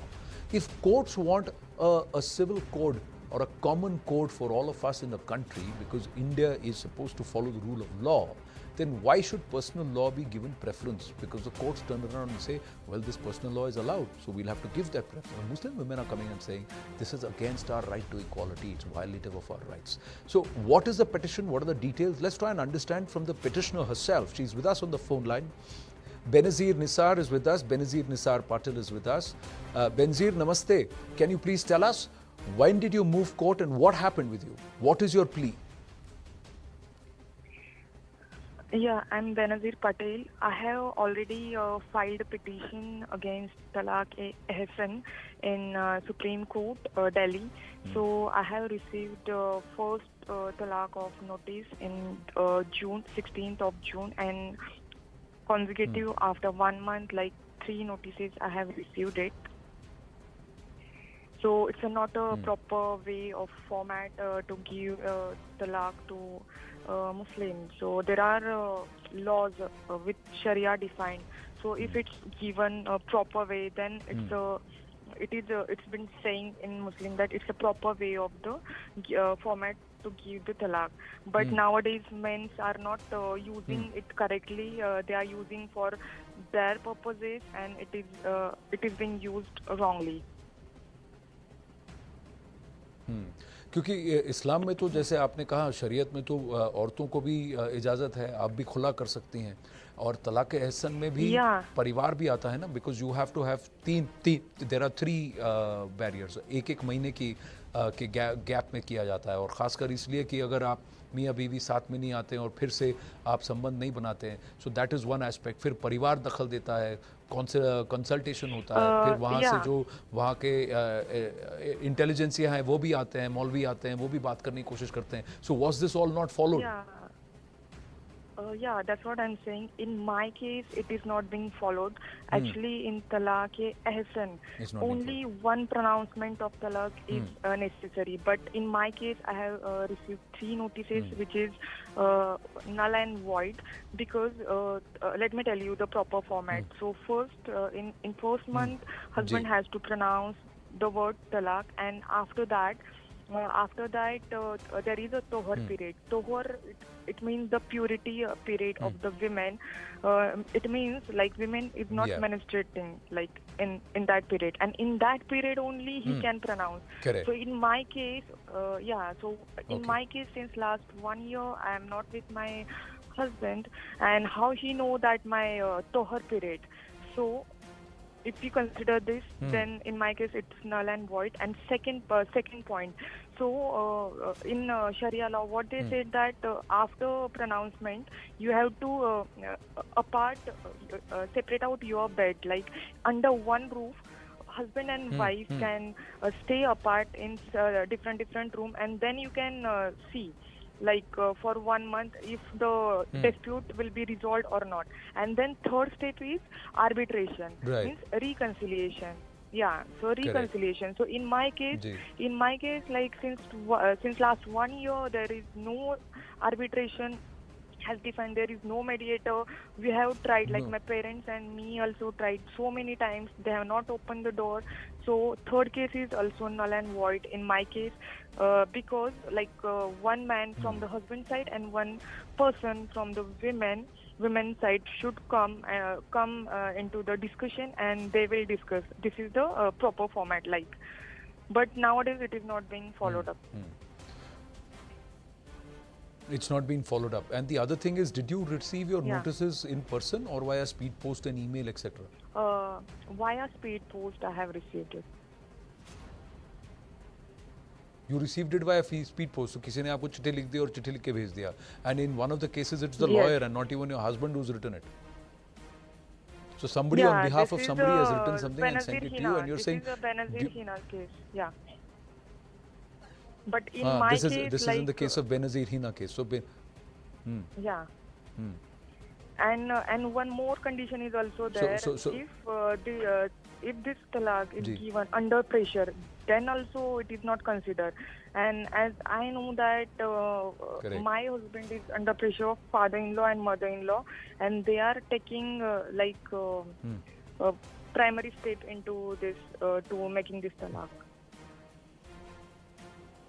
Right. So you're saying it's not actually your husband, but your in-laws who are behind this whole thing. So there is Benazir Nisar Patil and there is Benazir Hina. So two Benazirs who are now challenging and saying, one, any kind of extrajudicial talaq should be done away with. Secondly, this talaq-e-ahsan also needs to be acted upon.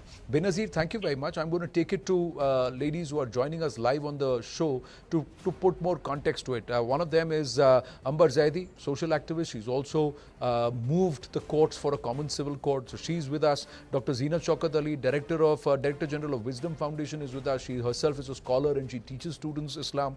And she is somebody who is very, very vocal against about talaq-e-biddat and against it. Nirmal Ambasta is the senior advocate. Nirmal ji, tell us what is the petition all about, and how is it that there can be some amount of recourse? The court, I'm given to understand, has still not admitted the petition, or where does it stand? No, Benazir Patel's petition has been filed, but it has not been admitted. Even notice has not been issued.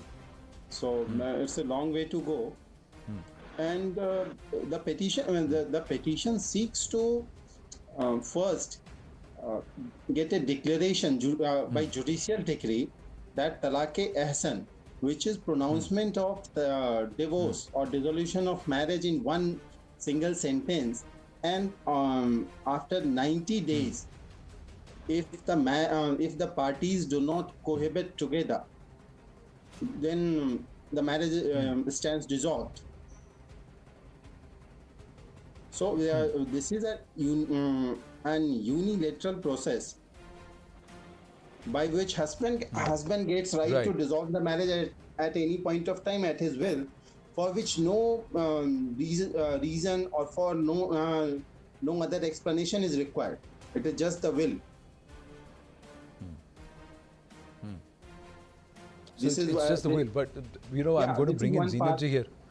Nirmal, Yeah, but because Because Zinaji, let me just bring in Zinaji, because Zinaji, I remember we spoke about Talaq-e-Hasan when we were arguing against Talaq-e-Biddat, and you explained this process saying that there is 90 days, there is a process of arbitration, there is a process of living under the same roof and attempt to reconciliation in the first instance, and which Benazir ji was also telling us. Where do you stand on this? Do you think that any form of extrajudicial talaq or divorce or separation calls should be done away with? Should we just follow one law in India? You see, no doubt we should be following one law. But, you know, now that we're talking about, you know, these particular cases, which I find very, the cases that have been discussed, if you give me a minute to talk about this, you see, there is a lot of confusion even within what we have spoken. There are 3 forms of divorce which are accepted in Islamic jurisprudence but not accepted by Islam. Islam has taught you only one method, that is, if either the husband or the wife do not disagree, then they have to make it known to each other, and that is called Talaq-e-Hasan, where there is a period, an iddat, you know, a period of waiting for 90 days, within which there can be a reconciliation. You know, there are relatives from either side, or there are neighbors, or there are all the state. There has to be an arbitration council which comes in for reconciliation. And if there is no reconciliation, then the end of the 90 days, that talaq is dissolved through a legal means, and it is one talaq, and that talaq is dissolved. Talaq-e-Hasan, and this is called a revocable divorce. In Islam, in Arabic, it is called rajai. Rajai means it is revocable, that within the 3 months, either party can revoke it. It can be revoked in various ways. One is, you know, having sexual cohabitation, but there are various ways in which this can be revoked. Now, the second form of talaq, which we are actually talking about in these particular cases, is that that is called Talaq-e-Hasan. In Talaq-e-Hasan, a man pronounces one talaq at the beginning of, say, January 1st, then at the beginning of February 1st, and then in the beginning of March 1st.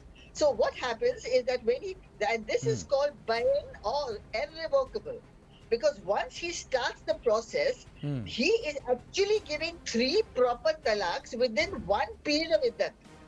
Whereas the actual period of waiting is 90 days, he has reduced that to 30 days, and this is what happened in jurisprudence, and is totally unacceptable to Islam. It is called Hasan and it's called acceptable, but it is not. It is like Talaq-e-Biddat. Talaq-e-Biddat, you just say talaq, talaq, and talaq, and it becomes bayan. What does bayan mean? It becomes irrevocable. Talaq-e-Hasan is also irrevocable. That means it becomes irrevocable at the end of the 3rd time you pronounce. And there can be no, if the man and woman want to remarry, they cannot marry without an intervening marriage. Now, this does not happen in the case of Talaq-e-Hasan. In case of Talaq-e-Hasan, in case either party dies, the other can inherit, because it's still a married state. Till those 90 days are not complete and it is not officially done, you either can inherit from the other, and it can be revoked at any time, and it is only one talaq. So if it is open to so much of misinterpretation,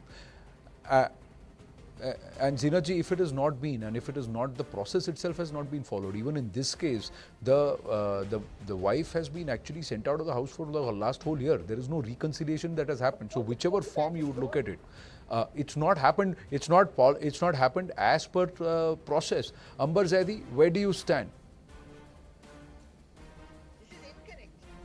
Code and the law-abiding country of citizen of the country. I strongly support the Uniform Civil Code and the uniform way of divorcing or marrying in the country.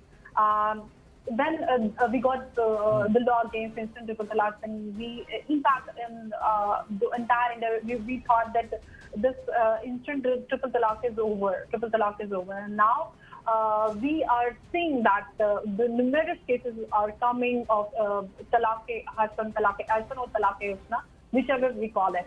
And Zinat Shaukat Ali ji, how she described what are the true means and measures of talaq or divorce as per the Islam. But the problem is that the violation of the provision, how they've been violated. In Benazir Hina's cases, some lawyer on behalf of her husband he sent out the notice to her home that her husband is supposedly witnessing, issuing the divorce every month, for the period of 90 days.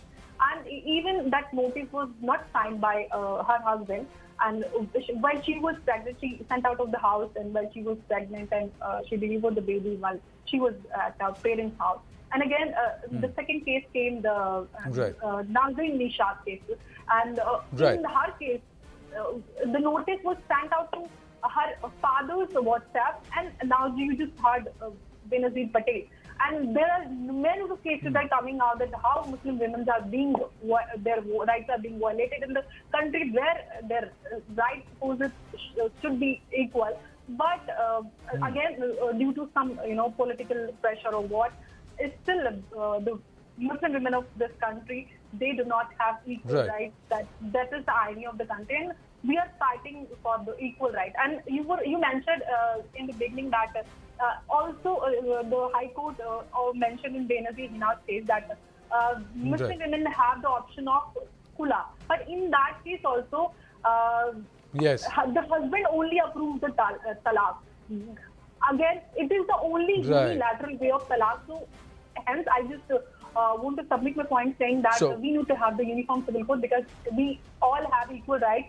And we should get equal opportunity to reconcile. It should be equal for all. In this case, you're saying any form of talaq, the right remains reserved in the hands of the man, either whether the woman asks for it or the man asks for it, however. And then you're saying due process is not being followed. We'll discuss this at length. I've run out of time today, ladies. Thank you very much for joining us. But we've put it out there, ladies and gentlemen. Think about it. Tell us what you think. Write to us. And you can also continue to watch us here on CNN News 18 on the right stand as we'll take this issue forward. There are many cases to highlight. I've run out of time, making way for brass tacks. Stay with us.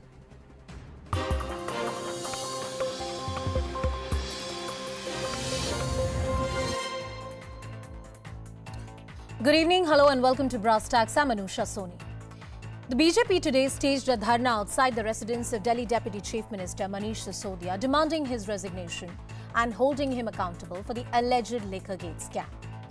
BJP says that the Delhi Deputy Chief Minister should resign on moral grounds. Meanwhile, you also have the Enforcement Directorate that conducted raids at over 30 locations in the Delhi NCR region, and this is in connection with the same alleged scam.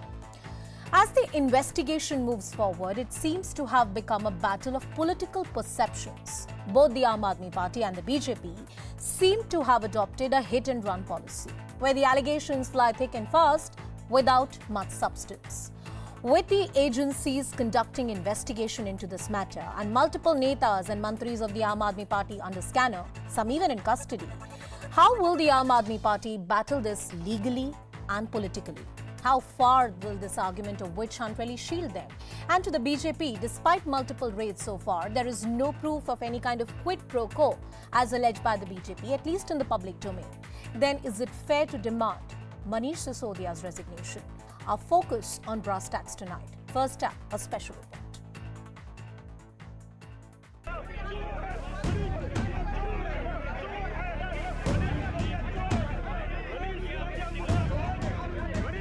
The ladai over Liquorgate reached Delhi Deputy Chief Minister Manish Sisodia's doorstep today. BJP workers held a massive protest, holding placards, raising slogans and demanding his dismissal over the excise policy scam. As they tried to march towards Sisodia's house, police swooped in and dragged them into buses. As far as the politics is concerned, so the leaders of the Bharatiya Janata Party, particularly for the unit of the national capital, they have been directed from the top-notch leaders of the BJP unit that they have to take this particular corruption, the so-called allegation, to the masses. The showdown in the capital came even as the Enforcement Directorate raided more than 30 locations across the country over the money laundering case. This is the house of Samendra Mahendru, and we are learning that around 7 to 8 ED officials are very much inside. They are carrying out these searches. They are basically looking for some sort of evidences, some sort of documents, and also the technical team and the forensic team has been called in to be a part of this search. While Sisodia himself wasn't raided, he said he has nothing to hide. CBI use कर लें, ED use कर लें, हर चीज use कर लें, लेकिन शिक्षा के काम को रोक नहीं पाएंगे, ये हमारी गारंटी है। CBI के लिए भी मेरी क्या तैयारी, मेरे पास कुछ है नहीं, मैंने ईमानदारी से काम किया, मैंने स्कूल बनवाए, 4 स्कूलों के नक्शे और मिल जाएंगे उनको वहाँ से। The ED initiated a probe in the case after taking cognizance of CBI's FIR, which has named Sisodia as accused number 1. 145 crore रुपया एक, 30 करोड़ एक, ये सब फ्री क्यों दिया गया? 2% से 12% कमीशन क्यों दिया गया? ये हमारे प्रश्न थे। रेवेन्यू को नुकसान हुआ, उसके बाद सीबीआई इंक्वायरी हुई, सबके सामने है, जिसको वो बेस्ट पॉलिसी कहते थे वापस चले गए। In this now unending BJP versus AAP war, the next salvo is likely to be around the corner.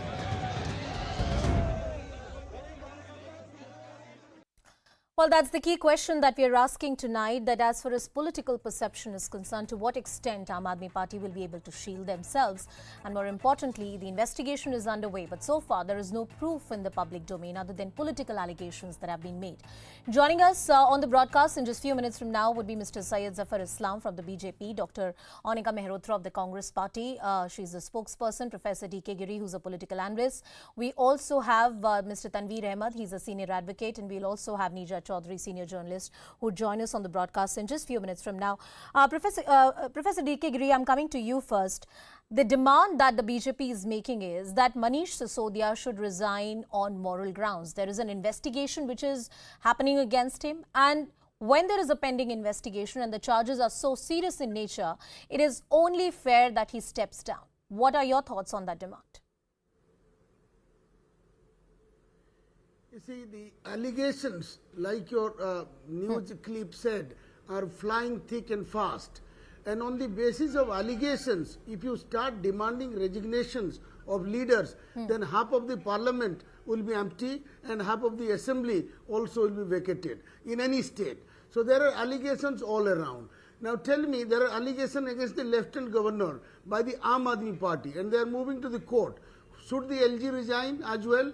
So my submission is that on the basis of allegations, and your news clip also was referring to perception, on the basis of allegations, slanders and perception by any party, I do not think we can expect the politicians to resign these days. In the past, there was a standard. There was a whiff of allegation, whiff of sense of corruption, people would resign. But we are not in that age anymore.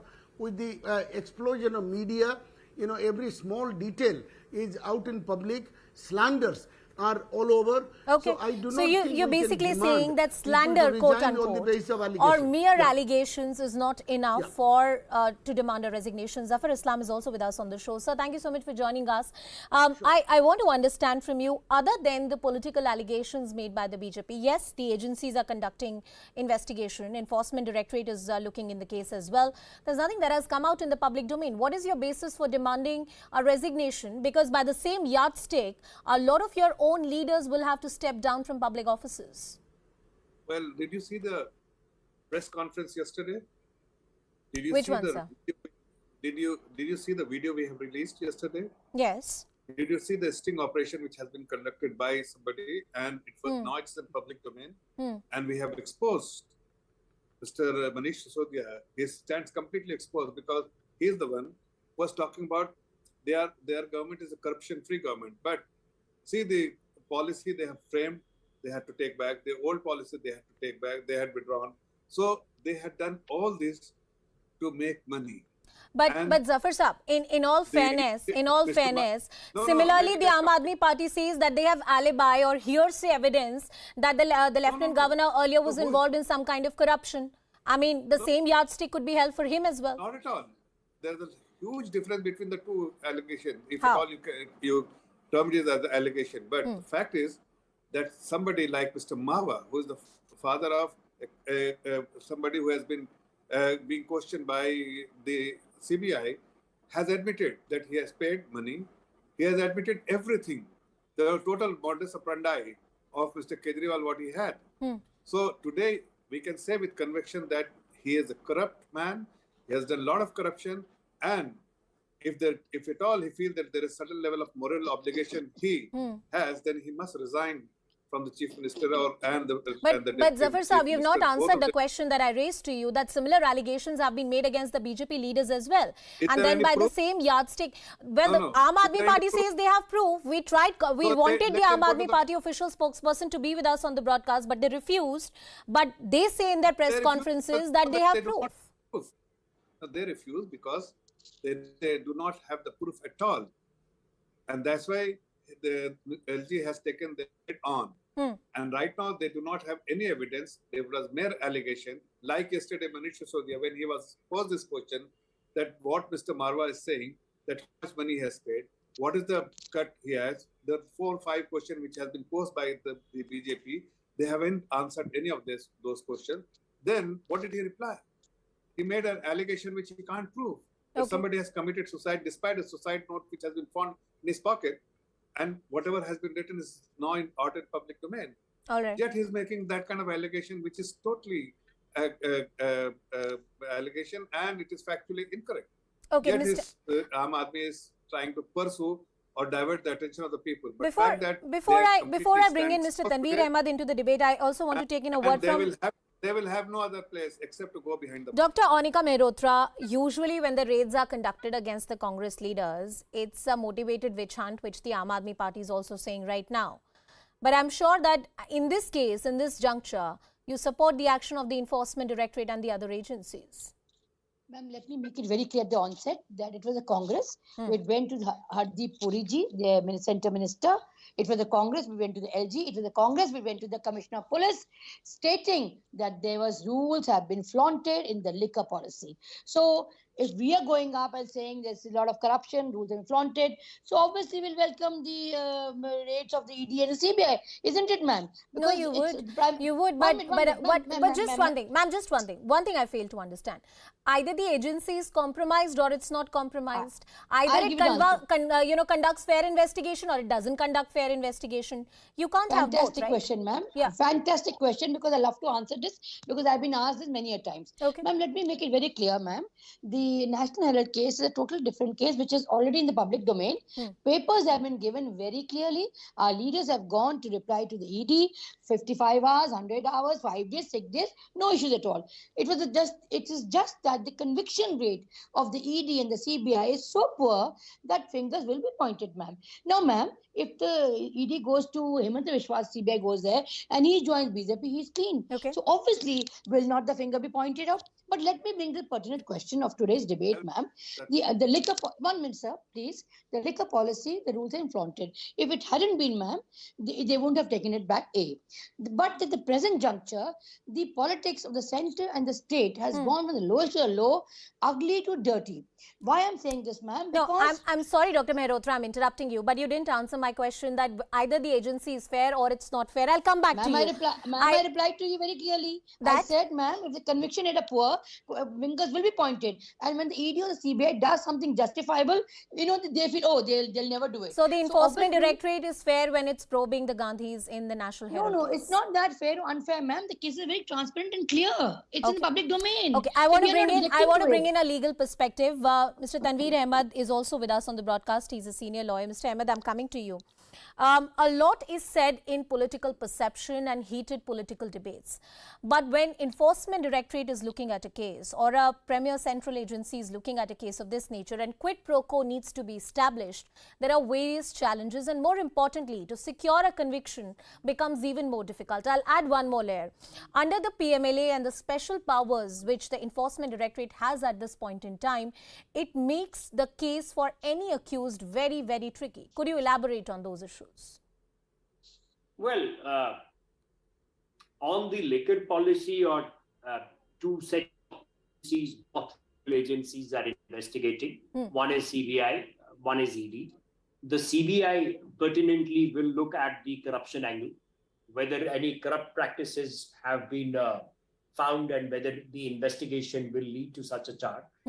The Department of Enforcement will only look at whether any money has been laundered.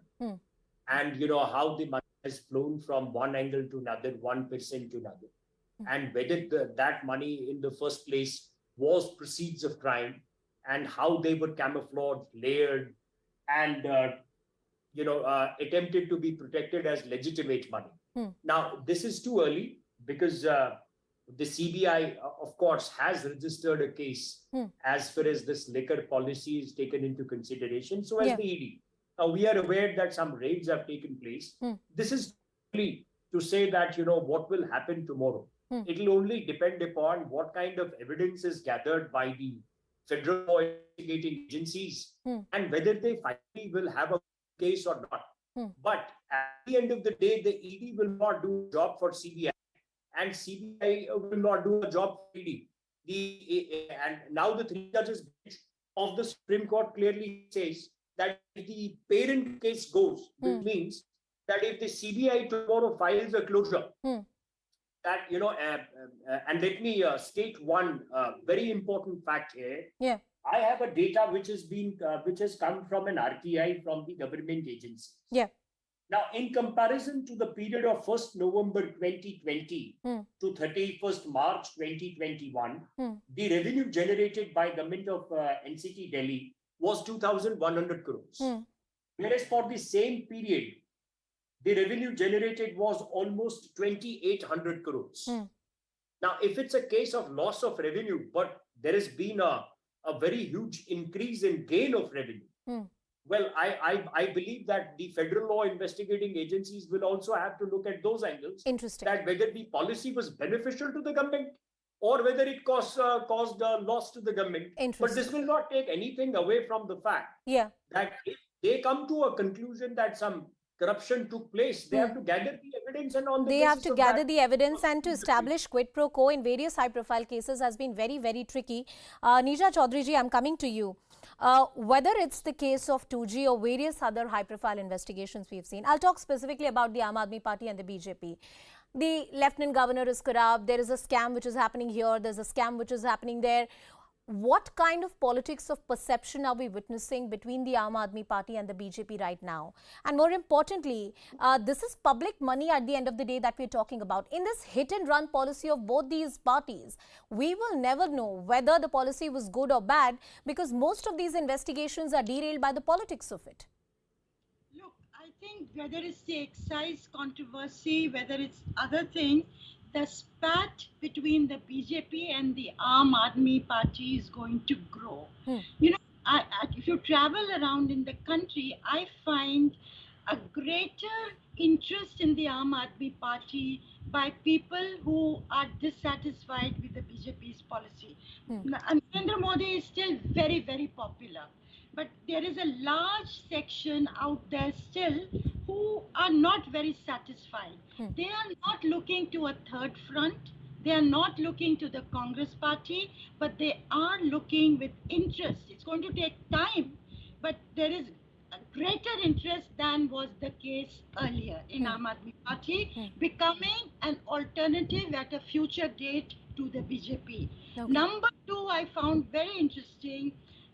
I was in Bombay last week and somebody who is connected to the RSS BJP system said to me, you take it from me in writing, and this is said very seriously. This is a person who knows what he's talking about. That before Diwali, the Maan government will go in Punjab.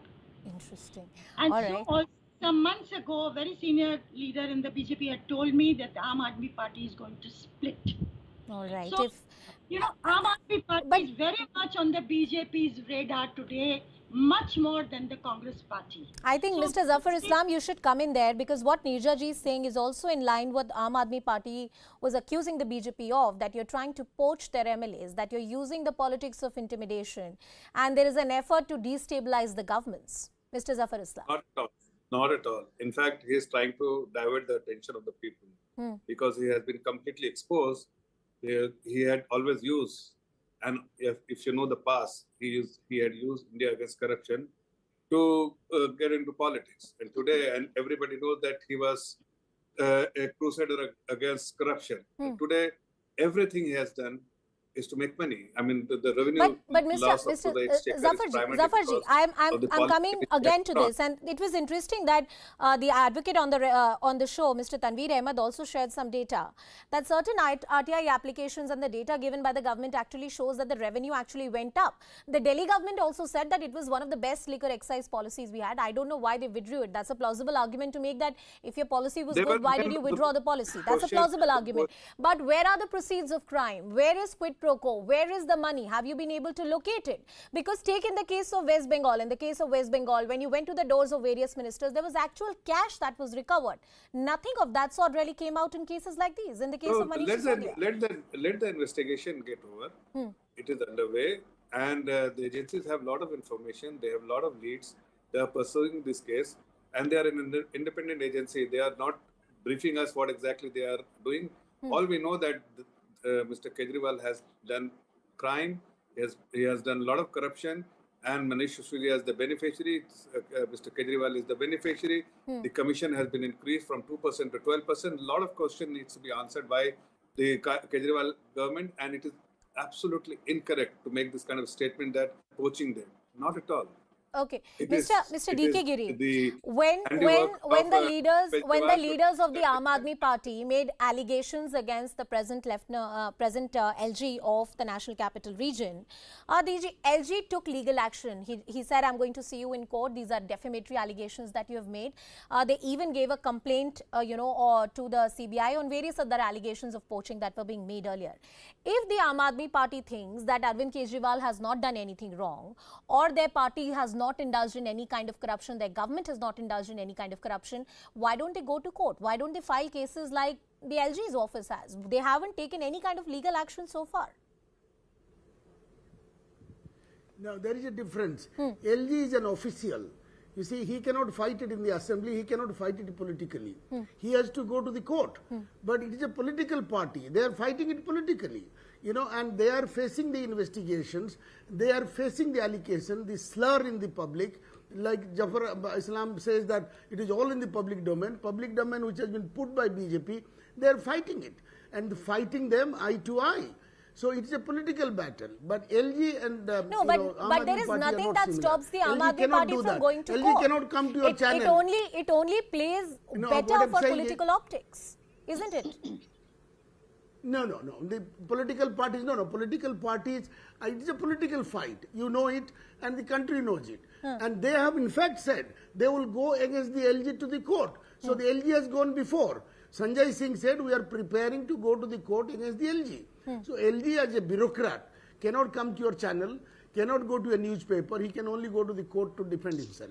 So there is a difference. So Aam Aadmi Party is fighting their politics very well. And BJP's hands are full really. The mud is not going to stick. Madam Nirja Chaudhary or someone said her report is correct.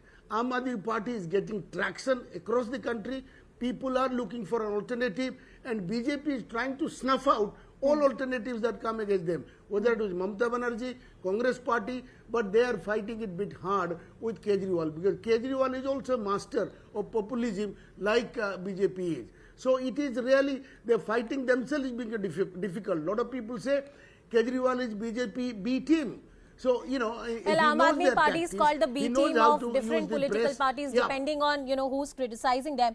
Mr. Tanveer Ahmed, nothing stops the Aam Aadmi Party and their leaders to go to court. I only heard it is BJP's B team. I have not heard it from any other party's B team. Mr. Tanveer Ahmed, nothing stops the Aam Aadmi Party leaders to go to court and say all the statements which are being made are defamatory in nature? Absolutely.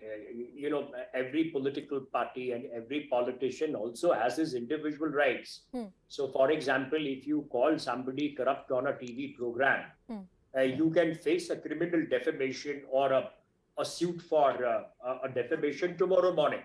But that's upon the affected party or the victim to take up that course of action. Unfortunately, the political debate now is so low that nobody even thinks or winks an eye before calling the other man corrupt or not. This can be best, this should be best left to evidence is properly at least collected, collated, and then presented. You see, presented before a court of competence. Let me give you an example. If tomorrow the liquor policy scam or whatever it is, if it results in a closure, then what will happen to all the people who are either somebody is calling one person corrupt, other person saying, no, you are corrupt. Look at 2G spectrum. Okay. I was a lawyer in the 2G spectrum trial. Correct? Now, the government almost fell. It's a very well-recognized notion in our political anecdotes that Congress government fell on account of 2G spectrum scam.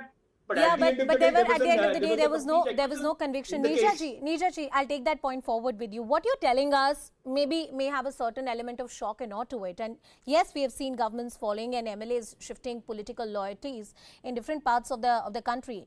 But so far, it has remained political grapevine. The allegations of poaching or using muscle or money power has not been substantiated anywhere. The Aam Aadmi Party has made those allegations, but can they really prove it in a court of law? Can they take any kind of legal action? It will remain some kind of political victimhood, would it? Yeah, you're right. It's not been substantiated. Yeah. But politics is a battle of perceptions. Who wins the perception wins the war. And this may sound contradictory that today, in the short run, it suits the BJP to have the Aam Aadmi Party come up for all the allegations they are making against them, to weaken them, maybe to split them, to have their government fall. Whether they, every party will want to do that to their opponents. So there's nothing unusual about that. Okay. But in the short run, they would want Kejriwal to pick up momentum because he will cut into the rest of the opposition vote in 2024. But in the long run, as Kejriwal himself has said, he will go it alone in 24. Nitish Kumar has met him today. So if you have a three-way split of the vote, it suits the BJP. Okay. In the long run, he is a more potent threat to the BJP than any of the other opposition. All right, Neeraj Chaudhary, Mr. Zafar Islam, D.K. Giri, Tanveer Ahmed, Dr. Anika Mehrotra. Thank you everyone for joining us on the broadcast. The spate of allegations that we have seen from the side of the BJP and the Aam Aadmi Party are not going to stop. And this policy of hit and run, make an allegation without much substance. Yes, you have the CBI and ED investigating into the case, but if the example of a 2G investigation or various other scams is to go by in the recent past, there is rarely a legal substantial conclusion to these kind of debates. Most of these battles are fought in public perception, and in this debate, the BJP has touched a raw nerve. The Imandar party, the uncorruptible, that's what the image is which is being dented with the narrative which is going on. Let's now move on, and this is another very important story that invites our attention to the crumbling urban infrastructure in India and the glaring reality of climate change. The focus is the city of Bengaluru. It is facing unprecedented rainfall. The city is thoroughly unprepared and parts of the city are flooded, so much so that the residents had to be evacuated on tractors. A 23-year-old was electrocuted, unfortunately, as she was trying to cross a flooded area in the city. The administration is not just unprepared, but has also indulged into political blame game. None other than the Chief Minister Basuraj Bommai has blamed the Congress party for this mess, despite being in power for more than 3 years. Parts of the city are facing shortage of drinking water, sanitation issues, and the troubles that the residents of the city are facing are manifold. Who has failed our cities and who has failed Bengaluru? We discuss all these issues tonight. First up, a special report.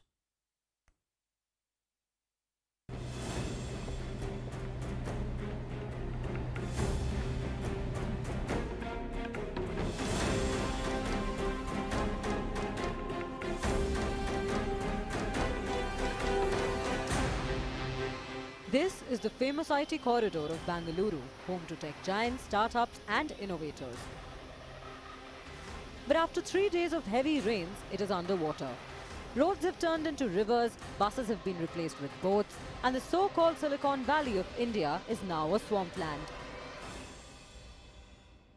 You can see the complete outer ring road is waterlogged, and that's the kind of situation that has been created here because of the heavy downpour. The traffic police are trying to divert the traffic from here. They are requesting people to not choose this particular road to travel.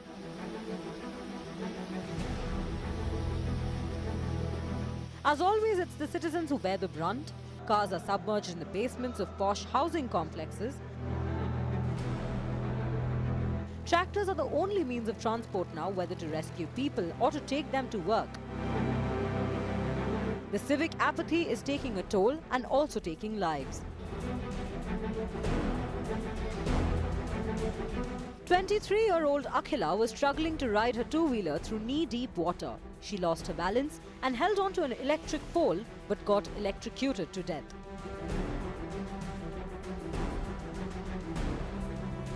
While anger is growing against the Karnataka government for mismanagement and negligence, the Chief Minister is busy blaming his predecessors. This is done because of maladministration and totally unplanned administration of the previous government, Congress government. While the politicians pass the buck, the scenes that we've witnessed in Bengaluru in the last 72 hours have put the spotlight on the damage caused by unplanned development in the rapidly growing city. 500 stormwater drains have been encroached upon, and that has now left the city drowning. Almost all the places where the water was stagnating and people were getting waterlogged, almost all of them are over. This is the worst affected area right now because the Raj Kalve is obstructed. We have started the removal of obstruction since morning. So who has betrayed Bengaluru?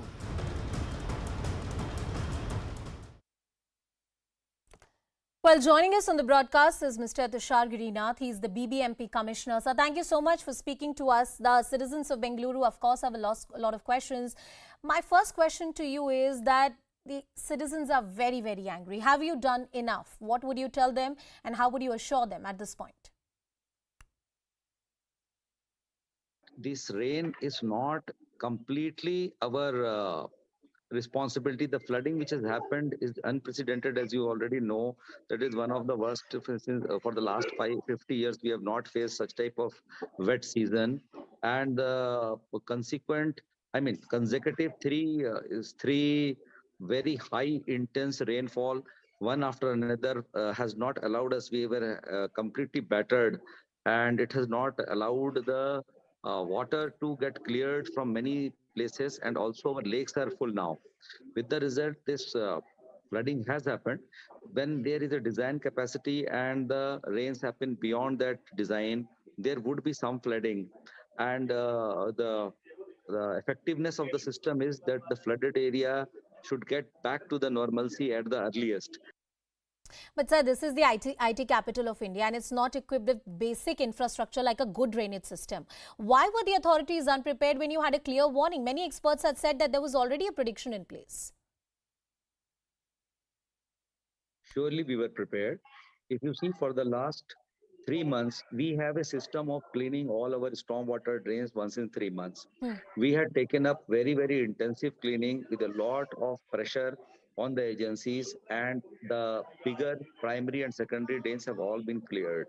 We have around 800 kilometers of primary and secondary drains, which are very big drains, and half of them are lined and half of them are unlined. Looking into the capacity of the unlined areas, we took one-time cleaning starting in the month of June, July, and we have completed that unlined area cleaning also. With the result, if you see the amount of rain which has fallen on the city, the flooding is very, very localized. It is only in 10 square kilometer. It is only between the two biggest lake series, the last of the two biggest lakes which fall in the lake series, which are called Balandur and Vartur, the areas surrounding it. That means the other areas which have got around 100 mm rainfall consecutively 3 times with the gap of around 24 to 48 hours didn't suffer. But sir, the key lakes are overflowing, as you said. Why weren't the preventive measures taken? I'll come back to that point. And what did the authorities do about the encroachments in this area that you're speaking of? As I told you, these lakes are not having any gates, etc. So they get filled one by one and they start overflowing. In this case, large number of lakes have have reached their capacity in the month of August and the first week of September itself. It is unprecedented that out of 190 lakes, 162 are running full. With these status of lakes, the lakes will overflow, the water will overflow, and you can't prevent nature. No, but to put it bluntly, not just your political opponents, but we had citizens on the call-in show calling the local municipal authority corrupt and responsible for this mess. They say that there is a corruption. I will say there is no corruption. So that is a matter of somebody saying something. If there is any proof, if there is any complaint, there are bodies which are independent of municipal authority and the government. They are having full system of vetting their complaints, and they are free to give it. I am having no qualm in saying that anybody having any this type of complaint can give it to our Honorable Lokayukta, to any authority. So Lokayukta is one of the agencies which is most independent. They can give it to them. They can give to any other agency also. But coming to the lakes and drains, please understand that what can be done to the lakes when you give the warning for 1 month before or 2 months. Lakes are having their capacity.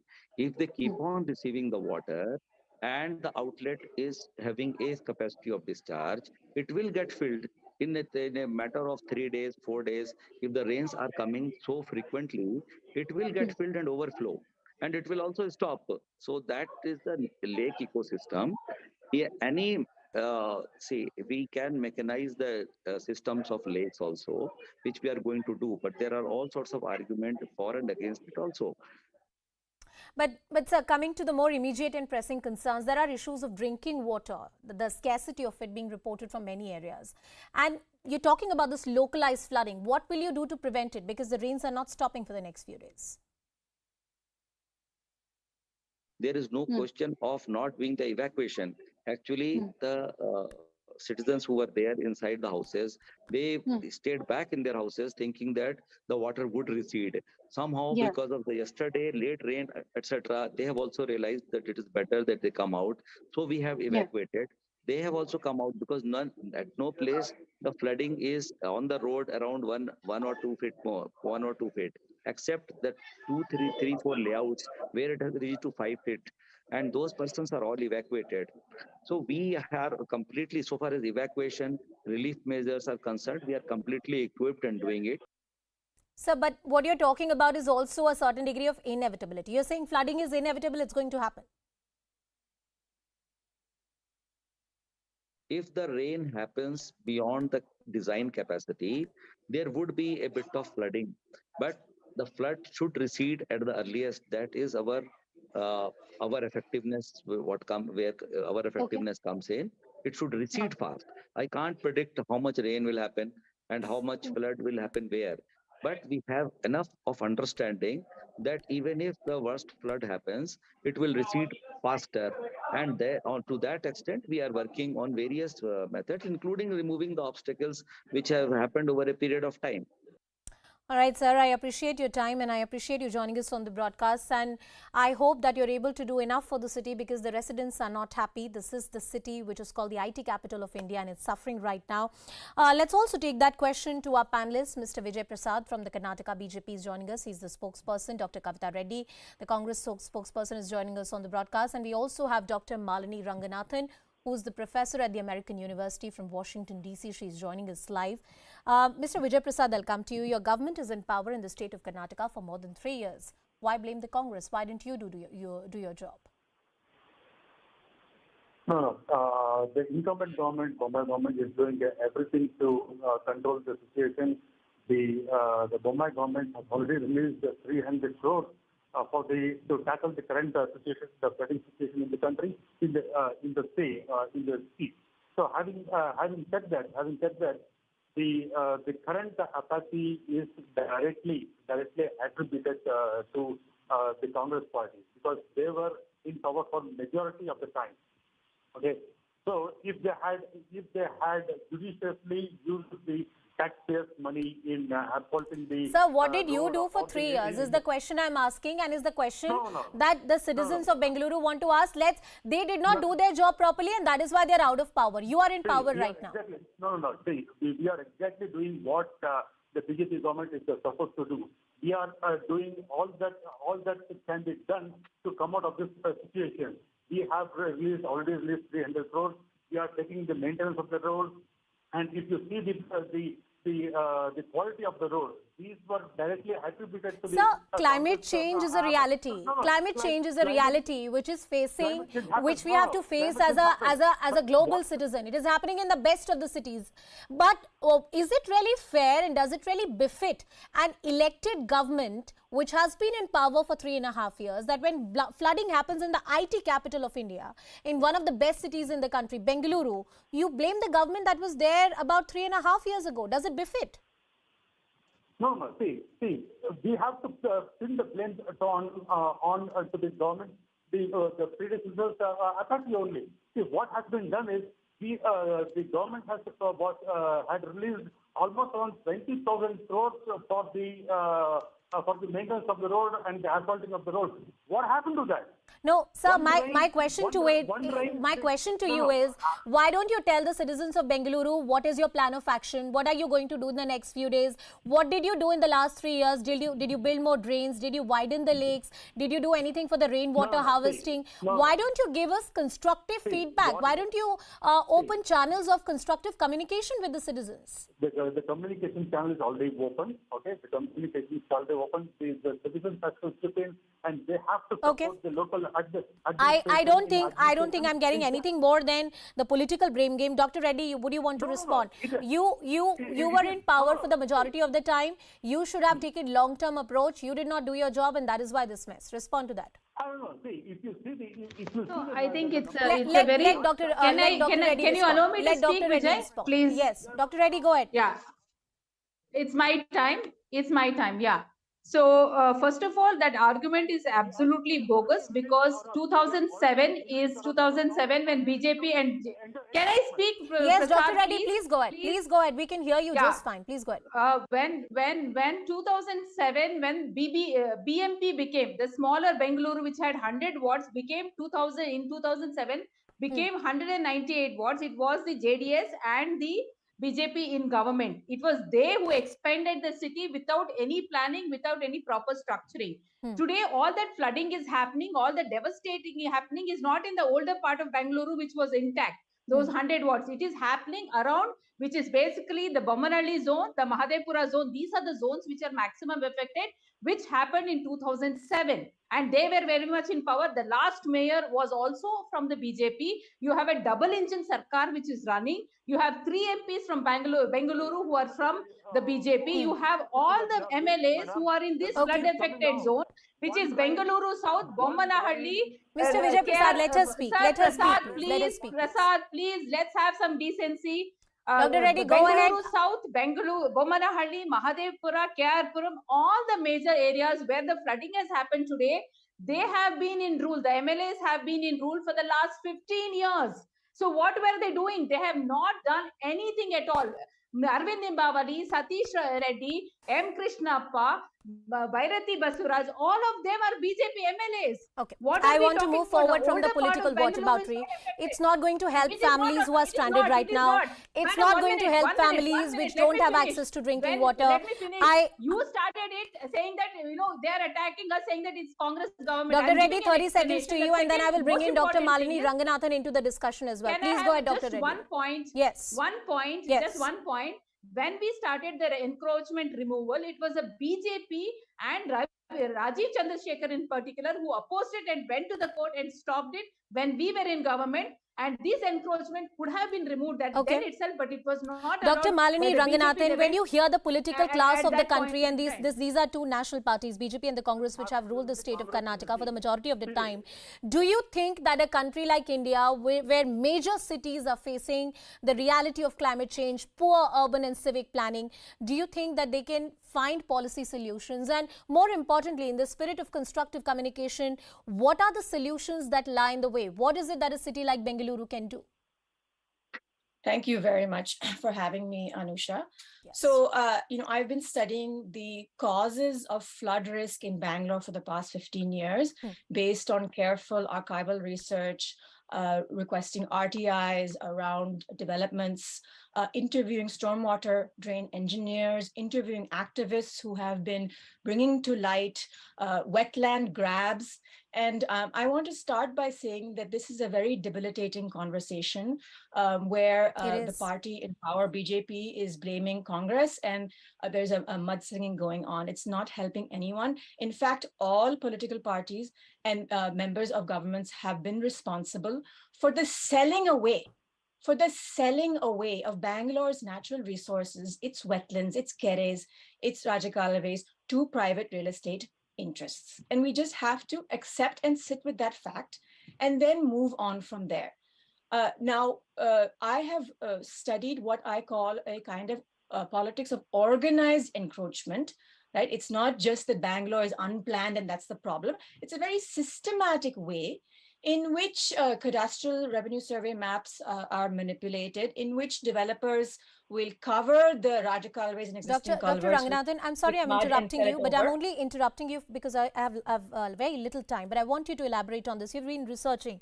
I think the broad genesis of the problem, which is about corruption, wetland, and the eco-sensitive areas being taken away by the real estate developers, that has been spoken about in the public domain. And that's not just the story of Bengaluru, it is the story of Gurugram as well, where the Aravalis were cut, sand mining happened, and that's why you have the city flooded at every in every monsoon season this year.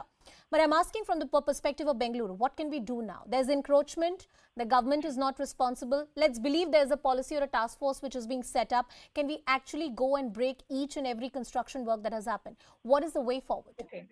Yes, so I'd like to outline 3 points here. The first is absolute short-term relief measures, which especially have to go to the poor and laboring classes who have been displaced from slums in Munekolal and other areas in Bengaluru, right? There's a need of an hour as far as compensation of healthcare, nutritional needs of children. So that's a short-term need. I think in the short and medium terms, there's a need to bring to light the kind of real estate processes that go on, both sanctioned by the law and judges, often who are paid off, as well as that happen, extra legally. So this needs to be an approach where we reveal and expose what are the real estate processes in Bengaluru that have led to this increasing flood risk, right? In the long term, we need a much more coordinated housing policy, right?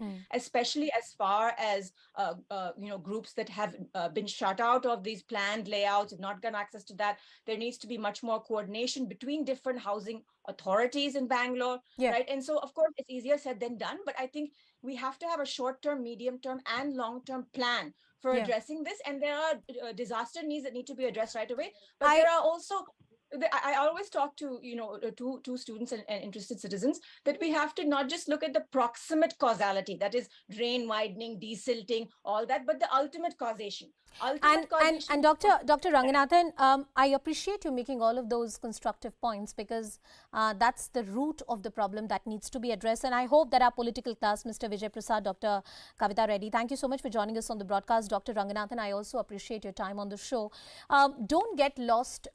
And that's what I would say as a journalist and as a citizen, that don't get lost in the political mudslinging which is happening. What we need in our city, especially in a city like Bengaluru, is a proper audit to happen. We need an account of the kind of real estate projects that have happened so far and what can happen in the future as well. Dr. Ranganathan, thank you so much for joining us on the broadcast. I thank all our guests as well. And we hope that from the side of our governments, there is a more long-term policy approach which is taken. This is a reality staring in our face. Our cities are facing severe flooding issues, and this is not something that we can live with anymore. We'll continue the stories and much more on the other side of a very quick break. Stay tuned.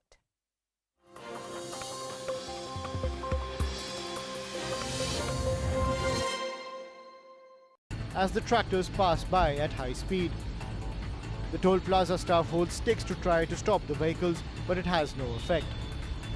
Former Uttar Pradesh Chief Minister and Samajwadi Party Chief Akhilesh Yadav tweeted the video and took a dig at the Yogi government. He said this shows the audacity of the double engine of the BJP and the sand mafia. According to the police, a case has been registered and some of those driving the tractors have been arrested. The BJP released a sting to claim that Delhi Chief Minister Arvind Kejriwal and his deputy Manish Sisodia took commissions worth hundreds of crores to benefit private players under the now scrapped excise policy. Sisodia in turn alleged that a CBI officer who recently died by suicide was in fact pressurized to build a false case against him. A day after former Tata Sons chairman Cyrus Mistry was tragically killed in a road accident near Mumbai, CCTV footage now shows the Mercedes car he was travelling in moments before this unfortunate crash. The car was seen speeding towards a checkpoint. It would go on to hit a road divider, instantly killing Mistry, who was sitting in the back seat and not wearing a seatbelt. China denounced the United States for its $1 billion arms sale to Taiwan. Beijing has vowed to take firm countermeasures against the United States' latest arms sales to Taiwan. Last week, the Biden administration announced a $1 billion arms sale to Taiwan for Harpoon anti-ship missiles, Sidewinder air-to-air missiles, and support for a surveillance radar system. It's the largest arms sale since Joe Biden took office. China is now breathing fire and threatening to take resolute and strong measures to firmly defend its sovereignty and security interests. The acrimony between the United States and China over Taiwan has increased ever since House Speaker Nancy Pelosi's visit to the island. Taiwan is a self-ruled island, but China sees it as a breakaway province. China has accused the United States and Taiwan of creating instability by rejecting Beijing's claim to sovereignty over the island. China has made a record number of incursions into Taiwan's airspace last month. 446 PLA planes crossed into Taiwan's airspace. 1,098 incursions by PLA planes so far this year. Chinese ships cross the median line every day. This year's incursions far higher than 380 in 2020. In October 2021, there were 196 sorties done by the PLA. Liz Truss defeated rival Rishi Sunak to become the new Prime Minister of the United Kingdom. She will become the Conservative Party's fourth Prime Minister since elections in 2015. Liz Truss replaces Boris Johnson, who was, remember, forced to announce his resignation in July after months of scandal. I will deliver a bold plan to cut taxes and grow our economy. I will deliver on the energy crisis, dealing with people's energy bills, but also dealing with the long-term issues we have on energy supply. And I will deliver on the National Health Service. We all will deliver for our country. A horrific accident at a fair in Mohali was caught on camera. At first, this high-rise swing packed with people was spinning and slowly ascending. The swing then stopped at a height and continued to spin. But instead of descending slowly, the swing went into a free fall. The swing came crashing down with such force that many people were flung out of their seats. More than 16 people, mostly children, were injured in the freak accident. To make matters worse, there was no ambulance stationed at the crowded fair for any accident, which means that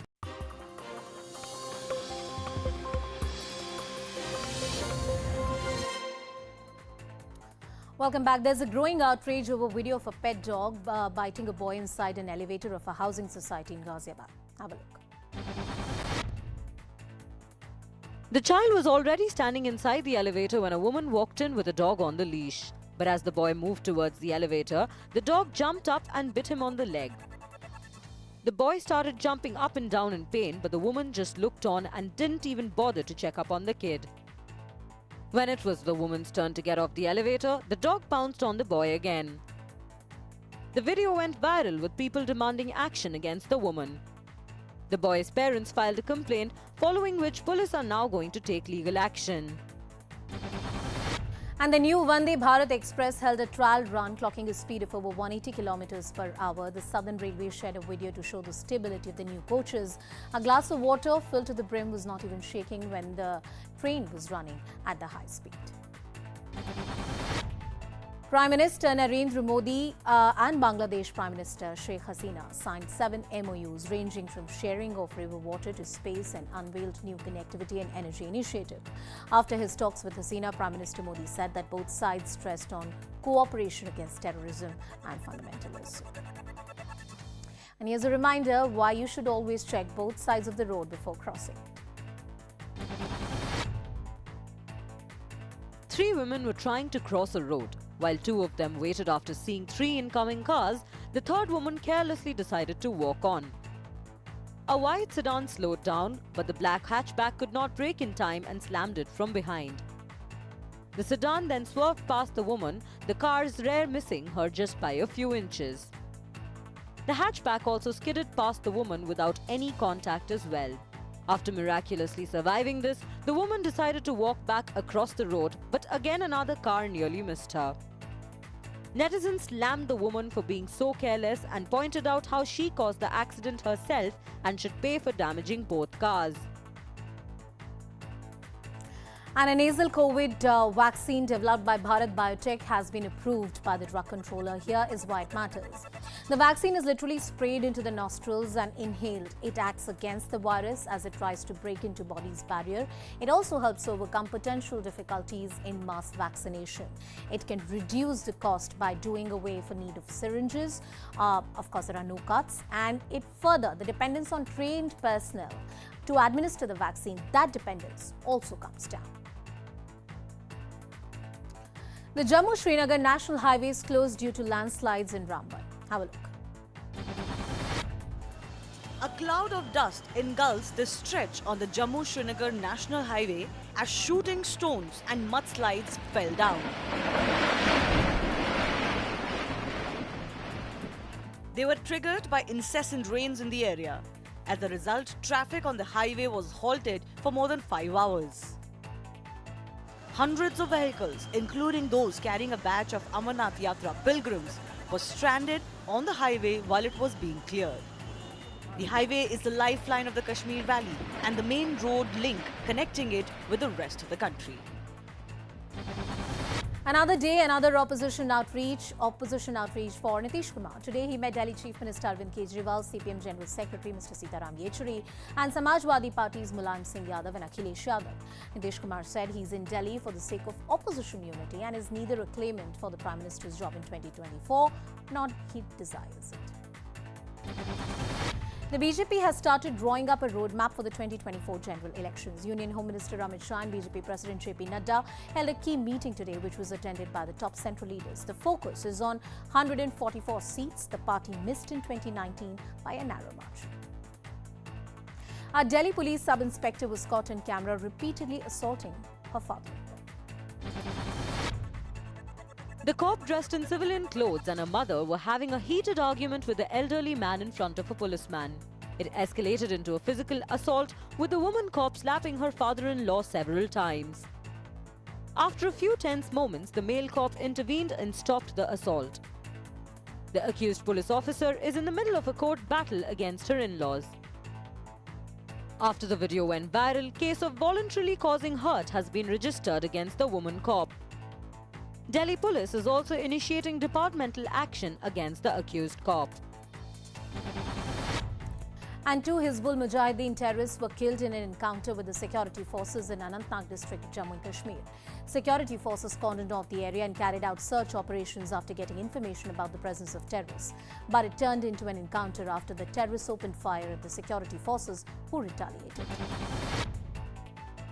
And Suresh Raina, the part of India's 2011 World Cup winning team and a 4-time IPL winner, has announced retirement from all formats of the game. The move by the 35-year-old, who called it quits from international cricket in 2020, means he will no longer be available for IPL or any domestic leagues. Well, whether it's earthquakes or typhoons, China is bearing the brunt of natural calamities. Have a look. This is the moment China's Sichuan province was jolted by a 6.8 magnitude earthquake. Buildings collapsed, trees swayed, and residents panicked. It's one of the most powerful tremors to hit the southwestern province in recent years. 65 people were killed in the earthquake, and over 50,000 were relocated. But that wasn't the only calamity to strike China. Typhoon Hinamna hit China's Zhejiang province, bringing with it strong winds and heavy rain. Cities in eastern China suspended ferry services, and power supply was disrupted in hundreds of homes. Typhoon Hinamna is the strongest global storm of the year. Well, Liz Truss officially became UK's new Prime Minister after she met the head of the state, Queen Elizabeth.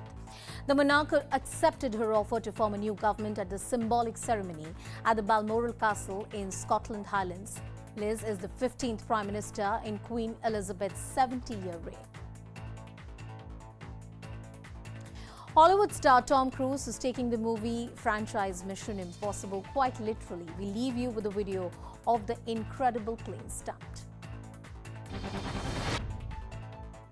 Hi everyone! Wish I could be there with you. I'm sorry for all the extra noise. As you can see, we are filming the latest installment of Mission Impossible. And right now we're over gorgeous Florida Canyon in stunning South Africa. And we're making this film for the big screen for audiences to see in your wonderful theaters. Hey, sorry to bother you, Tom. Hey, with you? Chris McCoy. Hi, everybody. Hey, listen, I hate to interrupt, but we really got to roll. We are losing the light and low on fuel. Oh, yeah, we got to roll, huh? Low on fuel, that's not good. I'm sorry, we got to go. Wait, did you tell them about the thing? Oh, yeah, the thing. You know, we have a first look at the Mission Impossible trailer and a very special screening of Top Gun Maverick in its entirety. So please enjoy. And hey, let's all have a great summer. And action! We'll see you at the movies.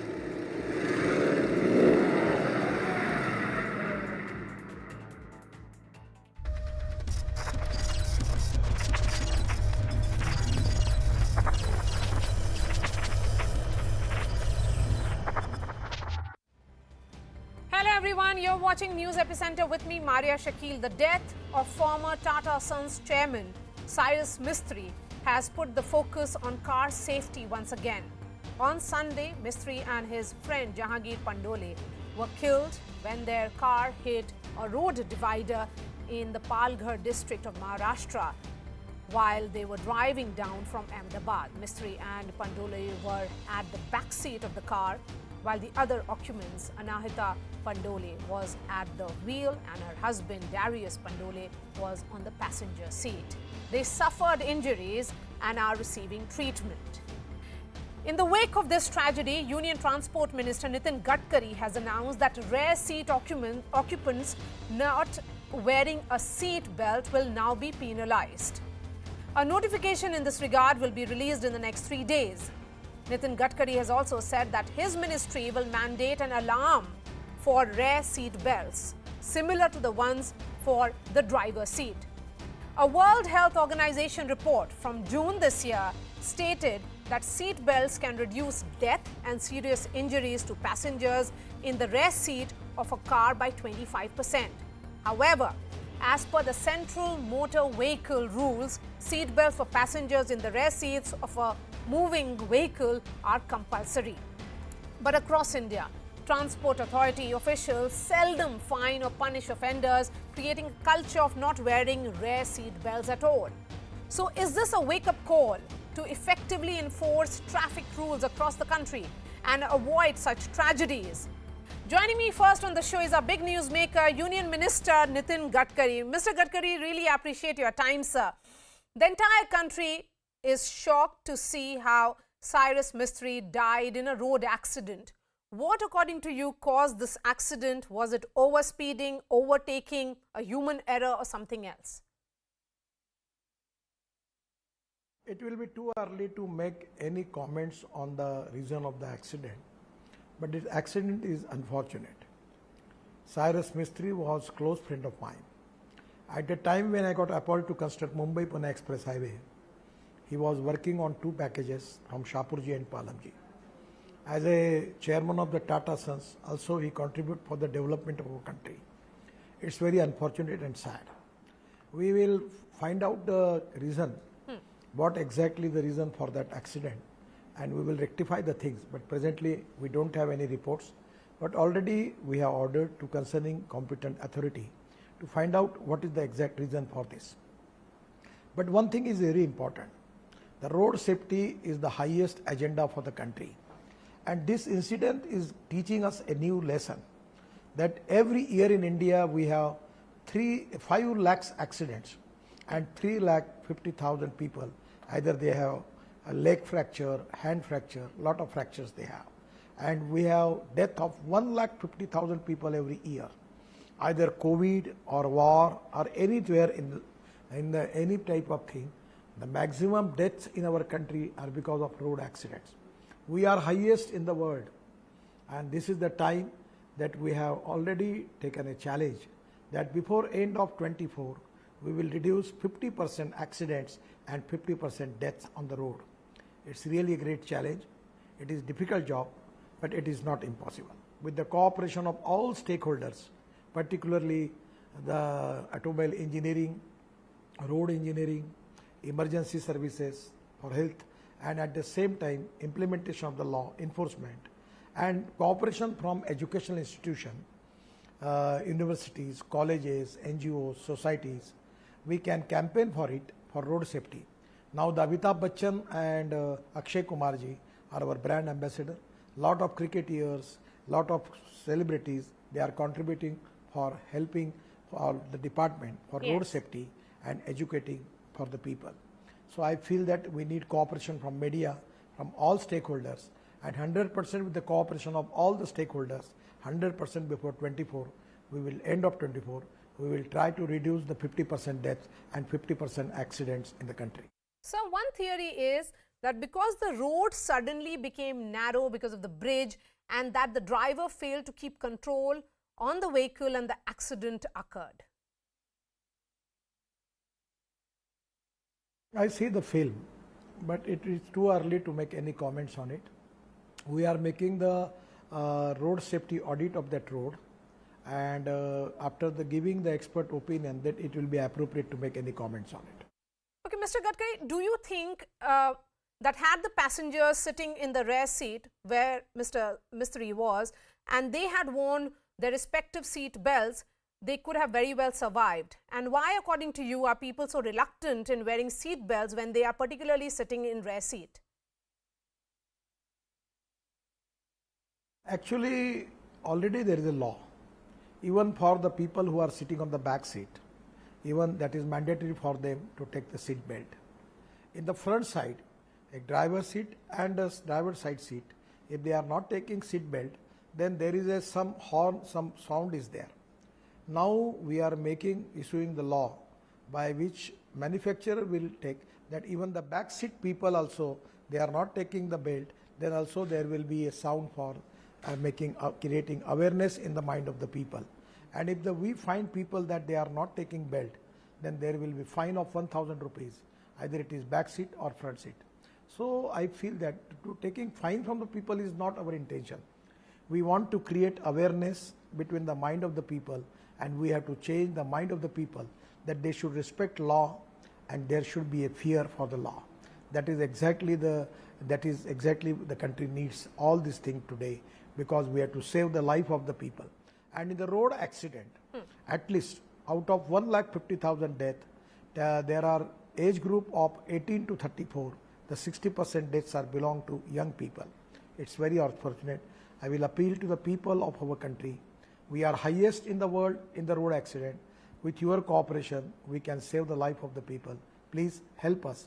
Please cooperate us, and please create awareness in the mind of the people that we will obey the rules of the road, and we will take it seriously and sensitively, and we will save the life, not our life, but we will save the life of the people.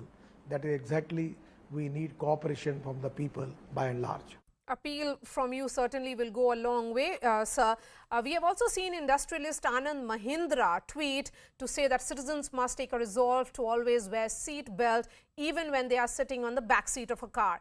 He said that I urge all of you to take that pledge. We certainly owe it to our families.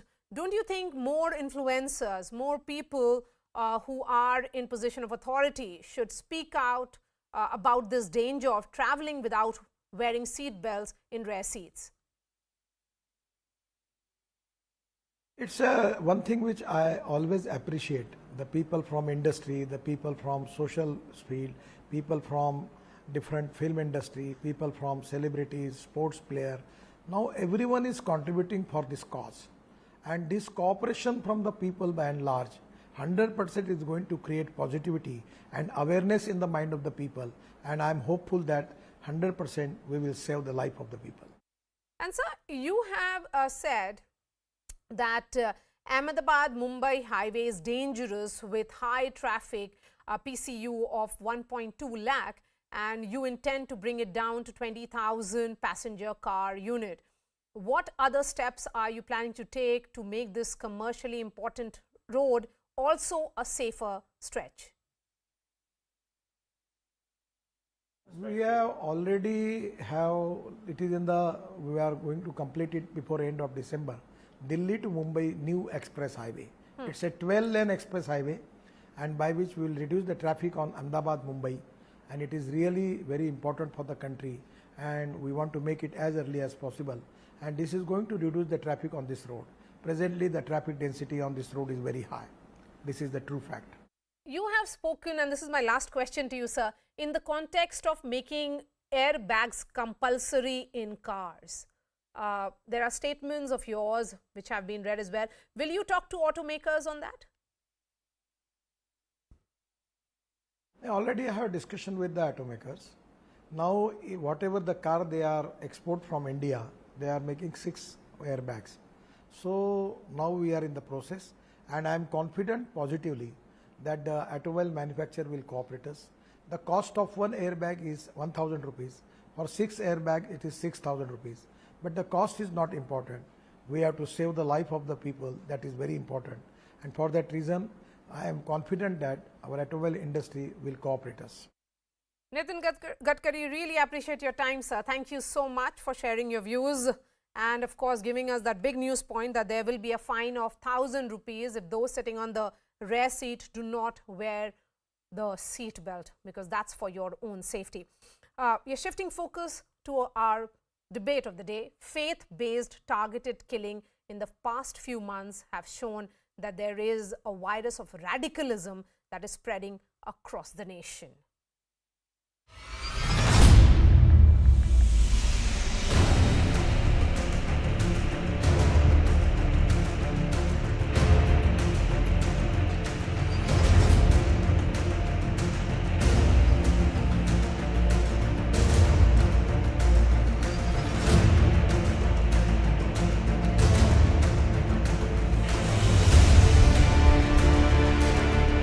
मैं इन सबको एक योजनाबद्ध effort के रूप में देखूं। ये effort मुसलमान युवक युवतियों के इंडोक्ट्रिनेशन से शुरू, उनको ये बताने से शुरू होती है कि जो भी मुसलमान नहीं है वो काफिर है, और काफिर को मारना पुण्य है।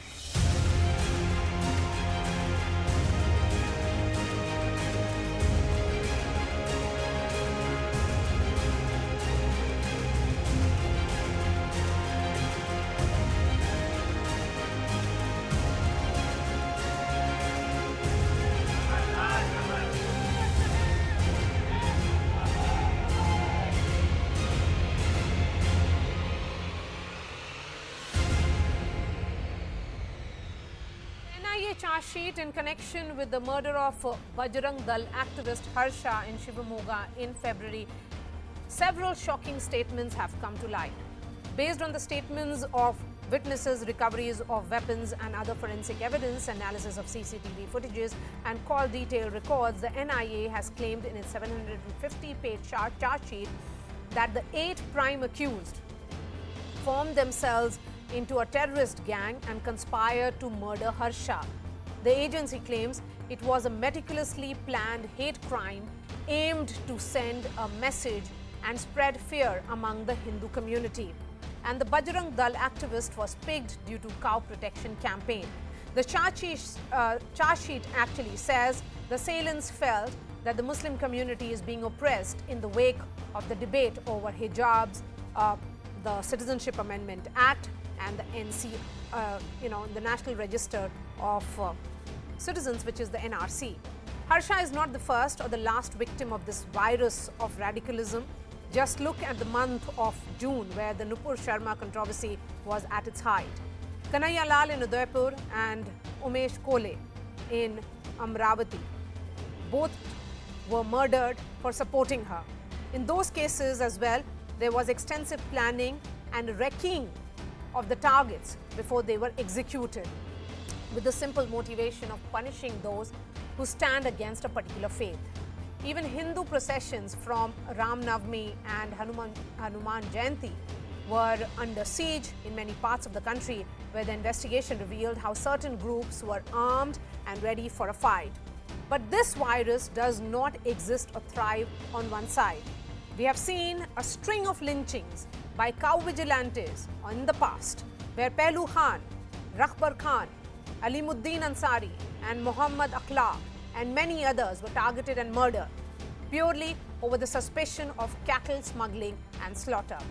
What we are seeing is a highly polarized situation that is spreading across the nation, fueled by politics and propaganda that is rapidly mobilized from any part of the world via social media and other online platforms, affecting the youngest of our nation, deepening the communal fault lines and hurting the fragile peace. The question remains, how do we tackle this virus that hurts all Indians, no matter who they worship? Joining me now, S. Prakash, Karnataka BJP spokesperson, Nagaraju Yadav, Karnataka Congress spokesperson, Ashwani Dubey, advocate of Supreme Court, Yashwardhan Azad, former IPS officer, and advocate at Sham Hashmi is a political analyst.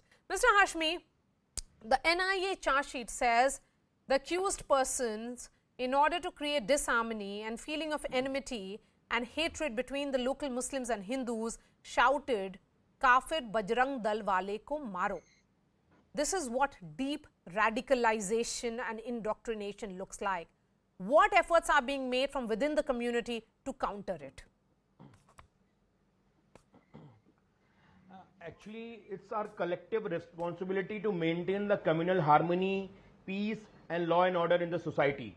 But as we are witnessing, and you also know that since last 10 to 14 years, BJP officials trying very hard to make India a communal hatred country. We have seen so many lynchings, so many murders because of hate crimes, but government has not taken any step. We have seen that Akhlaq has been brutally murdered, Pehlu Khan has been brutally murdered, and we have also seen the case of Bilkis Bano, and recently those accused who were involved in the brutality against Bilkis Bano, they have been garlanded and have been released from prison. But still government of India is not taking any action, and so you are blaming it on the government. With utmost sincerity, you are putting the blame on the government. I must say that NIA Mr. Hashmi, yes, please complete your point. Yes. Complete your point. And NIA officials are just behaving like a BJP dedicated workers. They are not working like an independent agency. Okay, yes, That's Prakash. why we all are facing so here is the problems. point being made by an analyst who is also an advocate that NIA officials are BJP workers. He calls himself as an analyst, and he is no terror apologist, defending all those brutal killings by the radicalized youth who are engaged in targeted killing of Hindu youths to terrorize them. How can he support them? Any murder committed by any community should be hired is deplorable. We should not take a side on it. But you are supporting, you did support.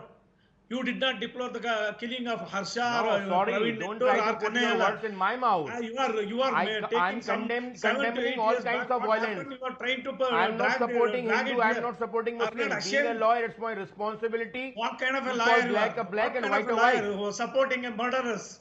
Liar, please pronounce it properly. You are not in the court of law. You are here on the national channel supporting those killers. To Muslims. And I am not supporting any killings. I am saying within the proper framework. What proper framing of what are you saying? they are murdered, and NIA says why they have been targeting the Hindu youth. Instead of deploring it, you are supporting them.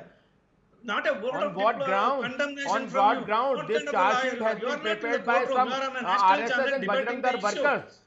It cannot be drafted by an honest NIA official. Okay, This charge sheet Ashwini cannot Dubey, be drafted so by an this charge sheet, honest official. which is of 750 pages, 750 pages charge sheet, which talks about how accused persons try to create disharmony and feeling of enmity and hatred between local Muslims and Hindus at the time of hacking Harsha to death is according to Ehtisham, has been prepared by BJP workers and not NIA.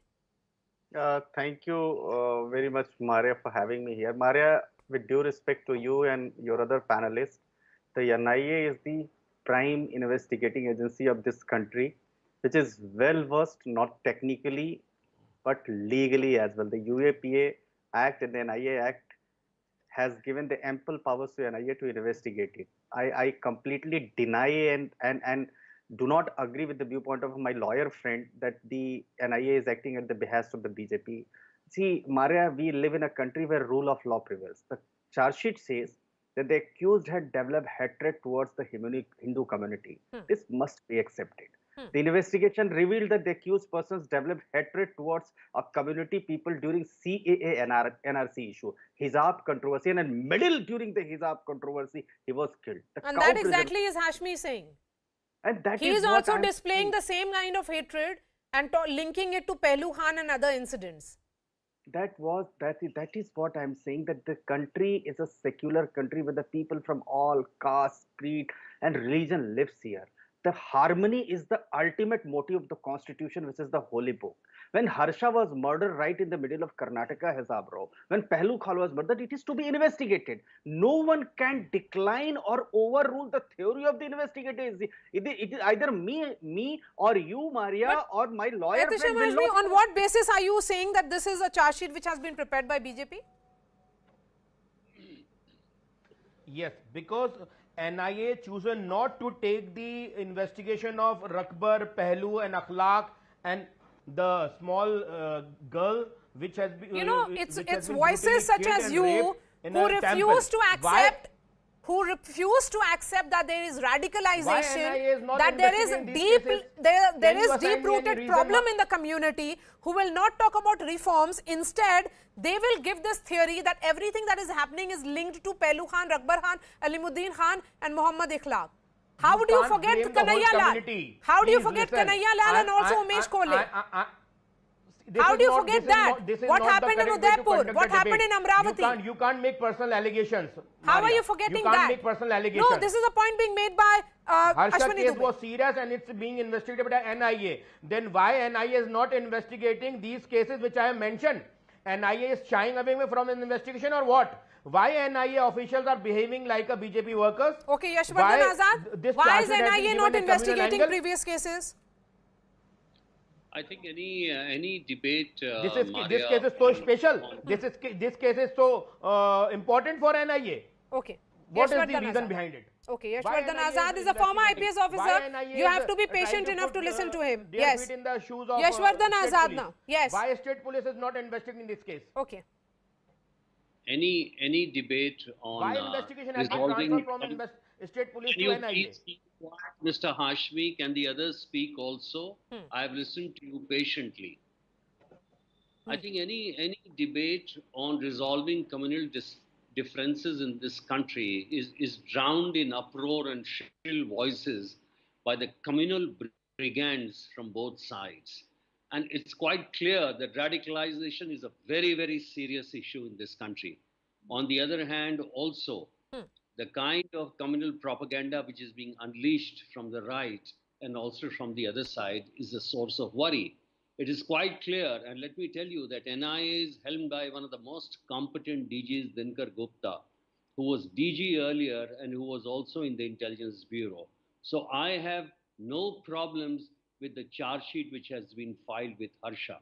On the other hand, Maria, I totally agree that incidents like Pehlu Khan and also indicate a very, very serious worry And this issue cannot be resolved by only blaming the government or on blaming the so-called the communal wings on the other side.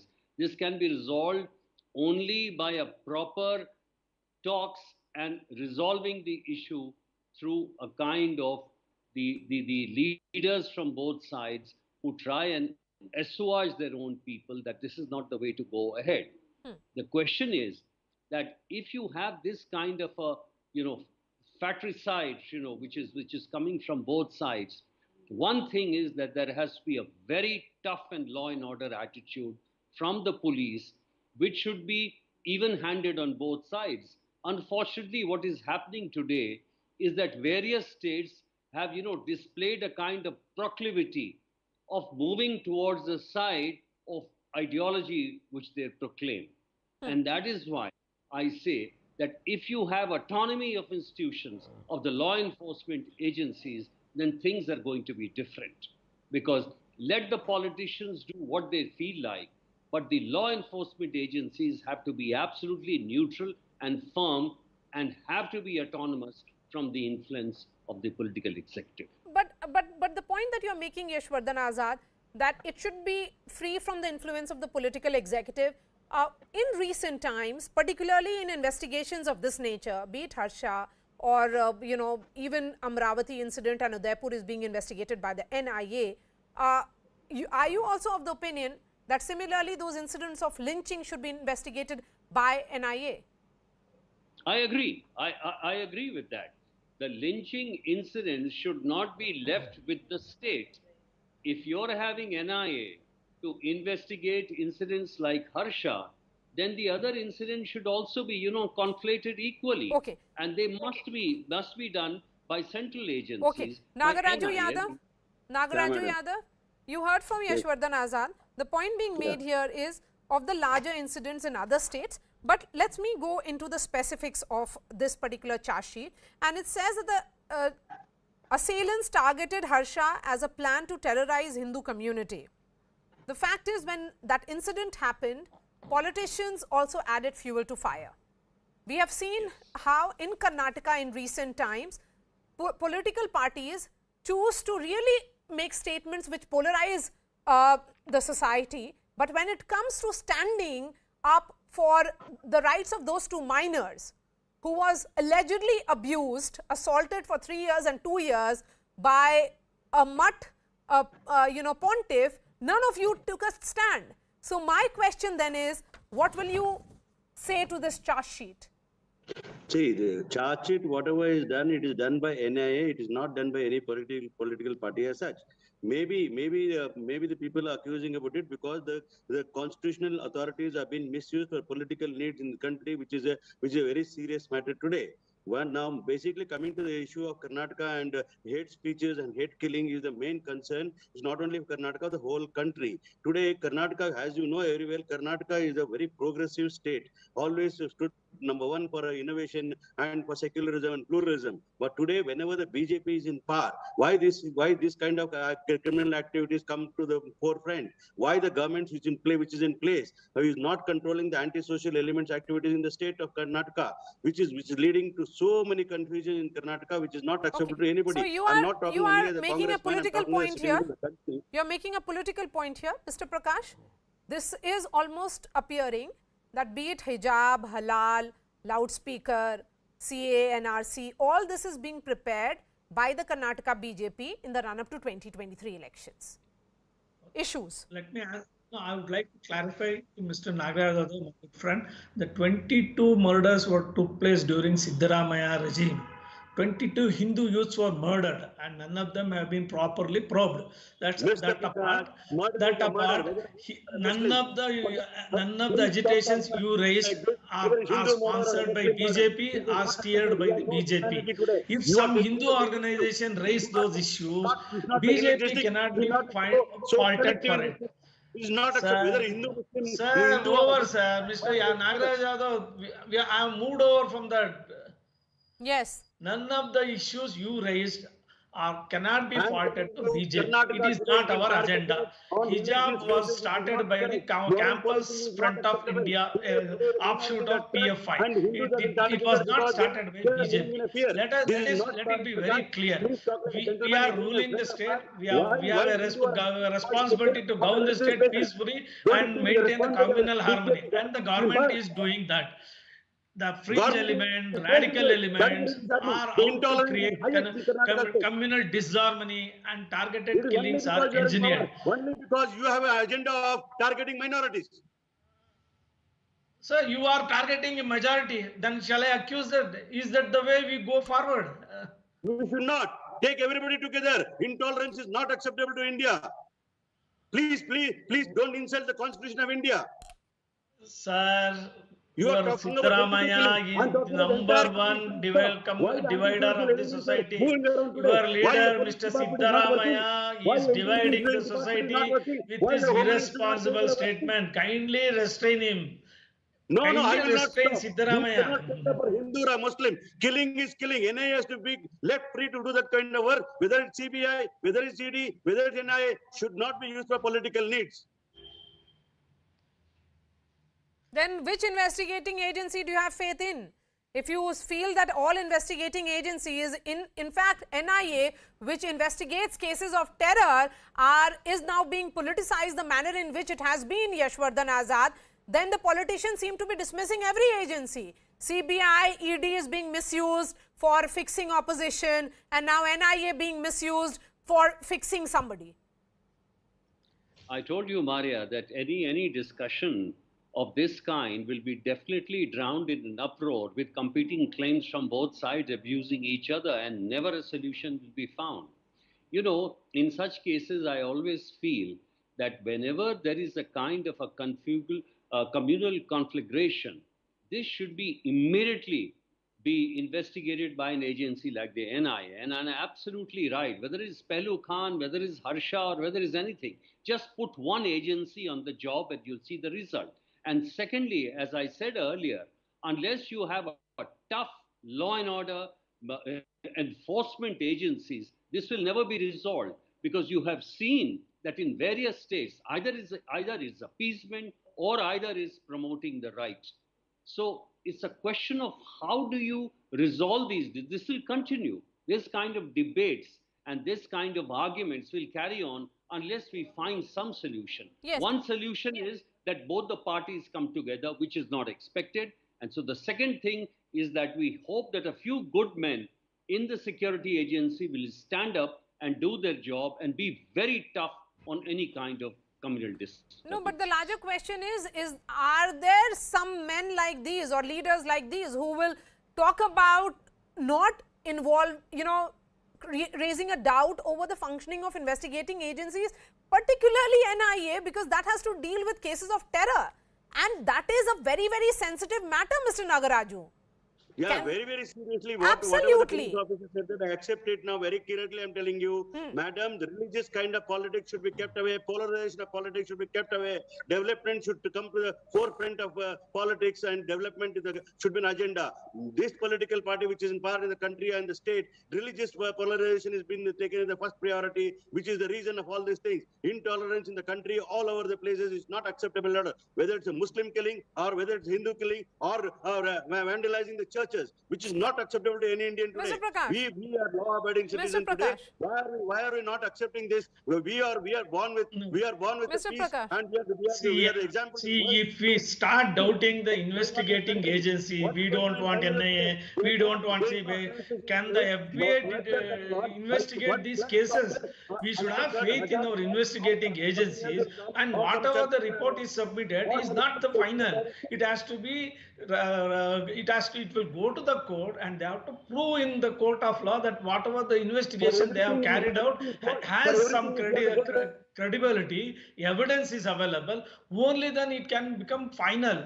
And mere presenting the FIR to the court does not mean that the case has ended. Why The the people democracy? who are Why you are doubting saying should that have some we are patience, supposed to uphold should the law trust of the this land? investigating Why agencies. are not Why condemning doubt them? The killing of a politicians Muslim, are the or why are you last not people taking up to a Hindu? dictate and declare which agency is to be investigated of any cases. Let the what Congress did during the 70 years of their rule, everybody has seen it. Let us Okay. my mind nahi chalega. Okay, Advocate Ehtisham Hashmi. Advocate Ehtisham Hashmi. Advocate Ehtisham Hashmi, what is problematic again here is the slogans that we have seen which are visibly provocative and instigating. Kafir Bajrang Dal walon ko maro ya sartan se juda. My question again is that these open call of, revenge that's coming from the community, there have to be voices of sanity within the community that not only condemn these but also make young boys understand the ramifications, that this is against the rule of the land, that there is law of the land which has to be followed. They cannot be provoking people. So there is something going wrong within the community. While I talk about the Muslims, even among the Hindus, when there has been incidents of lynching, then there has to be voices. Who are these voices? And why aren't these voices taking center stage? See, these fringe elements should be prosecuted, should be hanged by neck till death. And I would request, I am requesting Yashwardhan sir, he is former IPS officer with folded hands. I am just posing a simple query to Maria, to you, and to Yashwardhan sir, and to all the honorable panelists over this debate. Yes. Go ahead. Few days back, one Yashwant Sahdev has filed one affidavit alleging that RSS goons are training young boys to execute bomb blast, and he has filed a detailed affidavit before court. And if you'll see the page 3 of that affidavit, I have the copy with me right now. RSS is responsible for conducting blast in India just to give undue advantage to BJP. And I would just like to read four lines at page 3, that these 2% informed the applicant that the training camp in bomb making was going to be organized shortly by RSS. Thereafter, there was a plan to cause bomb blast throughout the country. Okay, Yashwardhan Azad, quick response from you, and then I'll give the final words. I'll give the final words to Ashwini. Please go ahead. Respond to this, and Ashwini will also respond to this. Now I am inviting all the BJP panelists. Now I am inviting all the RSS how is panelists Yashwardhan to Azad give a me an BJP answer panelist? to He will this respond to that. About this affidavit, Yashwardhan Azad. that why NIA is not taking any action against this affidavit. Yeah, Yashwardhan Azad, why is NIA not taking action against that? No, the question is very simple. I mean, the intelligence I have the evidence with me. Why NIA is silent on this affidavit? No, the question is that anybody can file an affidavit. That's fine. But what is the basis of that information? The information has to have some credibility. And Sir, if that's a matter of investigation. You are a police officer. It's a matter of investigation. It's a matter of our nation. It's a serious threat to all Indians like us. It has been filed where? It has been filed to whom? It has gone to which police station? Sir. Now, wait a minute. This affidavit has been filed in the extrajudicial district and session judge Nanded. Case number session case number 011114 of 2007. State of Maharashtra versus Ashwini, Rahul I just have Manohar enough Pandey and time others. for you to If respond you want a copy of this to affidavit, I can send it across. Mr. Hashmi. Maria, this is the way now the country is running. What will happen after 20 years? We have to think. The way we are dividing on the line of the religion. These RSS goons are trying to destroy our nation, and we are keeping silent on this issue.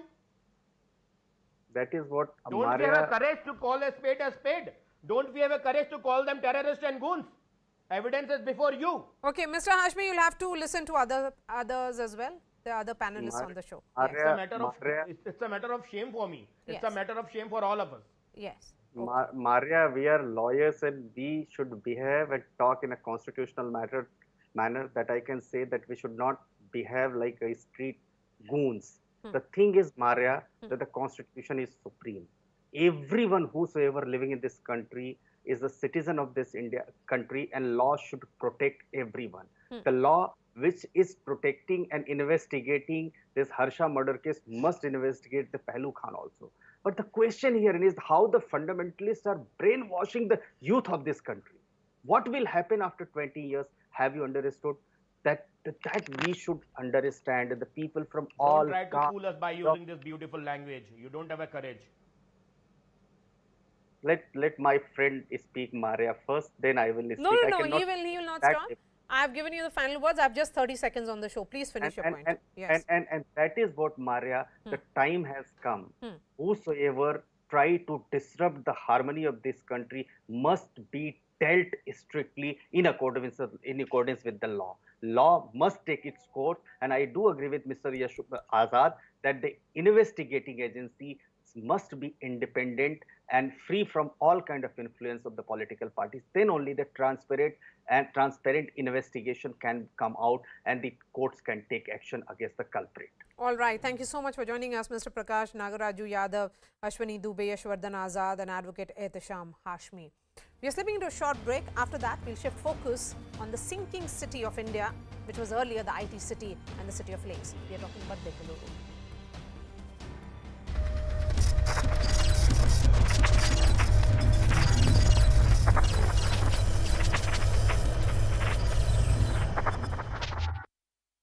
Accident. To make matters worse, there was no ambulance stationed at the crowded fair for any accident, which means that medical care to the injured was delayed. The centre has decided to rename Delhi's historic Rajpath and Central Vista lawns at Kartavya Path. The redeveloped stretch has red granite walkways spreading around 1.1 lakh square metre with greenery all around. This is the first project that has been completed under the Modi government's ambitious Central Vista redevelopment plan. A video of a doctor bringing a man back to life is now going viral. During a routine consultation, the patient is suddenly losing consciousness, his head rolling back. But the doctor springs into action and gives him CPR by thumping his chest. After a few anxious moments, the man regains consciousness. A Telangana teenager's attempt at an Instagram reel really backfired. Let's take a look. The class 11 student was shooting a video of him walking along the track, trying to have the moving train as his background. But the stunt went horribly wrong because the train hit the teen, tossing him in the air. The 17-year-old suffered grievous head injury as a result of the collision. He is currently undergoing treatment at a hospital in Warangal district. It's yet another reminder that the pursuit to make Instagram reels and TikTok videos for a few seconds of fame could cost people their lives.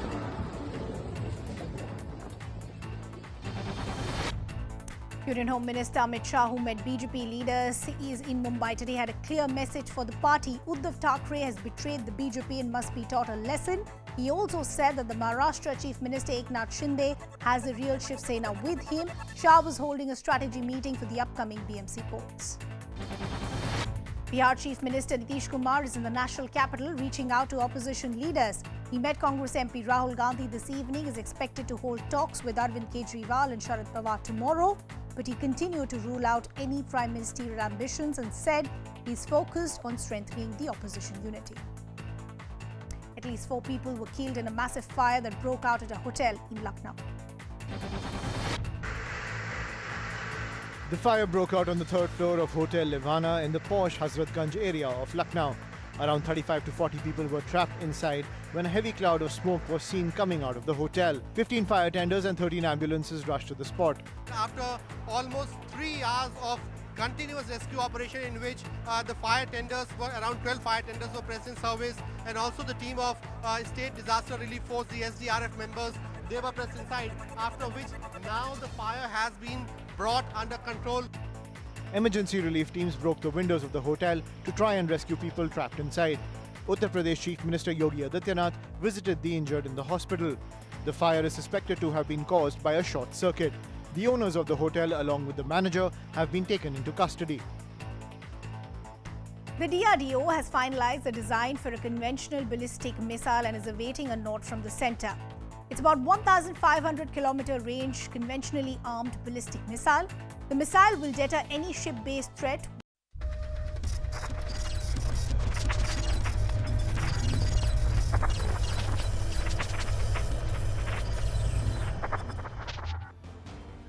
Welcome back. Floods continue to cripple the IT capital of the country, turning the infrastructure into a death trap, claiming one life. A 23-year-old woman named Akila was killed after she touched a live electric pole while crossing a flooded road in Siddhapura on Monday night. She succumbed to her injuries while she was being treated at a hospital. The life of the common Bengalurian has been hit hard as offices, shops, hospitals, schools, colleges have been paralyzed by the floods. Business are unable to operate, people are unable to move, access to essentials has been hampered, and children are unable to go to school.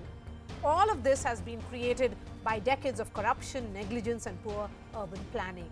But Bengalurians are demanding answers as their taxes are going down the drain. The big question is, who has betrayed Bengalurians?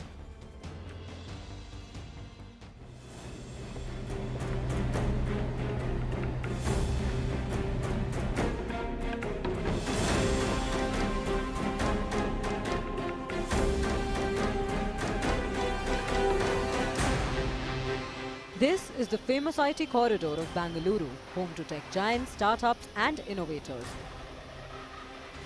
But after 3 days of heavy rains, it is underwater.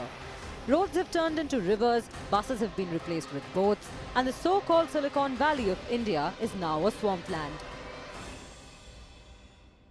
You can see the complete outer ring road is waterlogged, and that's the kind of situation that has been created here because of the heavy downpour. The traffic police are trying to divert the traffic from here. They are requesting people to not choose this particular road to travel.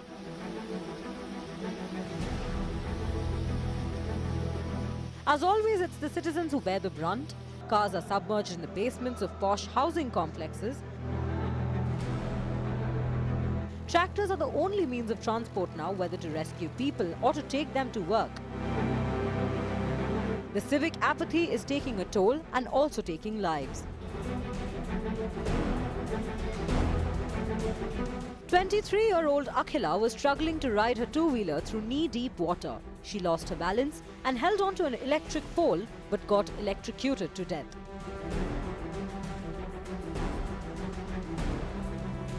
While anger is growing against the Karnataka government for mismanagement and negligence, the Chief Minister is busy blaming his predecessors.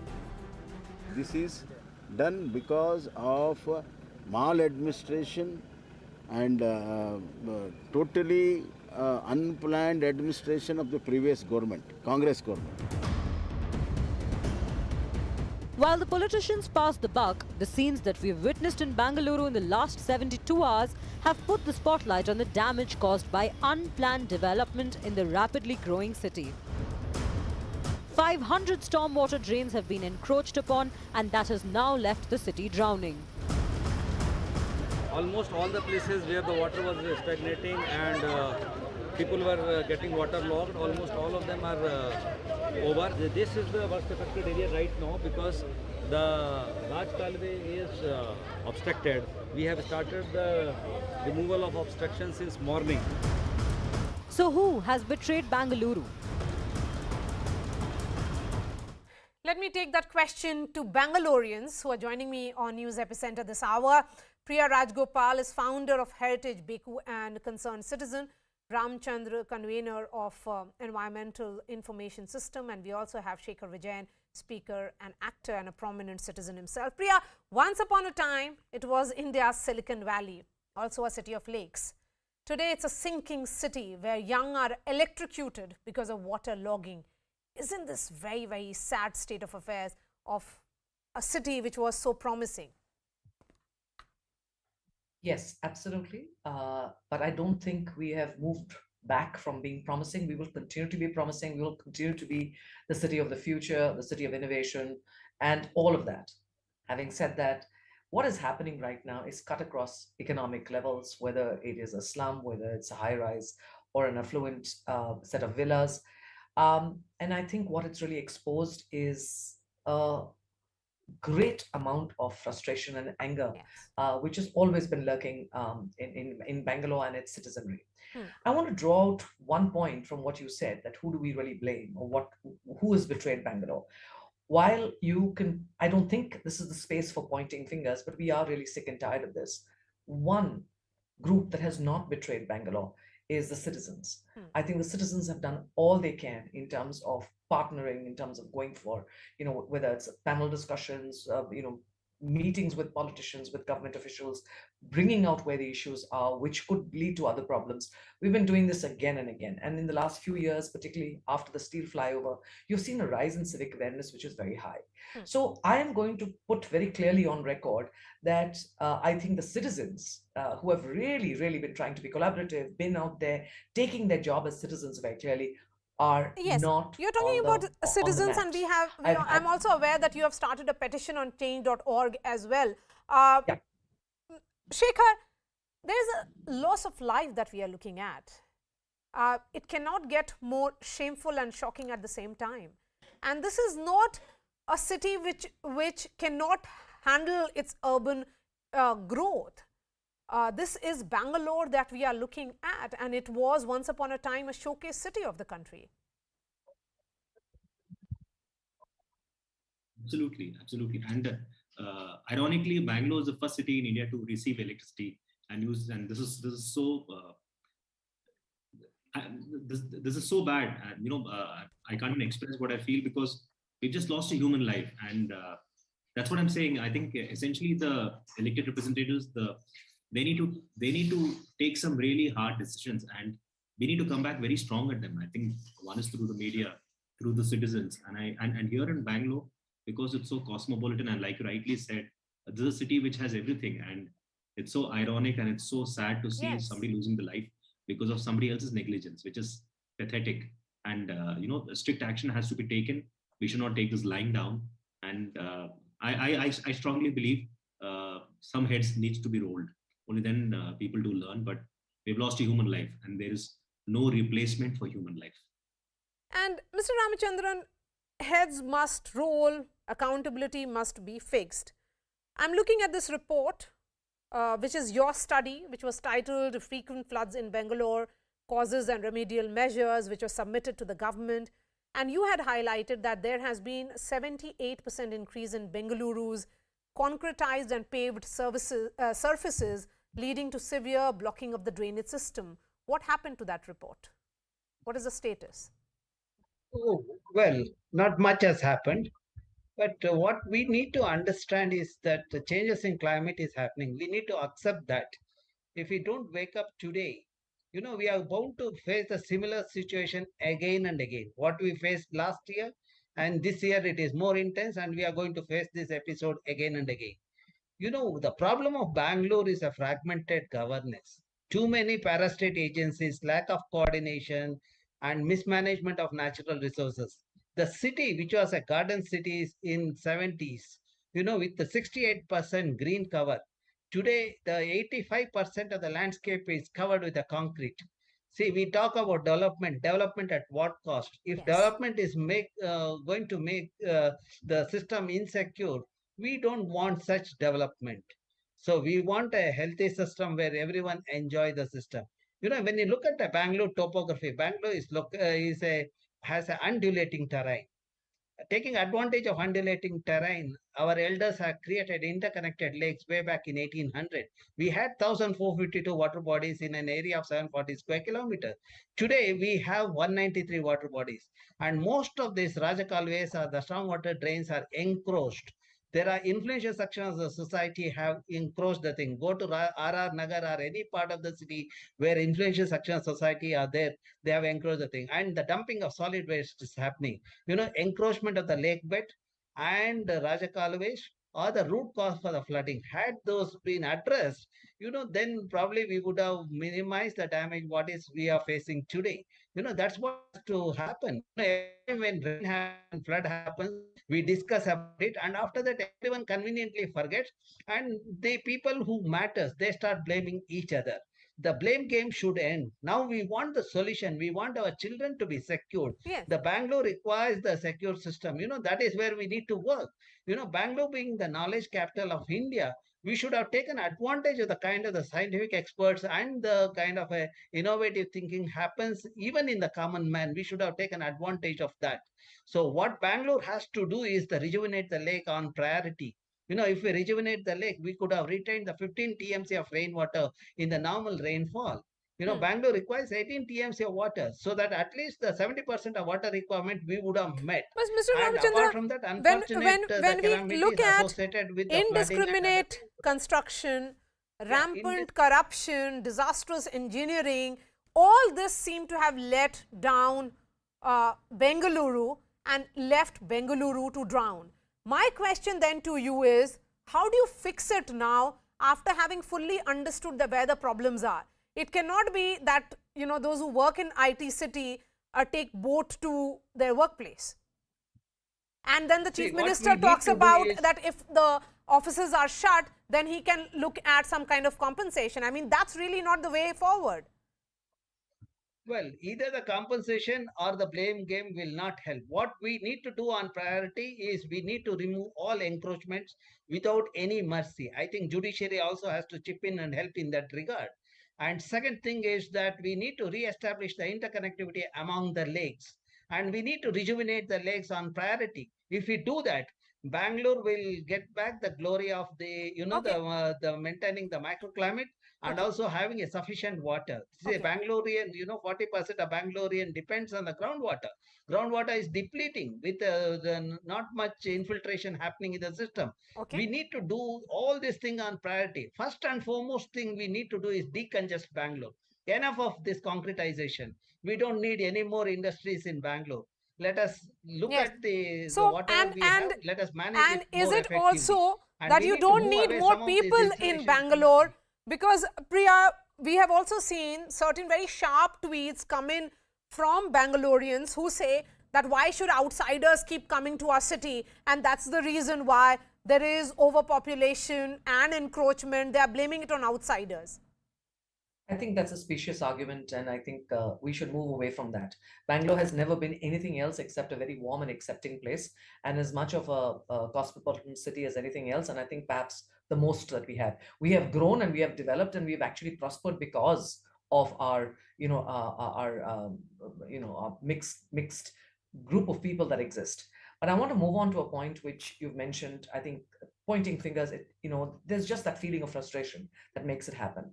I want to share two things that sort of come to my mind. Yes. One is on a in a symposium on sustainability a couple of days back, I made a very grandiose statement saying that Bangalore has really moved from being consumers to citizens, and now we're moved to being custodians. Yeah. So consumers to citizens to custodians. Yeah. I feel at this point, and this level of frustration that all of us are going through, watching what's happening to our fellow citizens, that maybe it's time for us to move back, because enough and more work has been done by citizens, especially in the last 5 or 6 years. We need to move back to being demanding consumers. It's a sad state of events, but there it is. The second point is, as far as the great respect for our government folk, for politicians, I'm sure that they all are trying their best.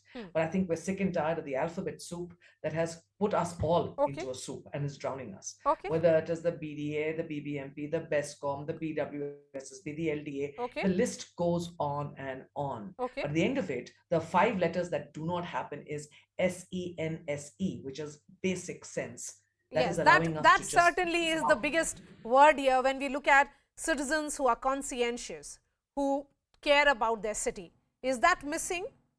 Well, citizens have to be equally accountable while we look at putting the blame on the political class, and rightly so, because they have been chosen to take that position and take the blame at the same time. Priya, Dr. Ramachandra and Shekhar, thank you so much for joining us. That's all from me. I'll be seeing you tomorrow. Thanks so much for watching.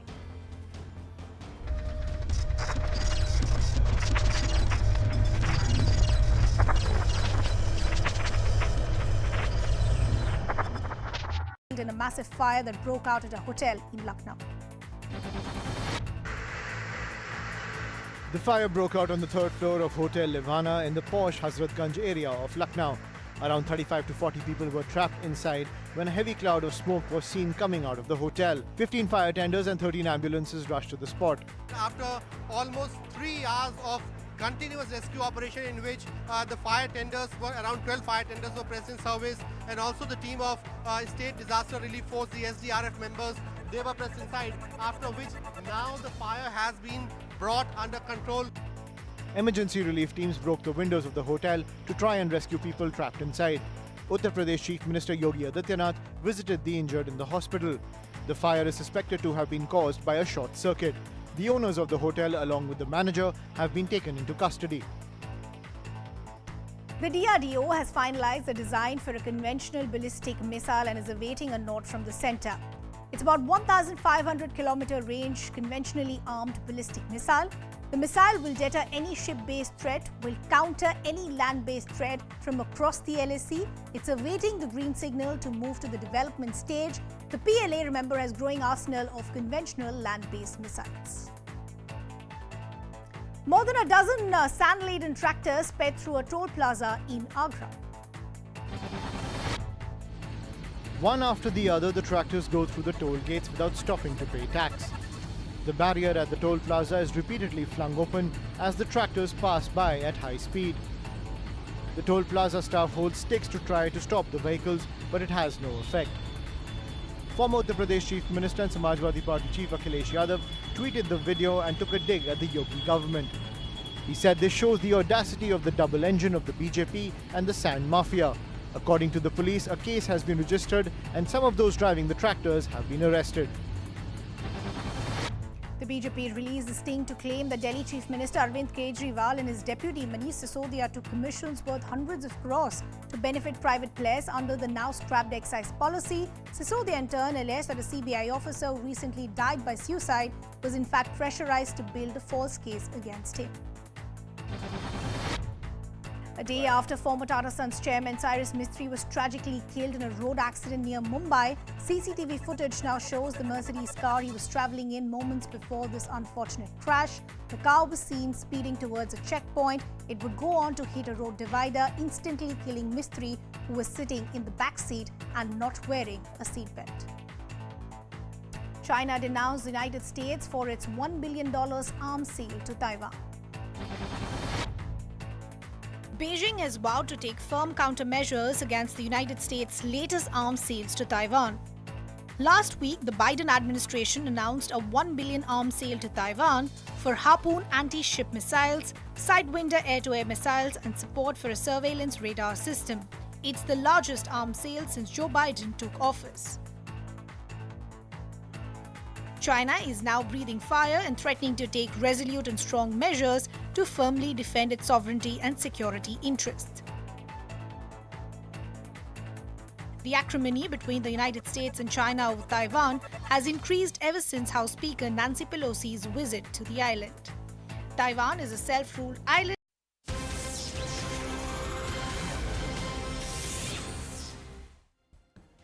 Good evening and welcome to the late night edition with me, Ayushman Singh Jamwal. Big breaking news coming in at the top of the bulletin. The central government has appointed Vishnu Shankar Jain to represent it before the Supreme Court. Now, Jain is the same counsel who represents the Hindu side in the Gyanvapi case. He also represented the Hindu Mahasabha in the Ayodhya dispute. So, a big piece of breaking news coming in on the legal front, where Vishnu Jain has now been appointed by the centre to represent it in the Supreme Court. I'm joined by my colleague Ananya Bhatnagar, who's getting us this big piece of breaking news. Ananya, give us the details. How significant is this move? Well, definitely, it's a very, very significant move. Almost 31 lawyers have been appointed by the central government's new panel, which includes Mr. Vishnu Shankar Jain. Remember that Vishnu is the same advocate who represents who had represented the Hindu side, not only in the Gyanvapi case, but also in the significant Ayodhya title suit matter. Remember that he was the counsel in Ayodhya title suit for the Akhil Bharatiya Hindu Mahasabha. He represented the Hindu side in that long pending dispute for the Ayodhya temple. And in fact, now also he is not only a counsel in the Gyanvapi matter, but also represents inside in the Qutub Minar mosque dispute. Remember that this dispute of the Qutub Minar mosque has remained in use for a very long time with regards to the Qutub al-Islam masjid, which is present inside the Qutub Minar complex, wherein a lot of Hindu scriptures and Hindu temples are also found. But remember that Vishnu is not only somebody who represents the Hindu side in various cases, but is also somebody who's very, very prominent with the criminal law. He's represented a lot of, he is represented in a lot of matters with regards to the criminal disputes, whether it's bail, whether it's trial. He is somebody who's known for criminal law, who's known for the Places of Worship Act. He's an expert. He has expertise in Places of Worship Act that is governed with regards to the religious structures and religious temples inside the country, and also a very, very prominent advocate when it comes to criminal law. So now he will be representing, along with various other consuls, including Ms. Srishti Mishra, Mr. Ruchira Gaur Narula, in fact, Purmendu Bajpai, Antariksh Singh, Sunita Bharadwaj, Siddhartha Barua, Pratyush Srivastava, and various other councils.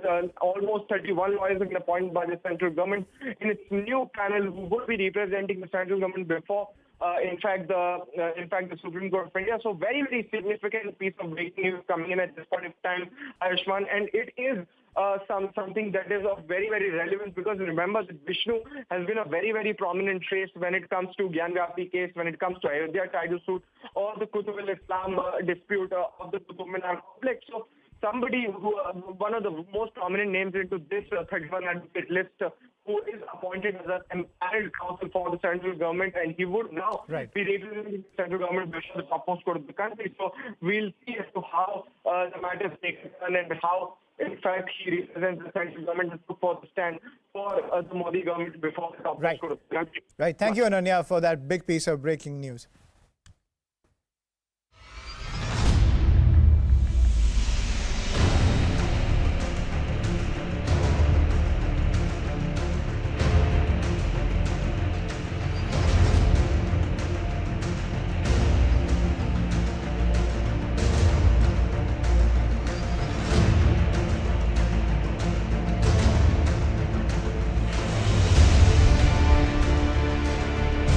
इन सबको एक योजनाबद्ध effort के रूप में देखा। ये effort मुसलमान युवक युवतियों के इंडोक्ट्रिनेशन से शुरू, उनको ये बताने से शुरू होती है कि जो भी मुसलमान नहीं है वो काफिर है, और काफिर को मारना पुण्य है।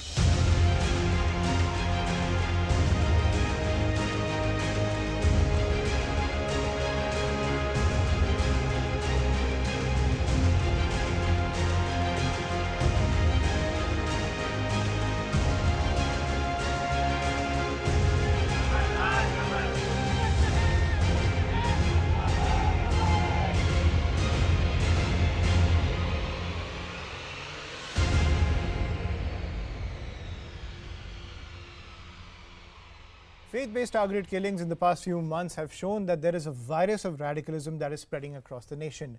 This has been brought to light by the NIA's charge sheet in connection to the murder of Bajrang Dal activist Harsha in Shivamogga in February.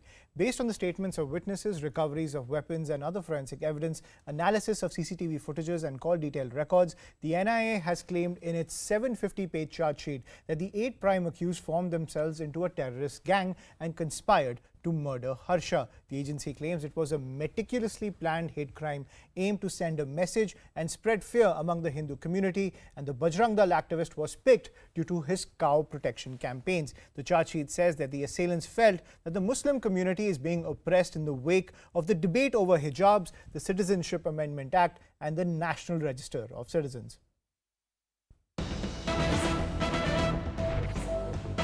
And more breaking news coming in. The NIA has conducted searches in Dakshin Kannada, Mysore, Kodagu and 30 other locations. In the Praveen Nitaru murder case, the agency has recovered arms, ammunition, improvised arms, digital devices and pamphlets. NIA suspects the hand of the PFI in this murder and a larger plot to terrorize Hindus. So similar to the Harsha case. 31-year-old BJP leader Praveen Nitaru was hacked to death on the night of July 26th. Unknown bike-borne miscreants attacked him with the swords and fled the scene. That's the piece of breaking news coming in. I'm joined by my colleague Arunima, who's tracking this case closely, namely the NIA raids. Arunima, over to you. So like you said, 33 locations have been raided by NIA today. These are mainly in Mysore, Kodagu, Dakshin Kannada districts of Karnataka. And the suspicion is that the Popular Front of India could be behind this. Again, to point out the similarities between the Bajrang Dal leader Harsha's case, which we have been exposing all through the day today. The charge sheet was filed earlier in August, and today we access details about how NIA investigation felt that in Harsha's case, the motive was to spread terror amongst the Hindu community. So is this a part of that larger plot? Is this a larger conspiracy? That is what the NIA is probing, because Praveen Netaru's murder was very similar to the murder that happened of Harsha. So far, the charge is that PFI is behind this, that they conspired and planned the murder of Praveen as part of a larger conspiracy, again, to strike terror amongst the members of a section of society is what NIA is saying, essentially meaning the Hindu community. They have recovered a lot of digital devices and some pamphlets.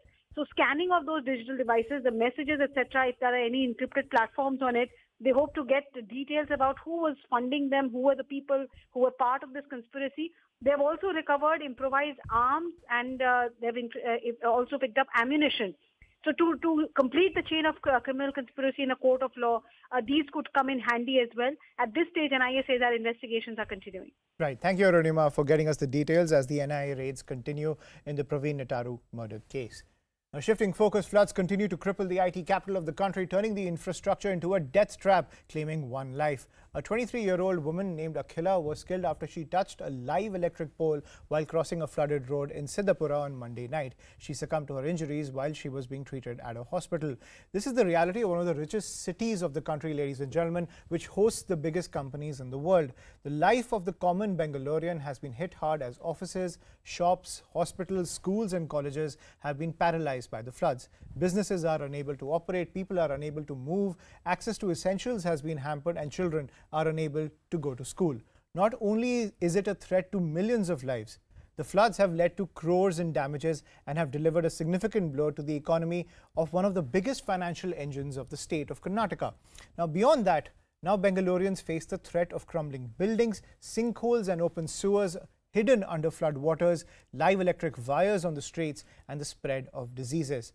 All of this has been created by decades of corruption, negligence, and poor urban planning, with no solution, no matter the unending blame game and no matter how much money is thrown at the problem. In fact, the BJP-led Karnataka government has decided to release 300 crore to restore the damaged infrastructure, while Chief Minister Basavaraj Bommai has accused previous Congress governments of the city's poor civic conditions. This also comes as the Met Department has predicted more heavy rainfall in the coming days. But Bengalurians are demanding answers as their taxes are going down the drain with no accountability or solutions in sight. The big question is, who has betrayed the people of Bangalore? Here's how the crisis unfolded at Ground Zero today.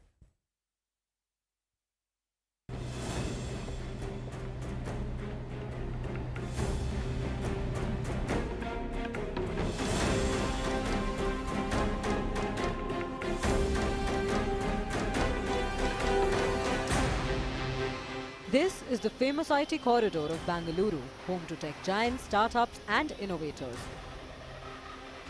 But after 3 days of heavy rains, it is underwater.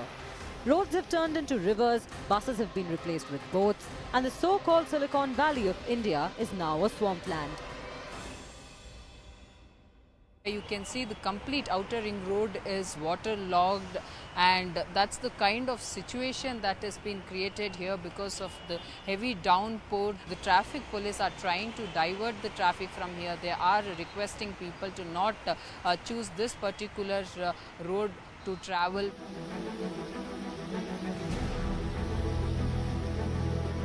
As always, it's the citizens who bear the brunt. Cars are submerged in the basements of posh housing complexes. Tractors are the only means of transport now, whether to rescue people or to take them to work. The civic apathy is taking a toll and also taking lives. 23-year-old Akhila was struggling to ride her two-wheeler through knee-deep water. She lost her balance and held onto an electric pole but got electrocuted to death.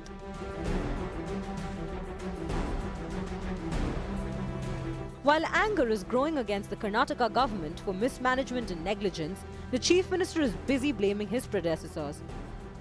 This is done because of maladministration and totally unplanned administration of the previous government, Congress government. While the politicians pass the buck, the scenes that we've witnessed in Bengaluru in the last 72 hours have put the spotlight on the damage caused by unplanned development in the rapidly growing city. 500 stormwater drains have been encroached upon, and that has now left the city drowning. Almost all the places where the water was stagnating and people were getting waterlogged, almost all of them are over. This is the worst affected area right now because the Raj Kalve is obstructed. We have started the removal of obstruction since morning. So who has betrayed Bengaluru?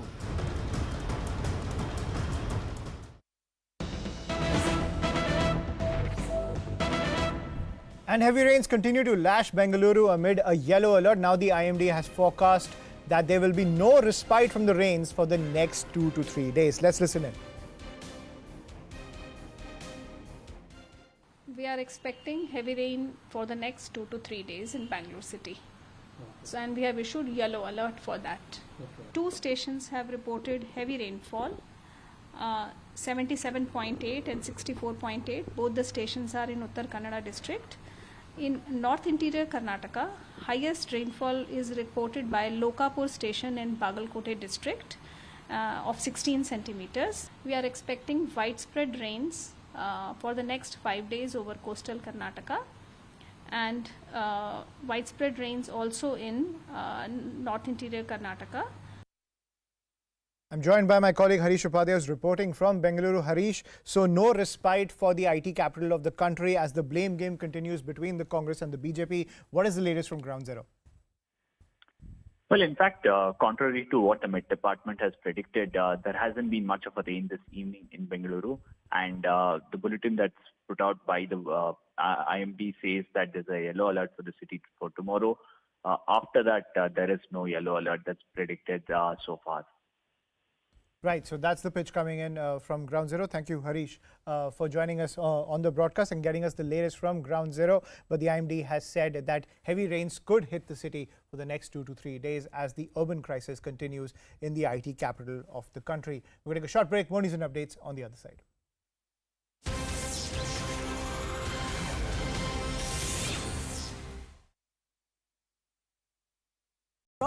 To benefit private players under the now scrapped excise policy. Sisodia in turn alleged that a CBI officer who recently died by suicide was in fact pressurized to build a false case against him. A day after former Tata Sons chairman Cyrus Mistry was tragically killed in a road accident near Mumbai, CCTV footage now shows the Mercedes car he was travelling in moments before this unfortunate crash. The car was seen speeding towards a checkpoint. It would go on to hit a road divider, instantly killing Mistry, who was sitting in the back seat and not wearing a seatbelt.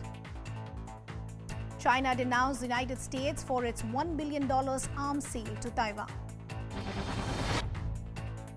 Beijing has vowed to take firm countermeasures against the United States' latest arms sales to Taiwan.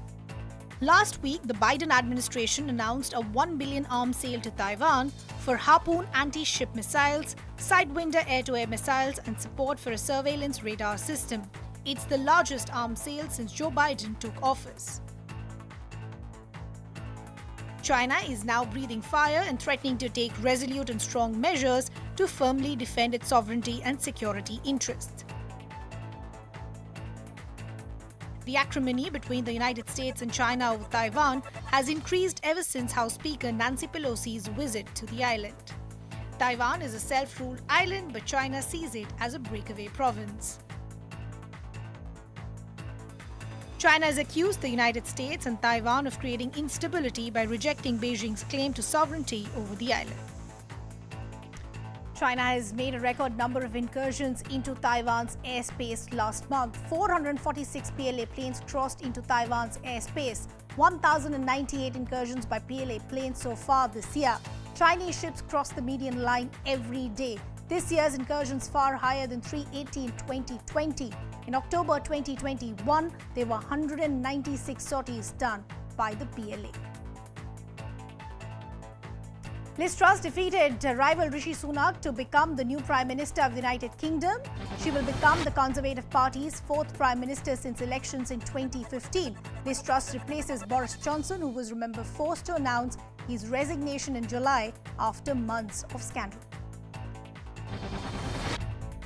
I will deliver a bold plan to cut taxes and grow our economy. I will deliver on the energy crisis, dealing with people's energy bills, but also dealing with the long-term issues we have on energy supply. And I will deliver on the National Health Service. We all will deliver for our country.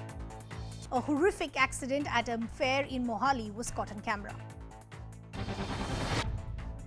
At first, this high-rise swing packed with people was spinning and slowly ascending. The swing then stopped at a height and continued to spin.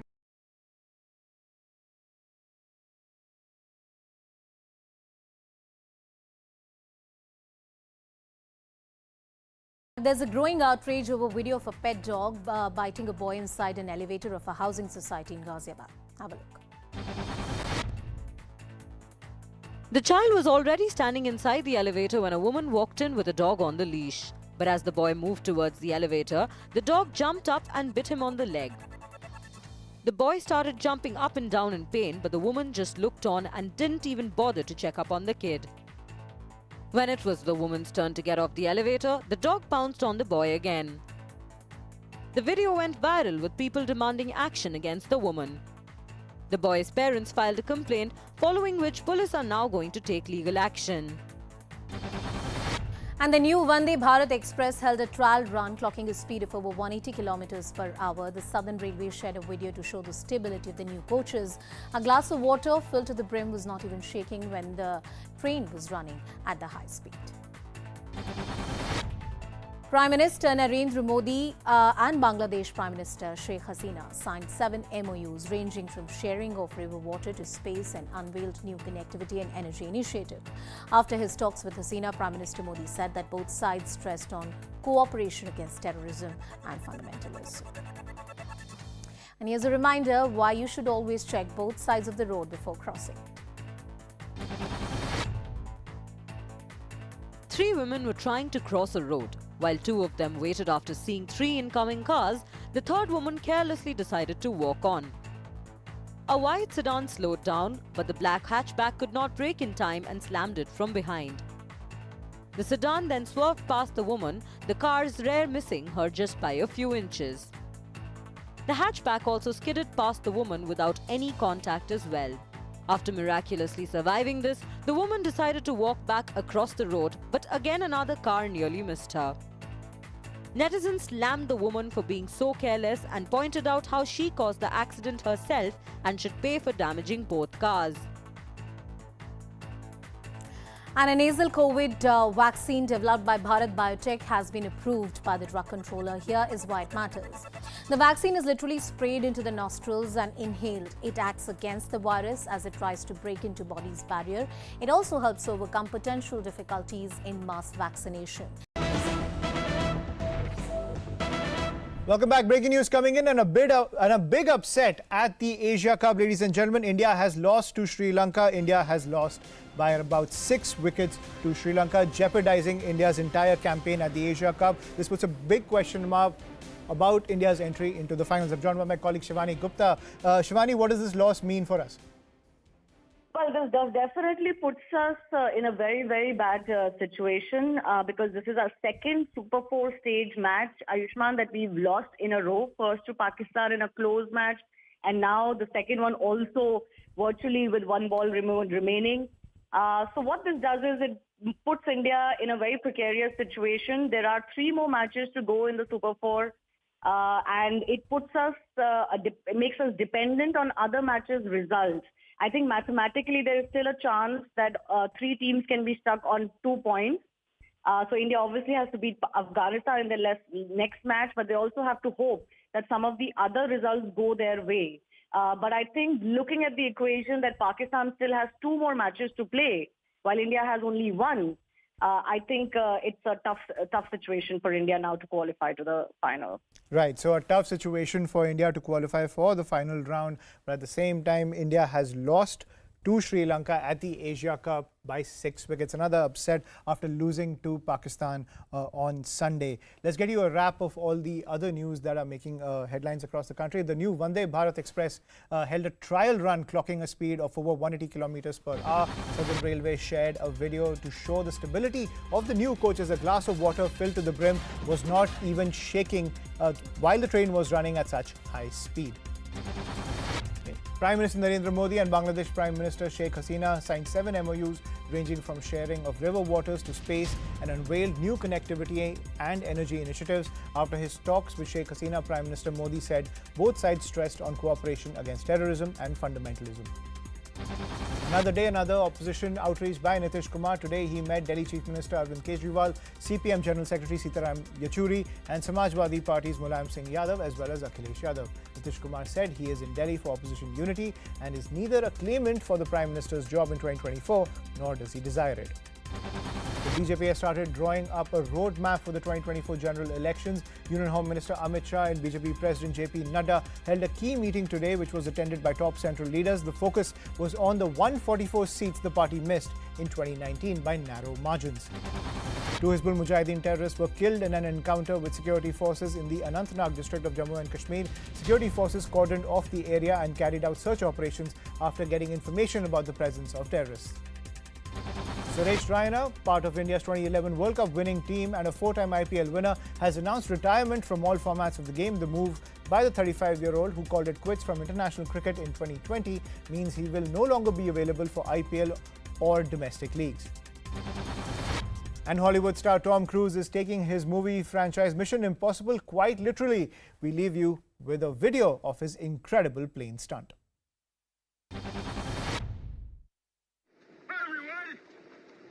Wish I could be there with you. I'm sorry for all the extra noise. As you can see, we are filming the latest installment of Mission Impossible. And right now we're over gorgeous Spider Canyon in stunning South Africa. And we're making this film for the big screen for audiences to see in your wonderful theaters. Hey, sorry to bother you, Tom. Hey, McHugh. Chris McCory. Hi, everybody. Hey, listen, I hate to interrupt, but we really got to roll. We are losing the lights low on fuel. Oh, yeah, we got to roll, huh? Low on fuel, that's not good. I'm sorry, we got to go. Wait, did you tell them about the thing? Oh, yeah, the thing. You know, we have a first look at the Mission Impossible trailer and a very special screening of Top Gun Maverick in its entirety. So please enjoy. And hey, let's all have a great summer. And action! We'll see you at the movies.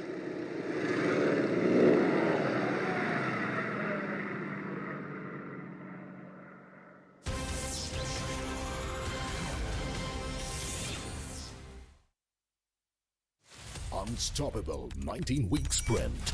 India's indisputable #1. CNN News 18 on your side. The Express held a trial run clocking a speed of over 180 kilometers per hour. The Southern Railway shared a video to show the stability of the new coaches. A glass of water filled to the brim was not even shaking when the train was running at the high speed. Prime Minister Narendra Modi and Bangladesh Prime Minister Sheikh Hasina signed 7 MOUs ranging from sharing of river water to space and unveiled new connectivity and energy initiative. After his talks with Hasina, Prime Minister Modi said that